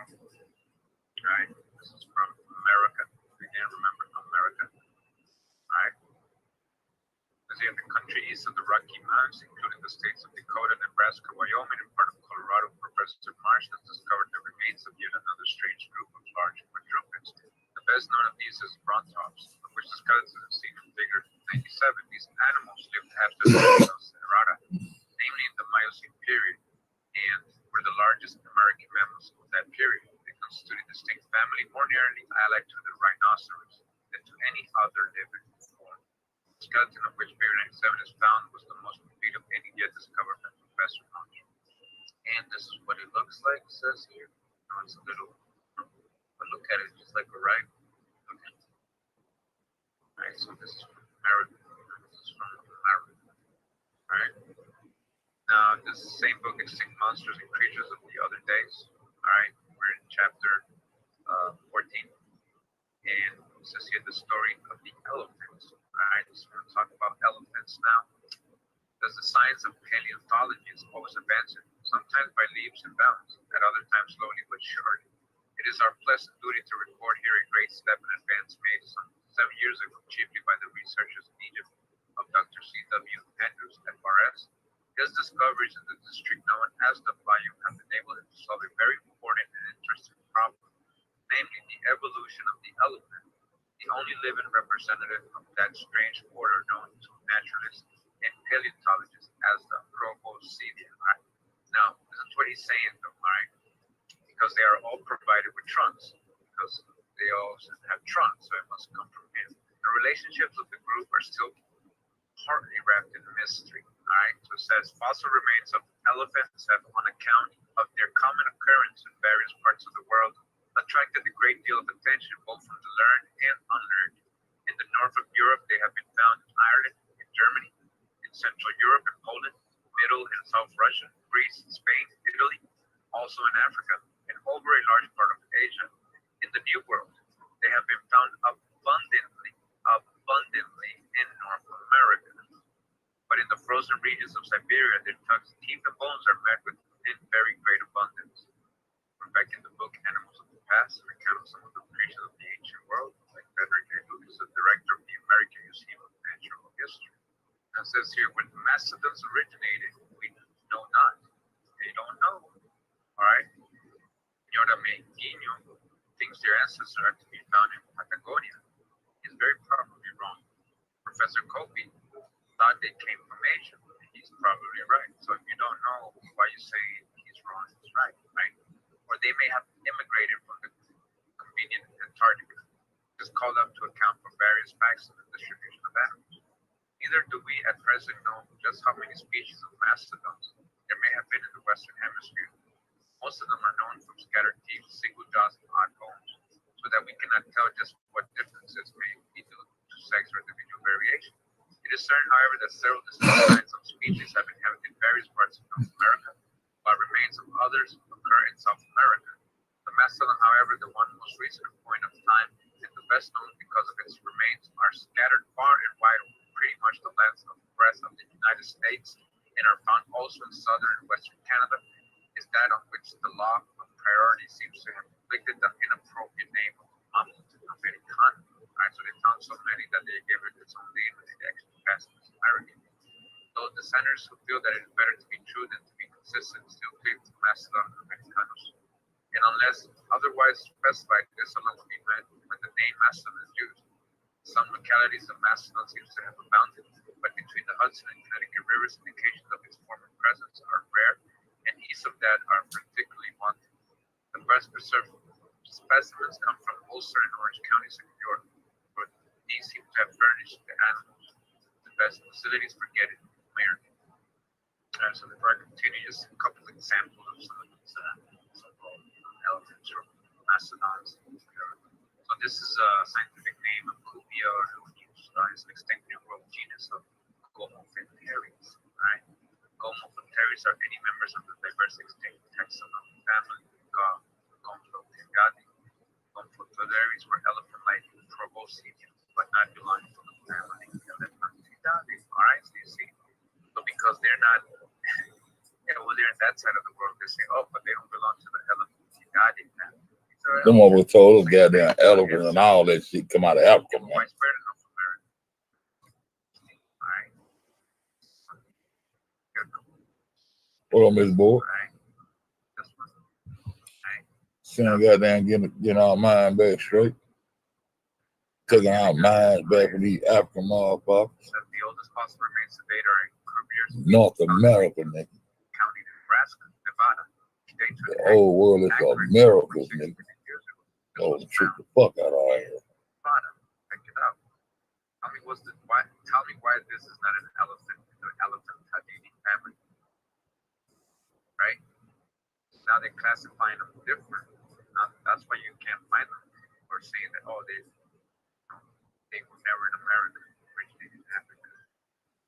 Change the name. Stole the identity of the goddamn animals too. Stole the fucking identity of these niggas too. Shit. My bad, animal. I ain't know you was like that. Yo, my bad, little animal. My bad, little animal. We got Stegomastodon. Says it's an extinct genus of the Gomophateries. Again, family of Stole the identity of the animals too. These hell, bro. It is not to be confused with the genus Unc, or a different Proboscidea family. All right. So just for your quick again. Just check this out. All right. Is that Utah? Nevada? What is this? Corner region. see the horses, all these elephants, from the deepest, what do you want to call them? Just like elephants. Okay. We got snow mastodon to the site where they found a lot of this stuff. Utopia, ladies. Yeah, Utopia. Ethiopia. Ladies, Ethiopia. Ethiopia. Right, Colombian mammoth. Utopia. Species of mammoth that we have in North America as part of Wally mammoth. Oh, no, this is a Wally mammoth. This is an elephant too. They should have fucked up. They got a trunk on. They should have fucked up. we had Colombian mammoths here, right? It has a different picture here, right, of the Colombian mammoth. Right here.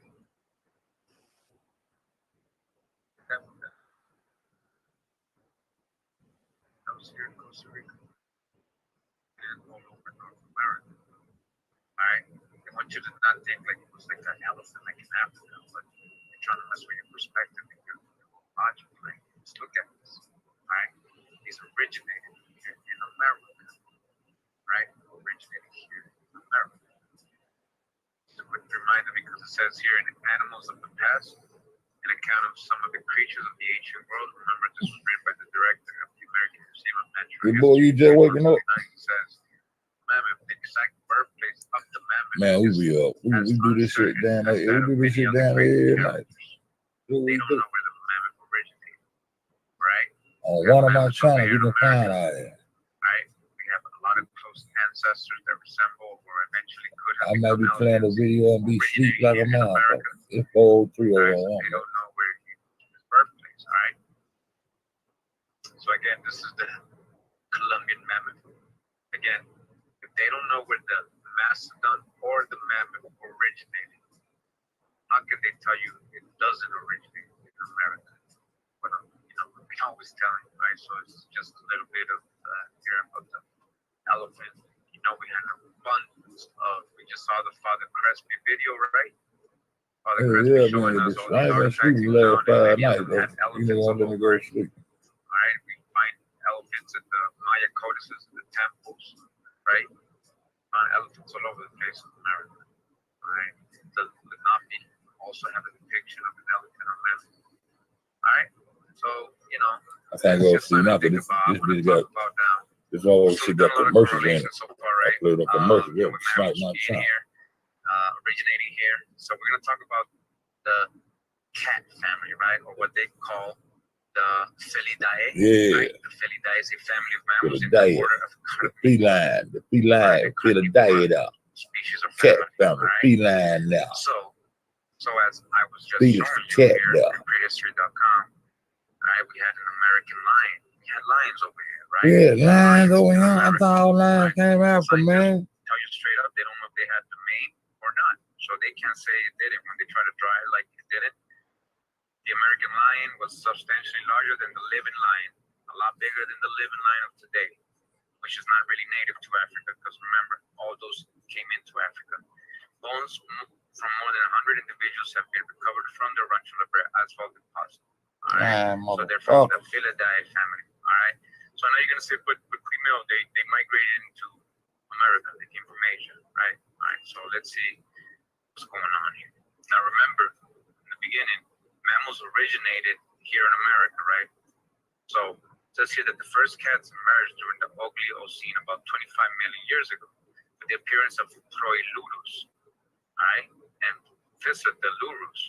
The latter species complex was ancestral to two main lines of felids, the cats in the extant subfamilies and a group of extinct cats of the subfamily Macairodontinae, which include the saber-toothed cats such as the Smilodon, the false saber-toothed cats, the Bordable Felidae, and Nimbravidae, and not true cats, but are closely related. So if you're gonna learn about all this, all right? Just bear with me. Together with the Felidae Viverradiae, hyenas and mongooses, they constitute the Feliforme. We're gonna see where all this originates. Oh, so when I said William Brown early, yeah, dog, yeah, we got down waking out there, baby. The oldest they found in ancestors, they can't link them up.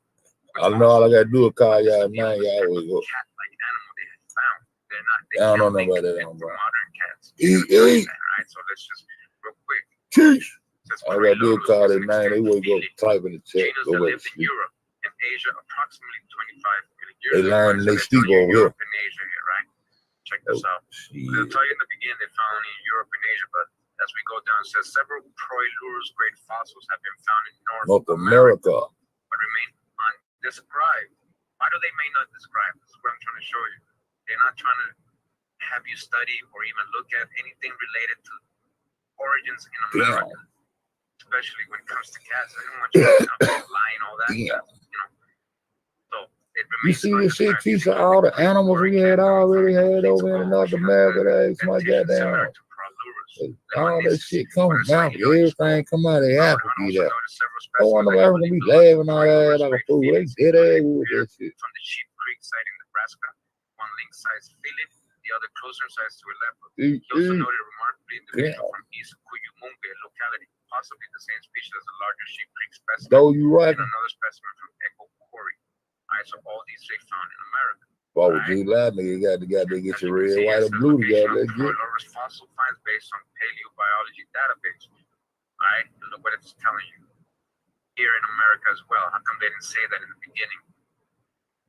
Right? They found this over here too. So how can they say it originated here when mammals originated in America? Right? Now it says Proilurus is believed to have evolved earlier. They got down stole the identity of the goddamn animals too. It is likely ancestor of Pescadalures, which lived 20 to 10 million years ago and probably gave rise to the major felid lines. Right? So all these are the ancestors of cats, right? Including the extinct Maquero donkeys, the extinct felines and pantherines, although the phylogeny of the cats is still not precisely known. They don't know the origin, the true history of where they originated. All right? I know this is Wikipedia, but look at the source. All right, we're going to go to that right now. Now we're going to read from this article real quick. It says phylogeny and evolution of cats, Felidae, right? This is in a book called Biology and Conservation of Wild Felids from the Oxford University Press. All right, and we're going down to the article by Lars Wergeling, Nobuyuki Yamaguchi, Warren E. Johnson, and Stephen J. O'Brien. All right. Now it says here, cats, wild as well as domestic, fossil as well as living, are familiar to people around the world. The family Felidae has a worldwide distribution and has been associated with humans in various ways throughout history. Their functional morphology, ecology, and behavior have been the subject of intense scrutiny by scientists for over 200 years. They keep changing their mind. This is what I'm trying to show you. The fossil records of cats is extensive, and some of its members are among the most recognizable of extinct animals. Despite all this, the phylogeny and evolution of the family Felidae, and even the content of the family, have remained poorly understood. All right? It's been poorly understood. They're guessing when they say it originated. All right, so it says that, when they tell you where they found the first, which is called Proilurus, they'll tell you it's in France. Right? So as it says here, in the fissure filling of the Quarry region of France, where most of our knowledge of early European carnivores originates, feliforms are not known before millennia, 21 millennia, right? So they're not known before that.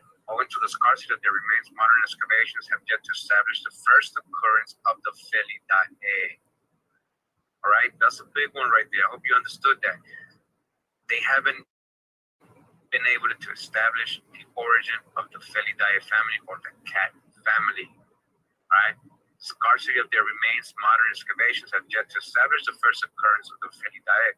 What we know, however, suggests that some older known finds may be from early Oligocene, that is before the 28 million millennia ago. Thus, the earliest felids appeared sometime between 35 millennia. Right, it says it is well established on morphological grounds, basic crane as well as dental, that Proilurus known from the Quarry fissure fields, but also from excellent material from the early Milson site of Saint Germain-le-Preux, France, right? That it was a felid. So they're telling you they know that this so-called ancestor of the cats, because it's a felid, it's a cat-like animal. Despite this, the morphological path leading to the felid, right, condition is not well delineated. All right, so they're telling you that there's no trace. They can't trace it like with each passing generation or species, right? They only know that this is a cat-like animal, as old as they found. But we already know they found some in America too, right? So they don't know where the cat family originated. Now let's read about the Eleuroidae. Is an extinct superfamily of feline-like carnivores that are or were endemic to what? North America and South America, Africa and Asia. Endemic. What is endemic? Native or isolated to that region, of that region. All right? So the superfamily of feline-like carnivores Yeah, $5 endemic to North America. All right? Well, they stole our identity. Superfamily includes the families of Felidae, right? Cats, right? Hespertidae, mongoose, right? Hyenidae, and Viveridae. All right. So let's take a look about some of these. So it says Viverapidae is an extinct family within the superfamily Miacoida. All right. So Miacoida, it says here, is a paraphyletic superfamily that has been traditionally divided into two families of carnivores, Myosidae and Viverae. All right. So this is talking about like carnivore-like animals. All right. They are related to carnivorans and lived from the early Paleocene to the Eocene. Now further down it says the Viverapids were thought to be the earliest carnivorans.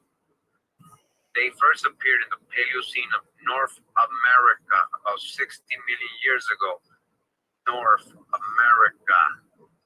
First carnivorans. Wang and Thetford proposed that they arose in North America 65 to 60 million years ago, spread to Asia, then later to Europe. All right. So what are they telling you? That carnivores, right, originated where? In North America, and that would include cats, right? Lions, all that. The cat family, the carnivores, right? So we read earlier, right, that the lion came into, right? Dogs came into. All these animals came into Africa just 10 million years ago. All right. But we see that carnivores been in Americas over 65 million years ago, right? According to their studies, right? So it says here, earliest known carnivoran auditory bulla and support for a recent origin of ground group Carnivora, right? By P. David Polly, Gina D. Wesley Hahn, Ronald E. Heinrich, Graham Davis, Peter Hout, School of Biological Sciences, Dental Biophysics Group, Queen Mary University of London, all right? Just gonna go down to a certain part.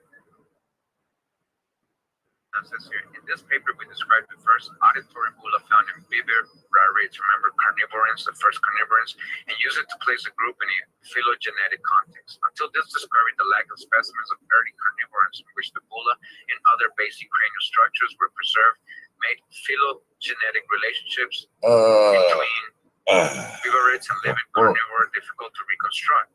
They didn't know before.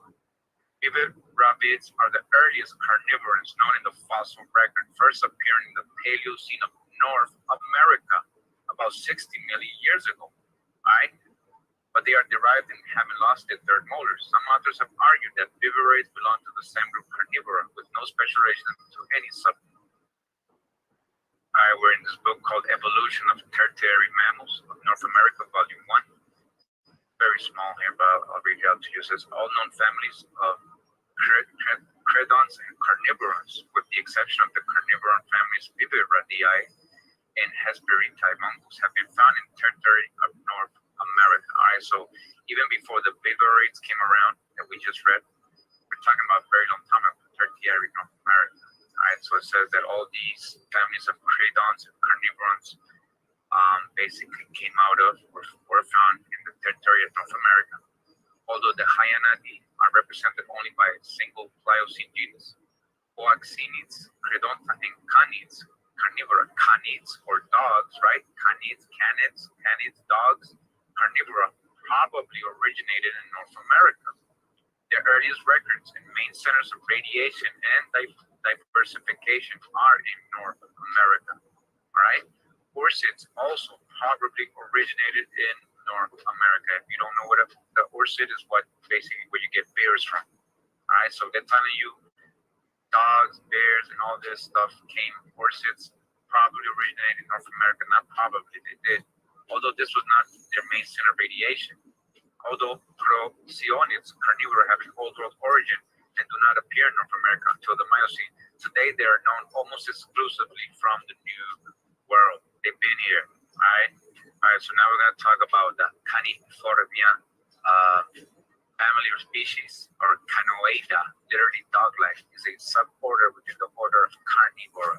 Remember, carnivora or carnivorans originated in America, all right? So we're going to read about them.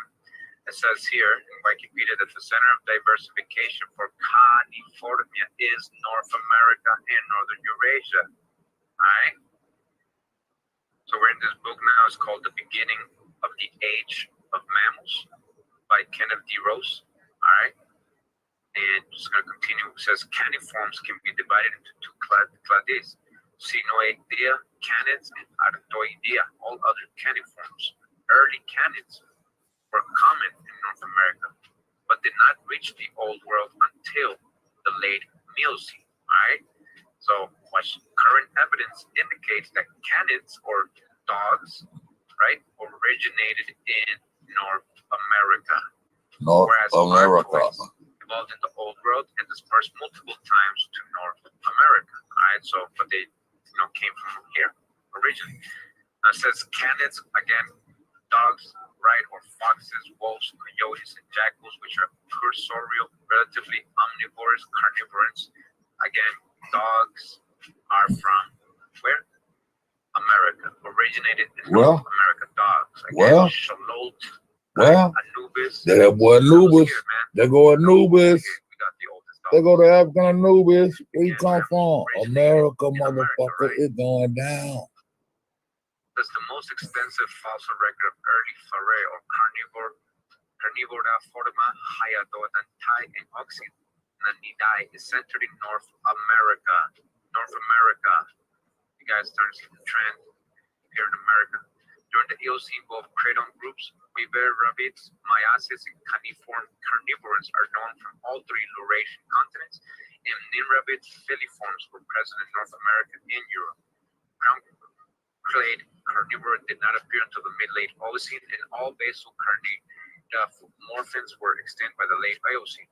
Carniforms always were far more diverse in North America than any other continent.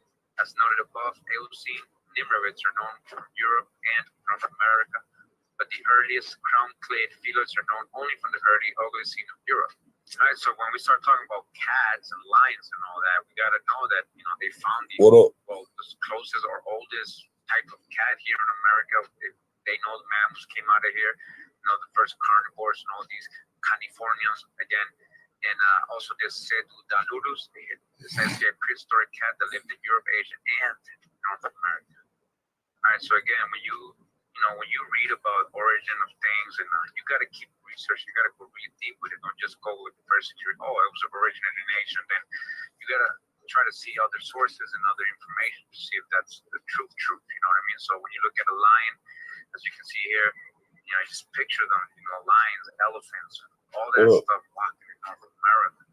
All right, American lion, Pantera atrox, right? And we had the Pantera onca, right? The jaguar. It says that late Pleistocene of North America, 180 to 10,000 years ago. All right, from the Carnivora Felidae family, right? And we also had the American cheetah. Yeah, we had cheetahs, right? American cheetah. Scientific name Miracinonyx stumani. All right, carnivore. We had the first carnivores, right? When did it become extinct? The American cheetah is thought to have become extinct 10,000 years ago. I wonder what happened. We're talking about floods here. This cat was native to North America. All right, the pronghorn antelope, Anticopada americana of North America, is one of the fastest land animals on the planet. Able to reach speeds of 100 kilometers per hour for short bursts and 40 to 50 kilometers per hour over long distances. Why does it need such a turn of speed?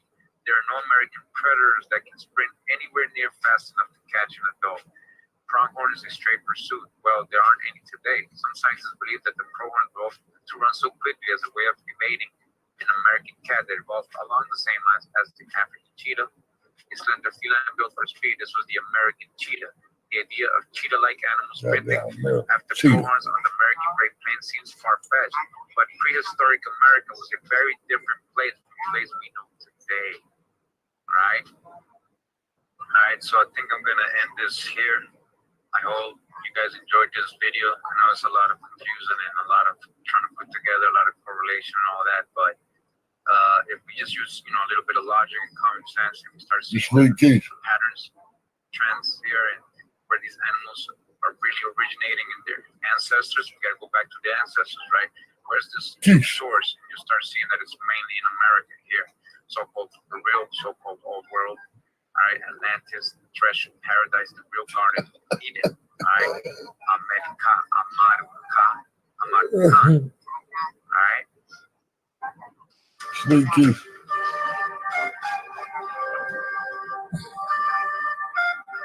You nigga don't play, man. I was gonna go down and replay the M Brown. I thought I want some more of this. Hey, TL, what up?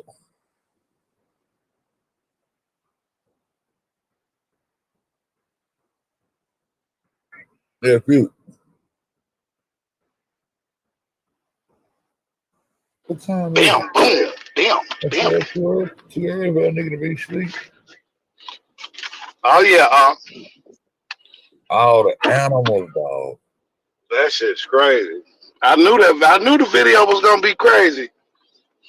I knew it was. All the animals, dog. Me over here to my goddamn lions and shit originated African and Asian lion smaller than the African lion and shit. Damn camel dog. Yeah. Elephant dog. Yeah. The cat, the feline, the cheetah dog. The dog. Goddamn dog. Yeah, don't forget about the what is that, marsupials, the mouses and all of that shit, man. Yeah, I was like, God damn. Blocking folks and shit, she sleep on her phone, knocking niggas head off. Man, that shit is crazy, man. That shit. We hold just a line about everything. But then it'd be like, man, we already said it once you go and get that connect the dots and find out that shit just be more just then you just don't you can't even tolerate a nigga just saying anything crazy. Man, you go ahead. I don't want to talk to you. Exactly. You trying to tell you something, you don't want this to what a nigga trying to tell you, Ain't trying to do your work for shit. These motherfuckers lie, boy. They lie all the way. They don't lie halfway. They lie all the way. That boy told this motherfucker got that sticky chest out there. I said, my nigga, you a book nigga. Nigga tap dance all the way around that shit. He got to get to the end and say, you have no place in the Bible. No, I just asked you for this. Dead the bug. I ain't trying to hear nothing about no God's word. None of that shit. Nigga, 200 lies. Nigga, these niggas took everything. Yeah. They was talking about rights and Trinity. They was cycling with goddamn God. Nigga, man, y'all gotta put this shit out, man. Straight up. That shit crazy. Straight the fuck up, You want to talk about some goddamn dinosaurs and all that old crazy shit.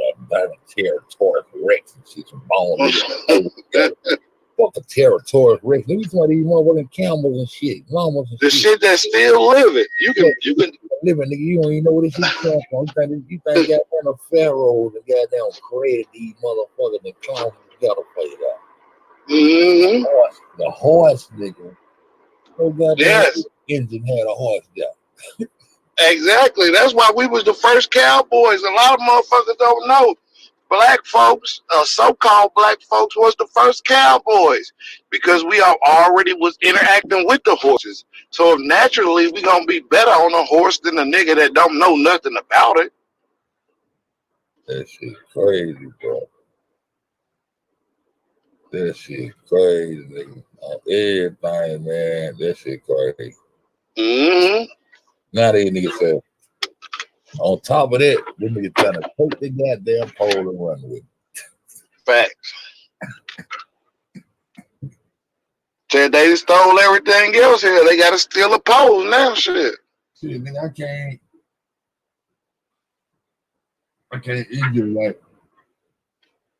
it's just like I can't even wrap my mind around the whole concept yet. Like I'm gonna be 3-4 more days trying to get this concept of these hoes.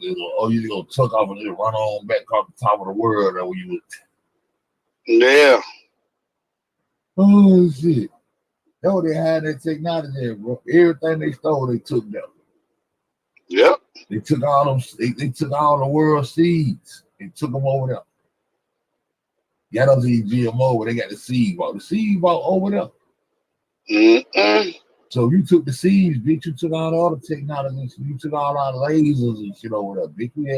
We had lifesavers like Luke Skywalker. Nigga, we was Darth Vader, nigga. Yeah. We took our laser technology. Nigga, we had laser technology. The shit you coming out with now, bitch, you already had. You slowly feeding back to it, nigga. Yeah. We couldn't shit with laser precision.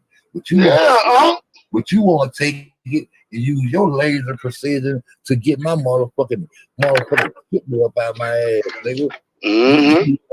Using our laser technology we would use for architecture, use it on our ass up under that goddamn microscopic surgery, you son of a bitch, you laser our ass with our own technology, eating our ass up, taking our blood, drinking our blood, nigga. Know what y'all doing with the technology?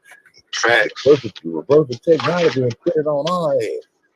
And you just laser to go in your brain. No, nigga, you using laser to build motherfucking beautiful shit, nigga.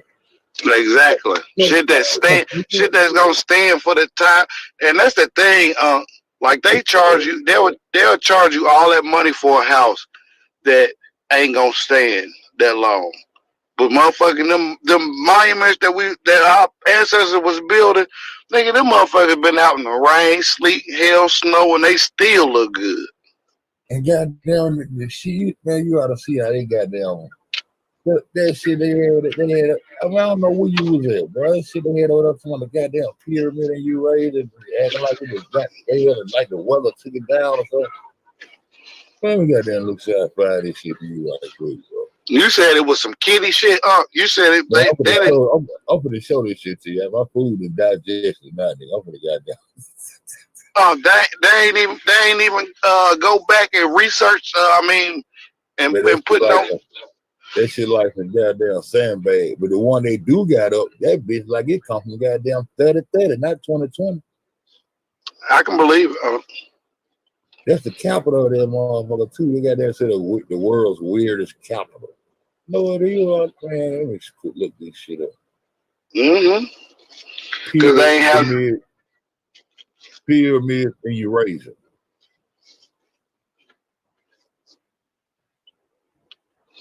They ain't had nothing to do with it.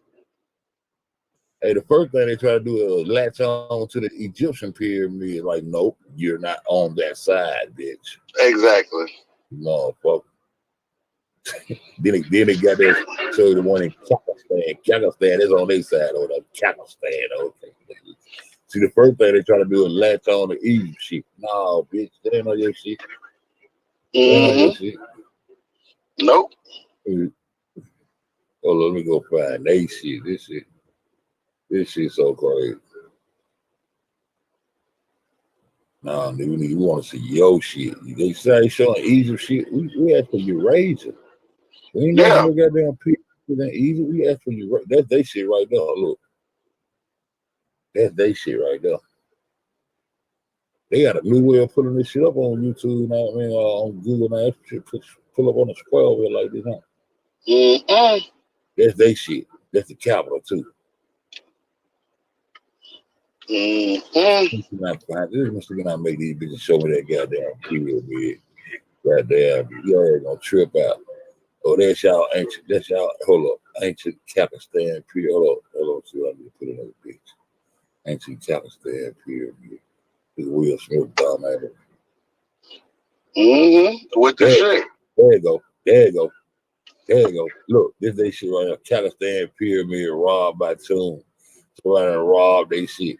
Look at this shit. Hell no. Ancient funeral chamber inside Kazakhstan pyramid robbed by. Let me see what says that robbed by. robbed by Tomb Raiders. Ain't nobody raided this shit. Mm-mm. Look at that shit, bro. What is that? That shit look like some old bullshit. That look like some shit that motherfuckers was, they was trying to be somebody else, nigga, and was not right and exact, nigga. This shit like some goddamn sandbag. What they trying to build a dam around this? What the fuck is this shit? Mm-mm.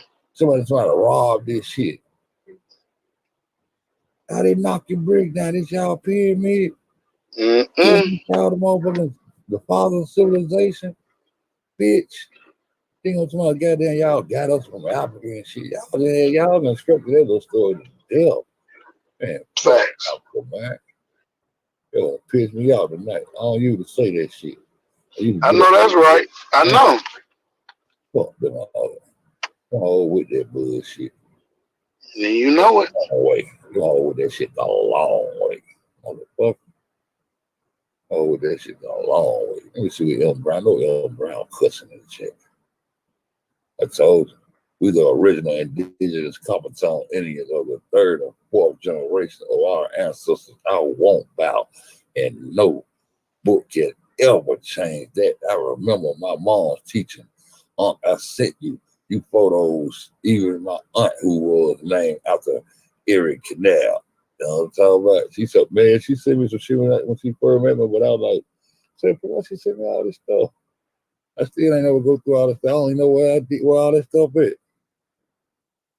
She sent me so much shit when she first started fucking on me. Oh yeah, I already know. Them Brown don't play no game. This shit crazy. These motherfuckers goddamn the hijack of the animals too. Yeah, how low down and dirty is that? Man. Oh boy. Oh, what we know getting down too, ain't Oh, I'm talking about getting down with the get down. I remember that nigga ain't had him in the video. Mm-mm. That's one of the first ones I watched right there for one from Indigenous America. Yeah, me too. Yeah, I went back and looked at them corn videos. Yeah, oh yeah. This nigga been getting down, get down. Y'all gotta go out all the time. Yeah, he ain't been playing around at all. Yeah, gang by the pound. Negroes were the Native Americans. I need to play that motherfucker. Yeah, I'm gonna dump this on the air tonight. Shit, it's 4:35, man. I can't keep doing this shit here. Yeah, this one ain't got all them goddamn information in it. I never ride out on this ATL. That's what's up.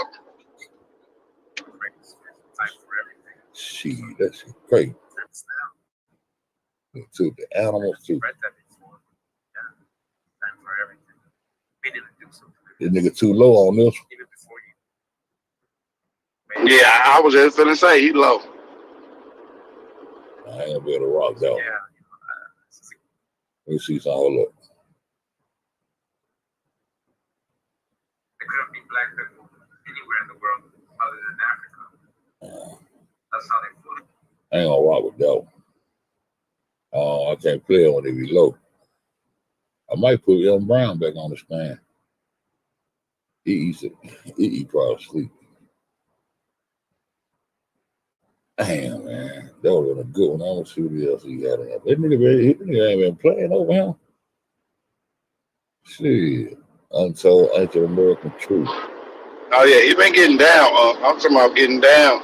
Man, he that one right there with the DNA testing, the DNA testing shit all the way on the end with the girl with the fro. Right here. Going slap dum dum. I was like, hell no, man. Want to play that one? See, if you want to. Hey, going slap dum dum. It's short too.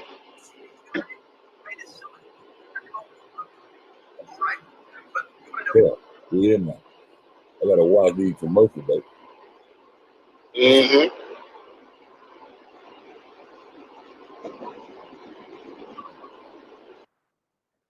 But today I wanted to discuss and show something that anyone can research, really. They actually, got over their personal feelings. All right, so we going back in. Places. It has nothing to do with it. All right, and they took the time to actually do some research.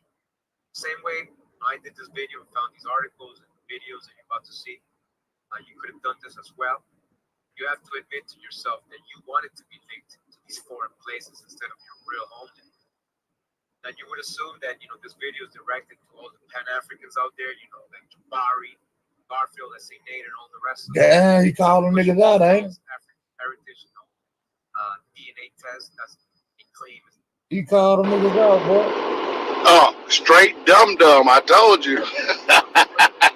Damn, he called them niggas out. It also goes to some of our indigenous families, our very own so-called operation. Basically, I just realized, based on comments I get, that they still believe in taking DNA tests on kids, basically to determine what tribe they come from, instead of actually doing real genealogical work. Right? I know brothers out there who base their indigenous claims, or they claim that they're Indian after doing a DNA test. Yeah. So they're going with that very low percentage they receive back. Native American 1.2 here, Lumpy 1.2 this, 1.2 Abenaki, 1%, whatever it is, Mohawk, whatever. So they do their DNA test instead of doing genealogical work. They get these little percentage results, and that's what they're running with right now. All right. He on their head. I'm very disappointed. They straight on their head. I was like, damn. Personal, but it's like a total slap in my face when I realized this actually happened within our American community.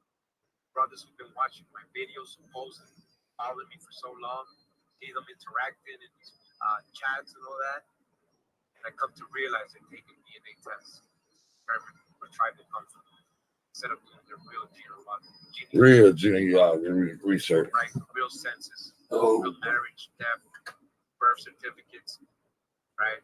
They're going with entertainment, right? So let's just get started.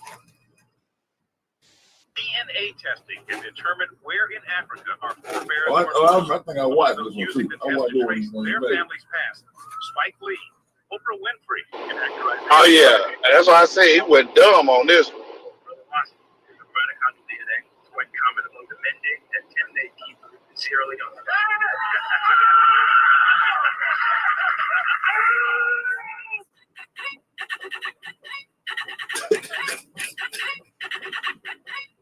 Oh, shit.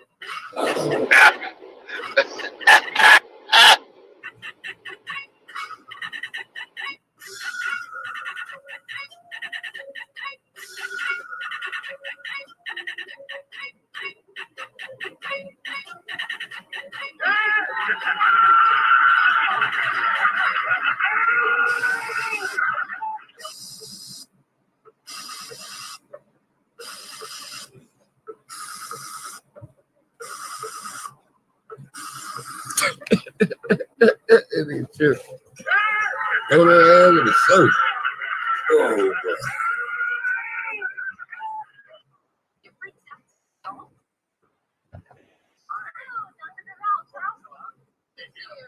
He's a population geneticist at University in Montreal. Last time you saw your DNA.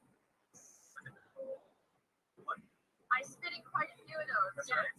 So once you send those to the company, they'll take your saliva, they clean it up, they will bring out the cells, so you can make DNA.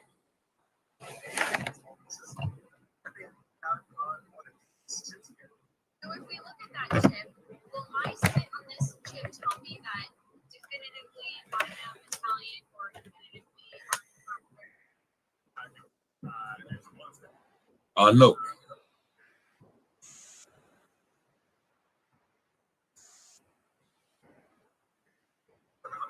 Yeah, tweaking shit. Yeah, tweaking, not twerking.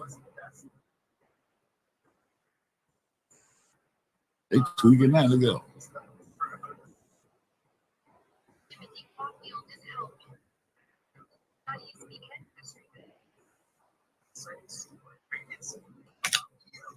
About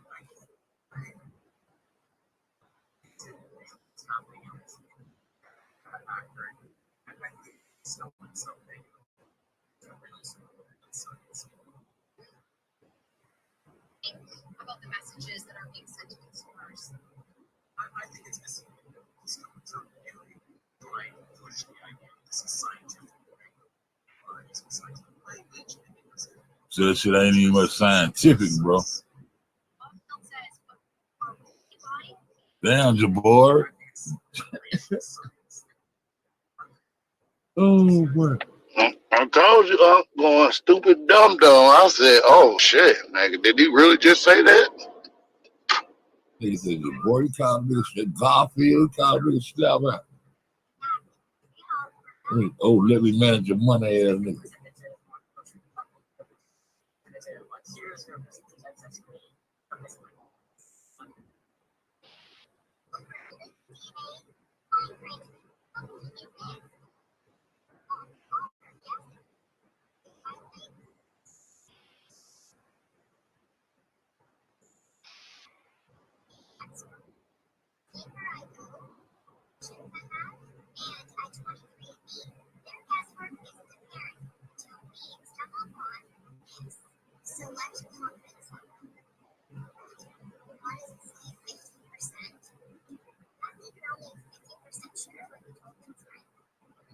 Confidence level.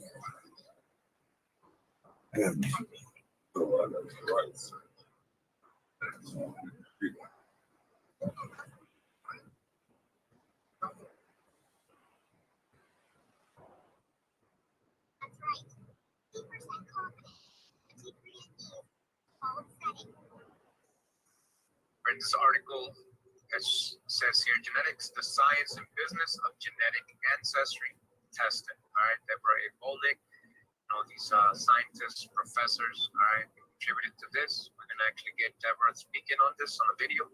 So I'm not going to read the whole article. I'm going to put this on the description as well, this link, so you can have it. Just real quick, and this article says here, another problem is that the questionable scientific assumptions are sometimes made when companies report results of a genetic ancestry test. For instance, when an allele or haplotype is most common in one population, companies often assume it to be a diagnostic of that population. This can be problematic because high genetic diversity exists within populations and gene flow occurs between populations. Very few alleles What a real shop hawk. diagnostic of membership in a specific Not by this fake ass DNA test. but companies sometimes fail to mention that the allele could have been inherited from a population which is less common. Consequently, many consumers do not realize that the tests are probabilistic and can reach incorrect conclusions. They're just taking estimates here. They're just guessing. Consumers Taking your ass to the window. learn about their race or ethnicity, but there is no clear-cut connection between an individual's DNA and his or her racial or ethnic affiliation. Again, there is no clear-cut connection between an individual's DNA and his or her racial or ethnic affiliation. Wow. Human genetic diversity are correlated with racial and ethnic categories because both are partially I can't get it no louder next year. Current understandings of race and ethnicity reflect more than genetic, Oh, you saw the other video, right? though haven't been defined in particular social historical context. For example, European and American colonial mission, social relationships and life experiences have been as important as biological ancestry, shaping individual identity and group membership. Many genetic ancestry tests also claim to tell consumers where their ancestral lineage originated. All right, again, they claim, all right, in the social group to which their ancestors belong. However, present-day patterns of residence are rarely identical to what existed in the past. Social groups have changed over time in name and composition. Databases of present-day samples may therefore provide false leads. Finally, even though there is little evidence that four biologically discrete groups of humans ever existed, the ancestry by DNA test creates the appearance of genetically distinct populations relying on ancestry informative markers. Aims are SNPs or other markers that show relatively large 30 to 50% frequency differences between population samples.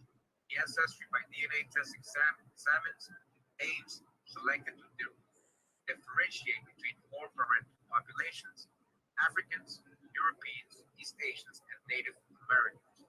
However, these aims are not found in all people who would be classed together as a given parental population. The aims that characterize Africans, for example, were chosen on the basis of a sample of West Africans. Dark-skinned East Africans might be omitted from the aims reference panel of Africans. All right? Because they exhibit different gene variants. Furthermore, some of the most informative aims involve loci that have undergone strong selection, which make it unclear whether these markers indicate shared ancestry or parallel selective pressures, such as similar environmental exposure in different geographical regions, or both.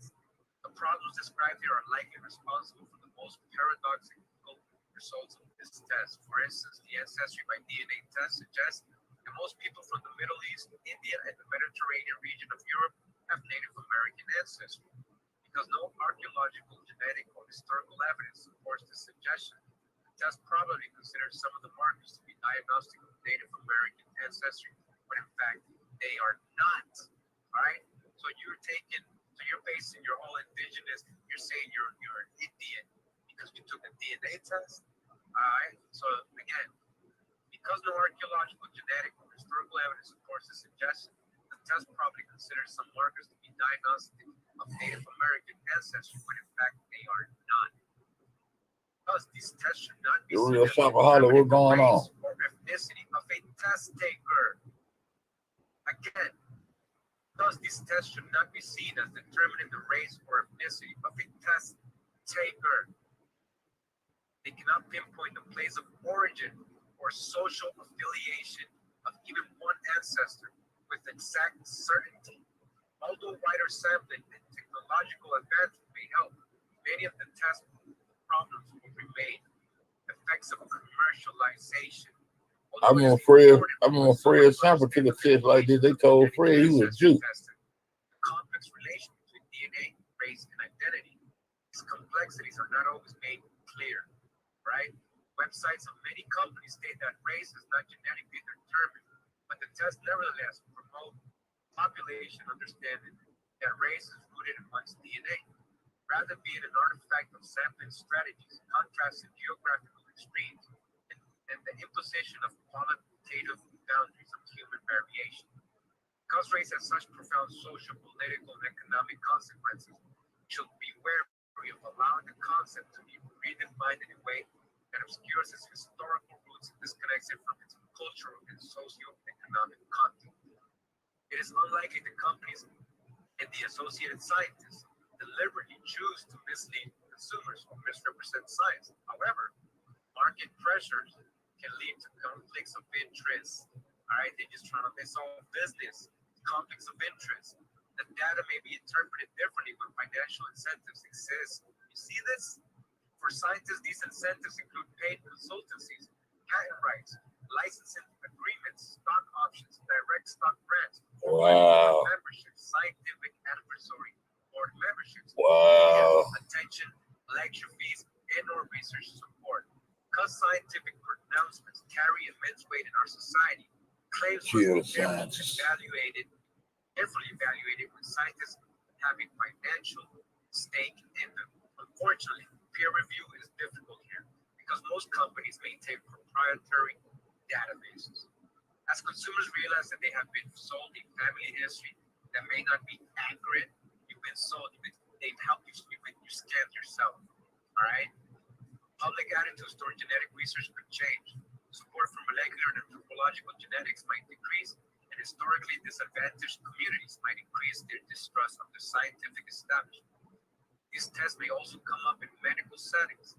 Many consumers are aware of the well-publicized association between ancestry and disease, and patients ask doctors to take their ancestry tests into consideration when making medical decisions. So now the patient is telling the doctor what to do. Doctors should be cautious when considering such results. doctors should know better. We must weigh the risks and benefits of genetic ancestry testing, and as we do so, the scientific community must break its silence and make clear the limitations and potential dangers.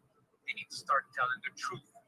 Just as the American Society of Human Genetics recently published a series of recommendations regarding direct-to-consumer genetic tests that make health-related claims, we encourage ASHG and other professional genetic and anthropological associations to develop policy statements regarding genetic ancestry testing. All right? You think about young African Americans growing up thinking that history started with slavery. I mean, how do you think that impacts their psyche? We went through slavery. We didn't start with slavery. To my Higginson, the prospect of tracing even a tiny fraction of our ancestry back to Africa was enthralling. 60 Minutes centered DNA to African ancestry, as well as genealogy companies, to see what they could tell us about Vi's maternal lineage. I'm sitting on the edge of my seat. The Kittles Company sent Vi what they call a certificate of ancestry. Oh my God! It says that you share maternal genetic ancestry with people from the Mende tribe in Sierra Leone. Do you know anything about Sierra Leone or the Mende people? No, nothing. People have been waiting a lifetime for something like this. Now, this is just a tiny bit of information now, But they take it as right? Because it's cracking open the door that was closed for centuries. there's a place in Africa you can say that I'm from. A tribe. I am thrilled. It puts a name, a place, a location, a people. It opens up such possibilities. But the problem is, Sierra Leone wasn't the only answer Vi got. A company called Relative Genetics found a match to a single person in the Wobi tribe in the Ivory Coast. Different? Well, I got all excited about that. This is different. Then a third company, Trace Genetics. Your particular sequence matches sequences reported among multiple Mandinka individuals in Senegal. What's up with this? And Family Tree DNA, the company that linked Vi with Marion in the first place, came up with a whole list of matches. This goes on and on. My goodness. So what do we know about Vi's ancestry? DNA does indicate that she has distant relatives in the Mende tribe, but she also has relatives in all those other tribes. So no one can say for sure where Vi's maternal ancestor actually came from. Italian, 37.7 over 20. But then we begin growing apart. I'm only 28% Eastern European on this one. I'm only 24% Western European on this one. This one actually says Poland. Mine doesn't. Mine does. What? Yeah. Look. Poland possible match. Poland was not detected on mine. It specifically says not detected. And it gets weirder. Okay, this is hilarious. This looks French and German. You don't have that at all?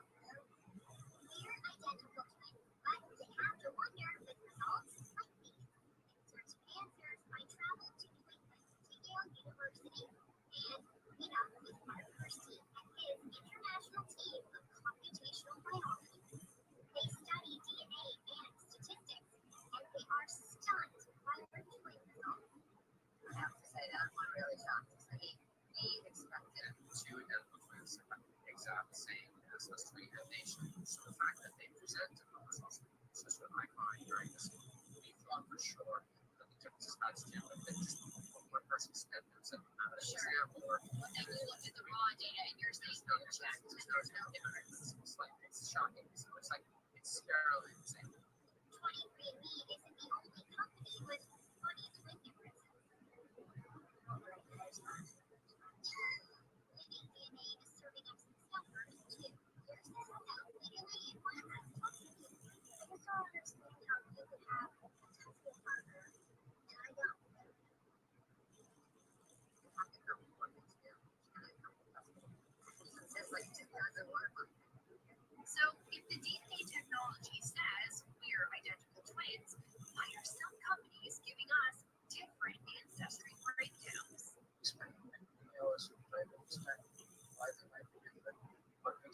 I think the clean thing to say is we don't know how they did the calculation from the assistants that get the same report and the did, right? Once 100% Irish and Europeans, but now we're at like 80%. The results don't stay the same over time. Often they change as the companies update their databases. Commercials don't mention that. What do you think about it?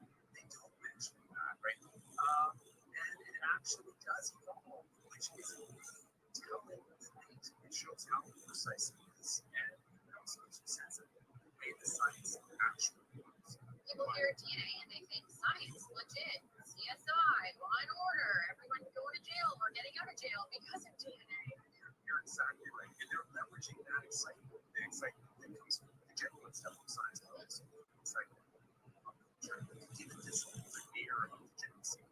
And I think that's what this is. For DNA kits called into question. They are the kind advertised on TV claiming to trace your ancestry. A woman says she used 2 different popular services to trace her family history and got wildly different results. Fox 32's Tia Ewing reports. Jennifer Smith says flipping through family albums helps her reconnect with the past. I want to learn I can't about my history. She recently took that learning one step further and decided to try a DNA testing kit. History.com, very popular, and all of the commercials they talk about them. Smith received the kit, followed the directions, and mailed it back. Like a lady on TV. Not making money, but that's what you do. Then she waited for 4 to 6 weeks, and I was shocked. Smith's breakdown from Ancestry showed 97% European and 2% Asian. I'm a black girl. I am not a Jewish white lady. I'm black. My parents were black. She contacted Ancestry with questions, but said a rep told her the results aren't accurate. She told me.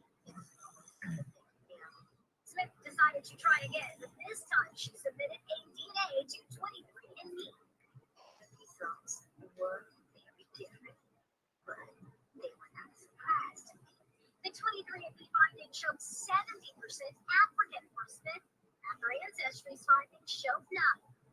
Both kids can't be right. One of them has to be wrong. These DNA tests for ethnicity, entertainment value only, entertainment value only, entertainment value only, entertainment value only. William Gilliland is a biology professor at Paul.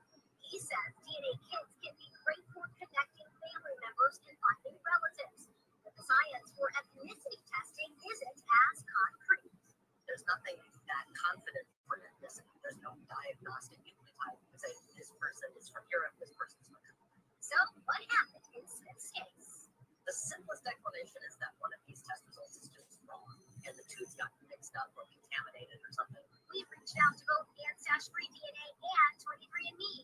Ancestry tells us it's incredibly unusual to find variations of this magnitude. The company says its best guess that the tubes were mixed up before they were sent to their lab. 23andMe says because companies use different algorithms to make ancestry assignments, you can find differences when comparing tests from different companies. It's exciting to make discoveries like this, but if they're not true, it's heartbreaking.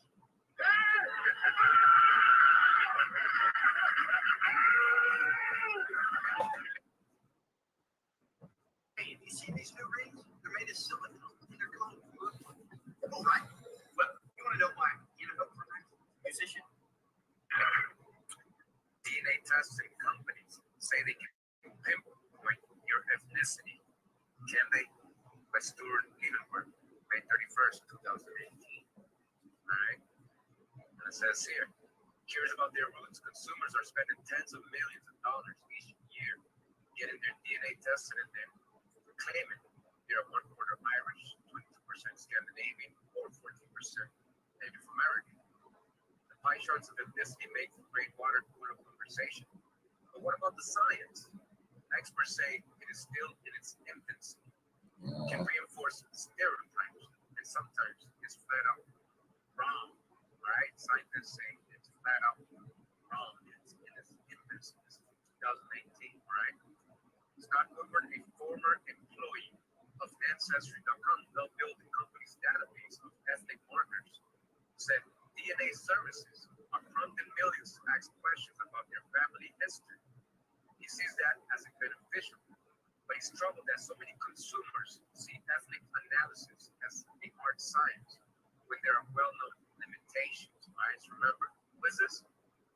He was the one who helped build the database for Ancestry.com.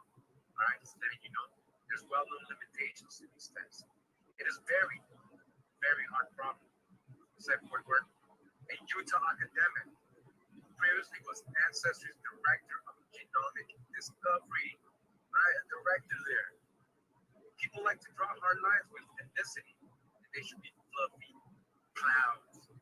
Again, Garfield, Jabari, let's say Nader, all you Pan-Africans out there, all right, you like to draw hard lines with ethnicity when it comes to these tests. But in actuality, they should be fluffy clouds. But Ancestry officials acknowledge there are large data gaps that prevent making connections between people's DNA and a certain ethnic groups worldwide, right?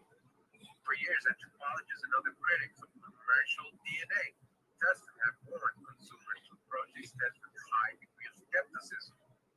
They might be accurate, but it might be just as accurate to look at yourself in the mirror, said Jonathan Marks, an anthropology professor at University of North Carolina, Charlotte. Mark agreed, there is a benefit in people exploring their ancestors' origin, but DNA tests, he said, too often become an endpoint in this exploration instead of a place to start. People need to realize that genomics companies are a mix of science and corporate hucksterism, Mark said. You need to think about the difference between the product they're selling and the product you're buying. I'm an NPR.org website that says, wait, you should think twice about those DNA by mail results for July 6, 2017 for Virginia. Right? The problem, Mark writes in his book, is the fabricated meaning that corporate science superimposes on the raw numbers that emerge from this process. Last week, Mark elaborated on this point in an email to me. To understand the ancestry test, you have to begin by looking at the fine print. These type of tests says for recreational purposes only. They all say this. Did you know that? What does that mean to you? If it says for recreational purposes only, or something very similar. It obviously is written by lawyers, not scientists. And it's a way of saying that the results have no scientific or legal standing. This is privatized corporate science, not ordinary science. How do they come up with numbers? They take DNA from people from this parent regions and compare yours to theirs. The numbers reflect a measure of your DNA similarity to those of the divergent gene. How do they calculate? Oh no. The algorithms are protected intellectual property. Are they accurate? About as accurate as looking in the mirror. All right, now we're in the CBC News Interactive. All right, from Canada. And this is an article talking about how people are, basically getting these fraudulent tribal cards based on fraudulent DNA tests. And they got a very funny example here. And I hope you understand what's going on and how they lie these tests, right? So it says here, heredity or hoax. How dog DNA helped it uncover a suspected Indian status scan. Dog DNA by Jorge Marrera and Tiffany Fox from June 13th, 2018, right?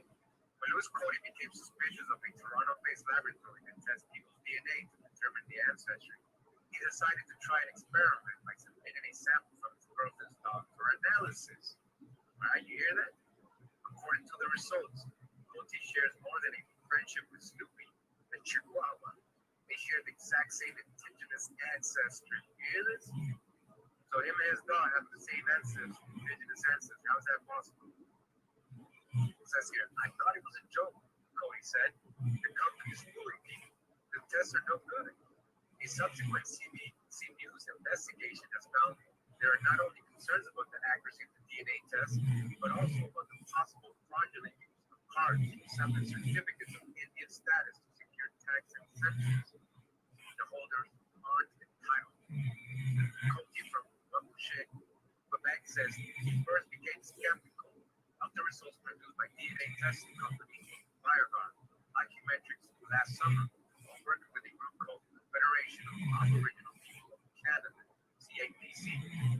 Alright, it says here, for $250, CAPC will arrange the DNA test and collect the samples from prospective members. The test itself is not by Fireguard. If the test confirms a person has at least 1% indigenous ancestry, it's another $80 for membership in the group and a CAPC card. Cody says it was his job to collect DNA samples from CAPC, but he started to have doubts. I heard some things that were not straight, as he said. So Cody says he bought 3 DNA test kits directly from Fireguard in July last year. He took 3 different samples, but she says he sent back to the company's lab. 2 of the samples contained drops of his inner cheek. He says he labeled one with his name and the other with his father's name.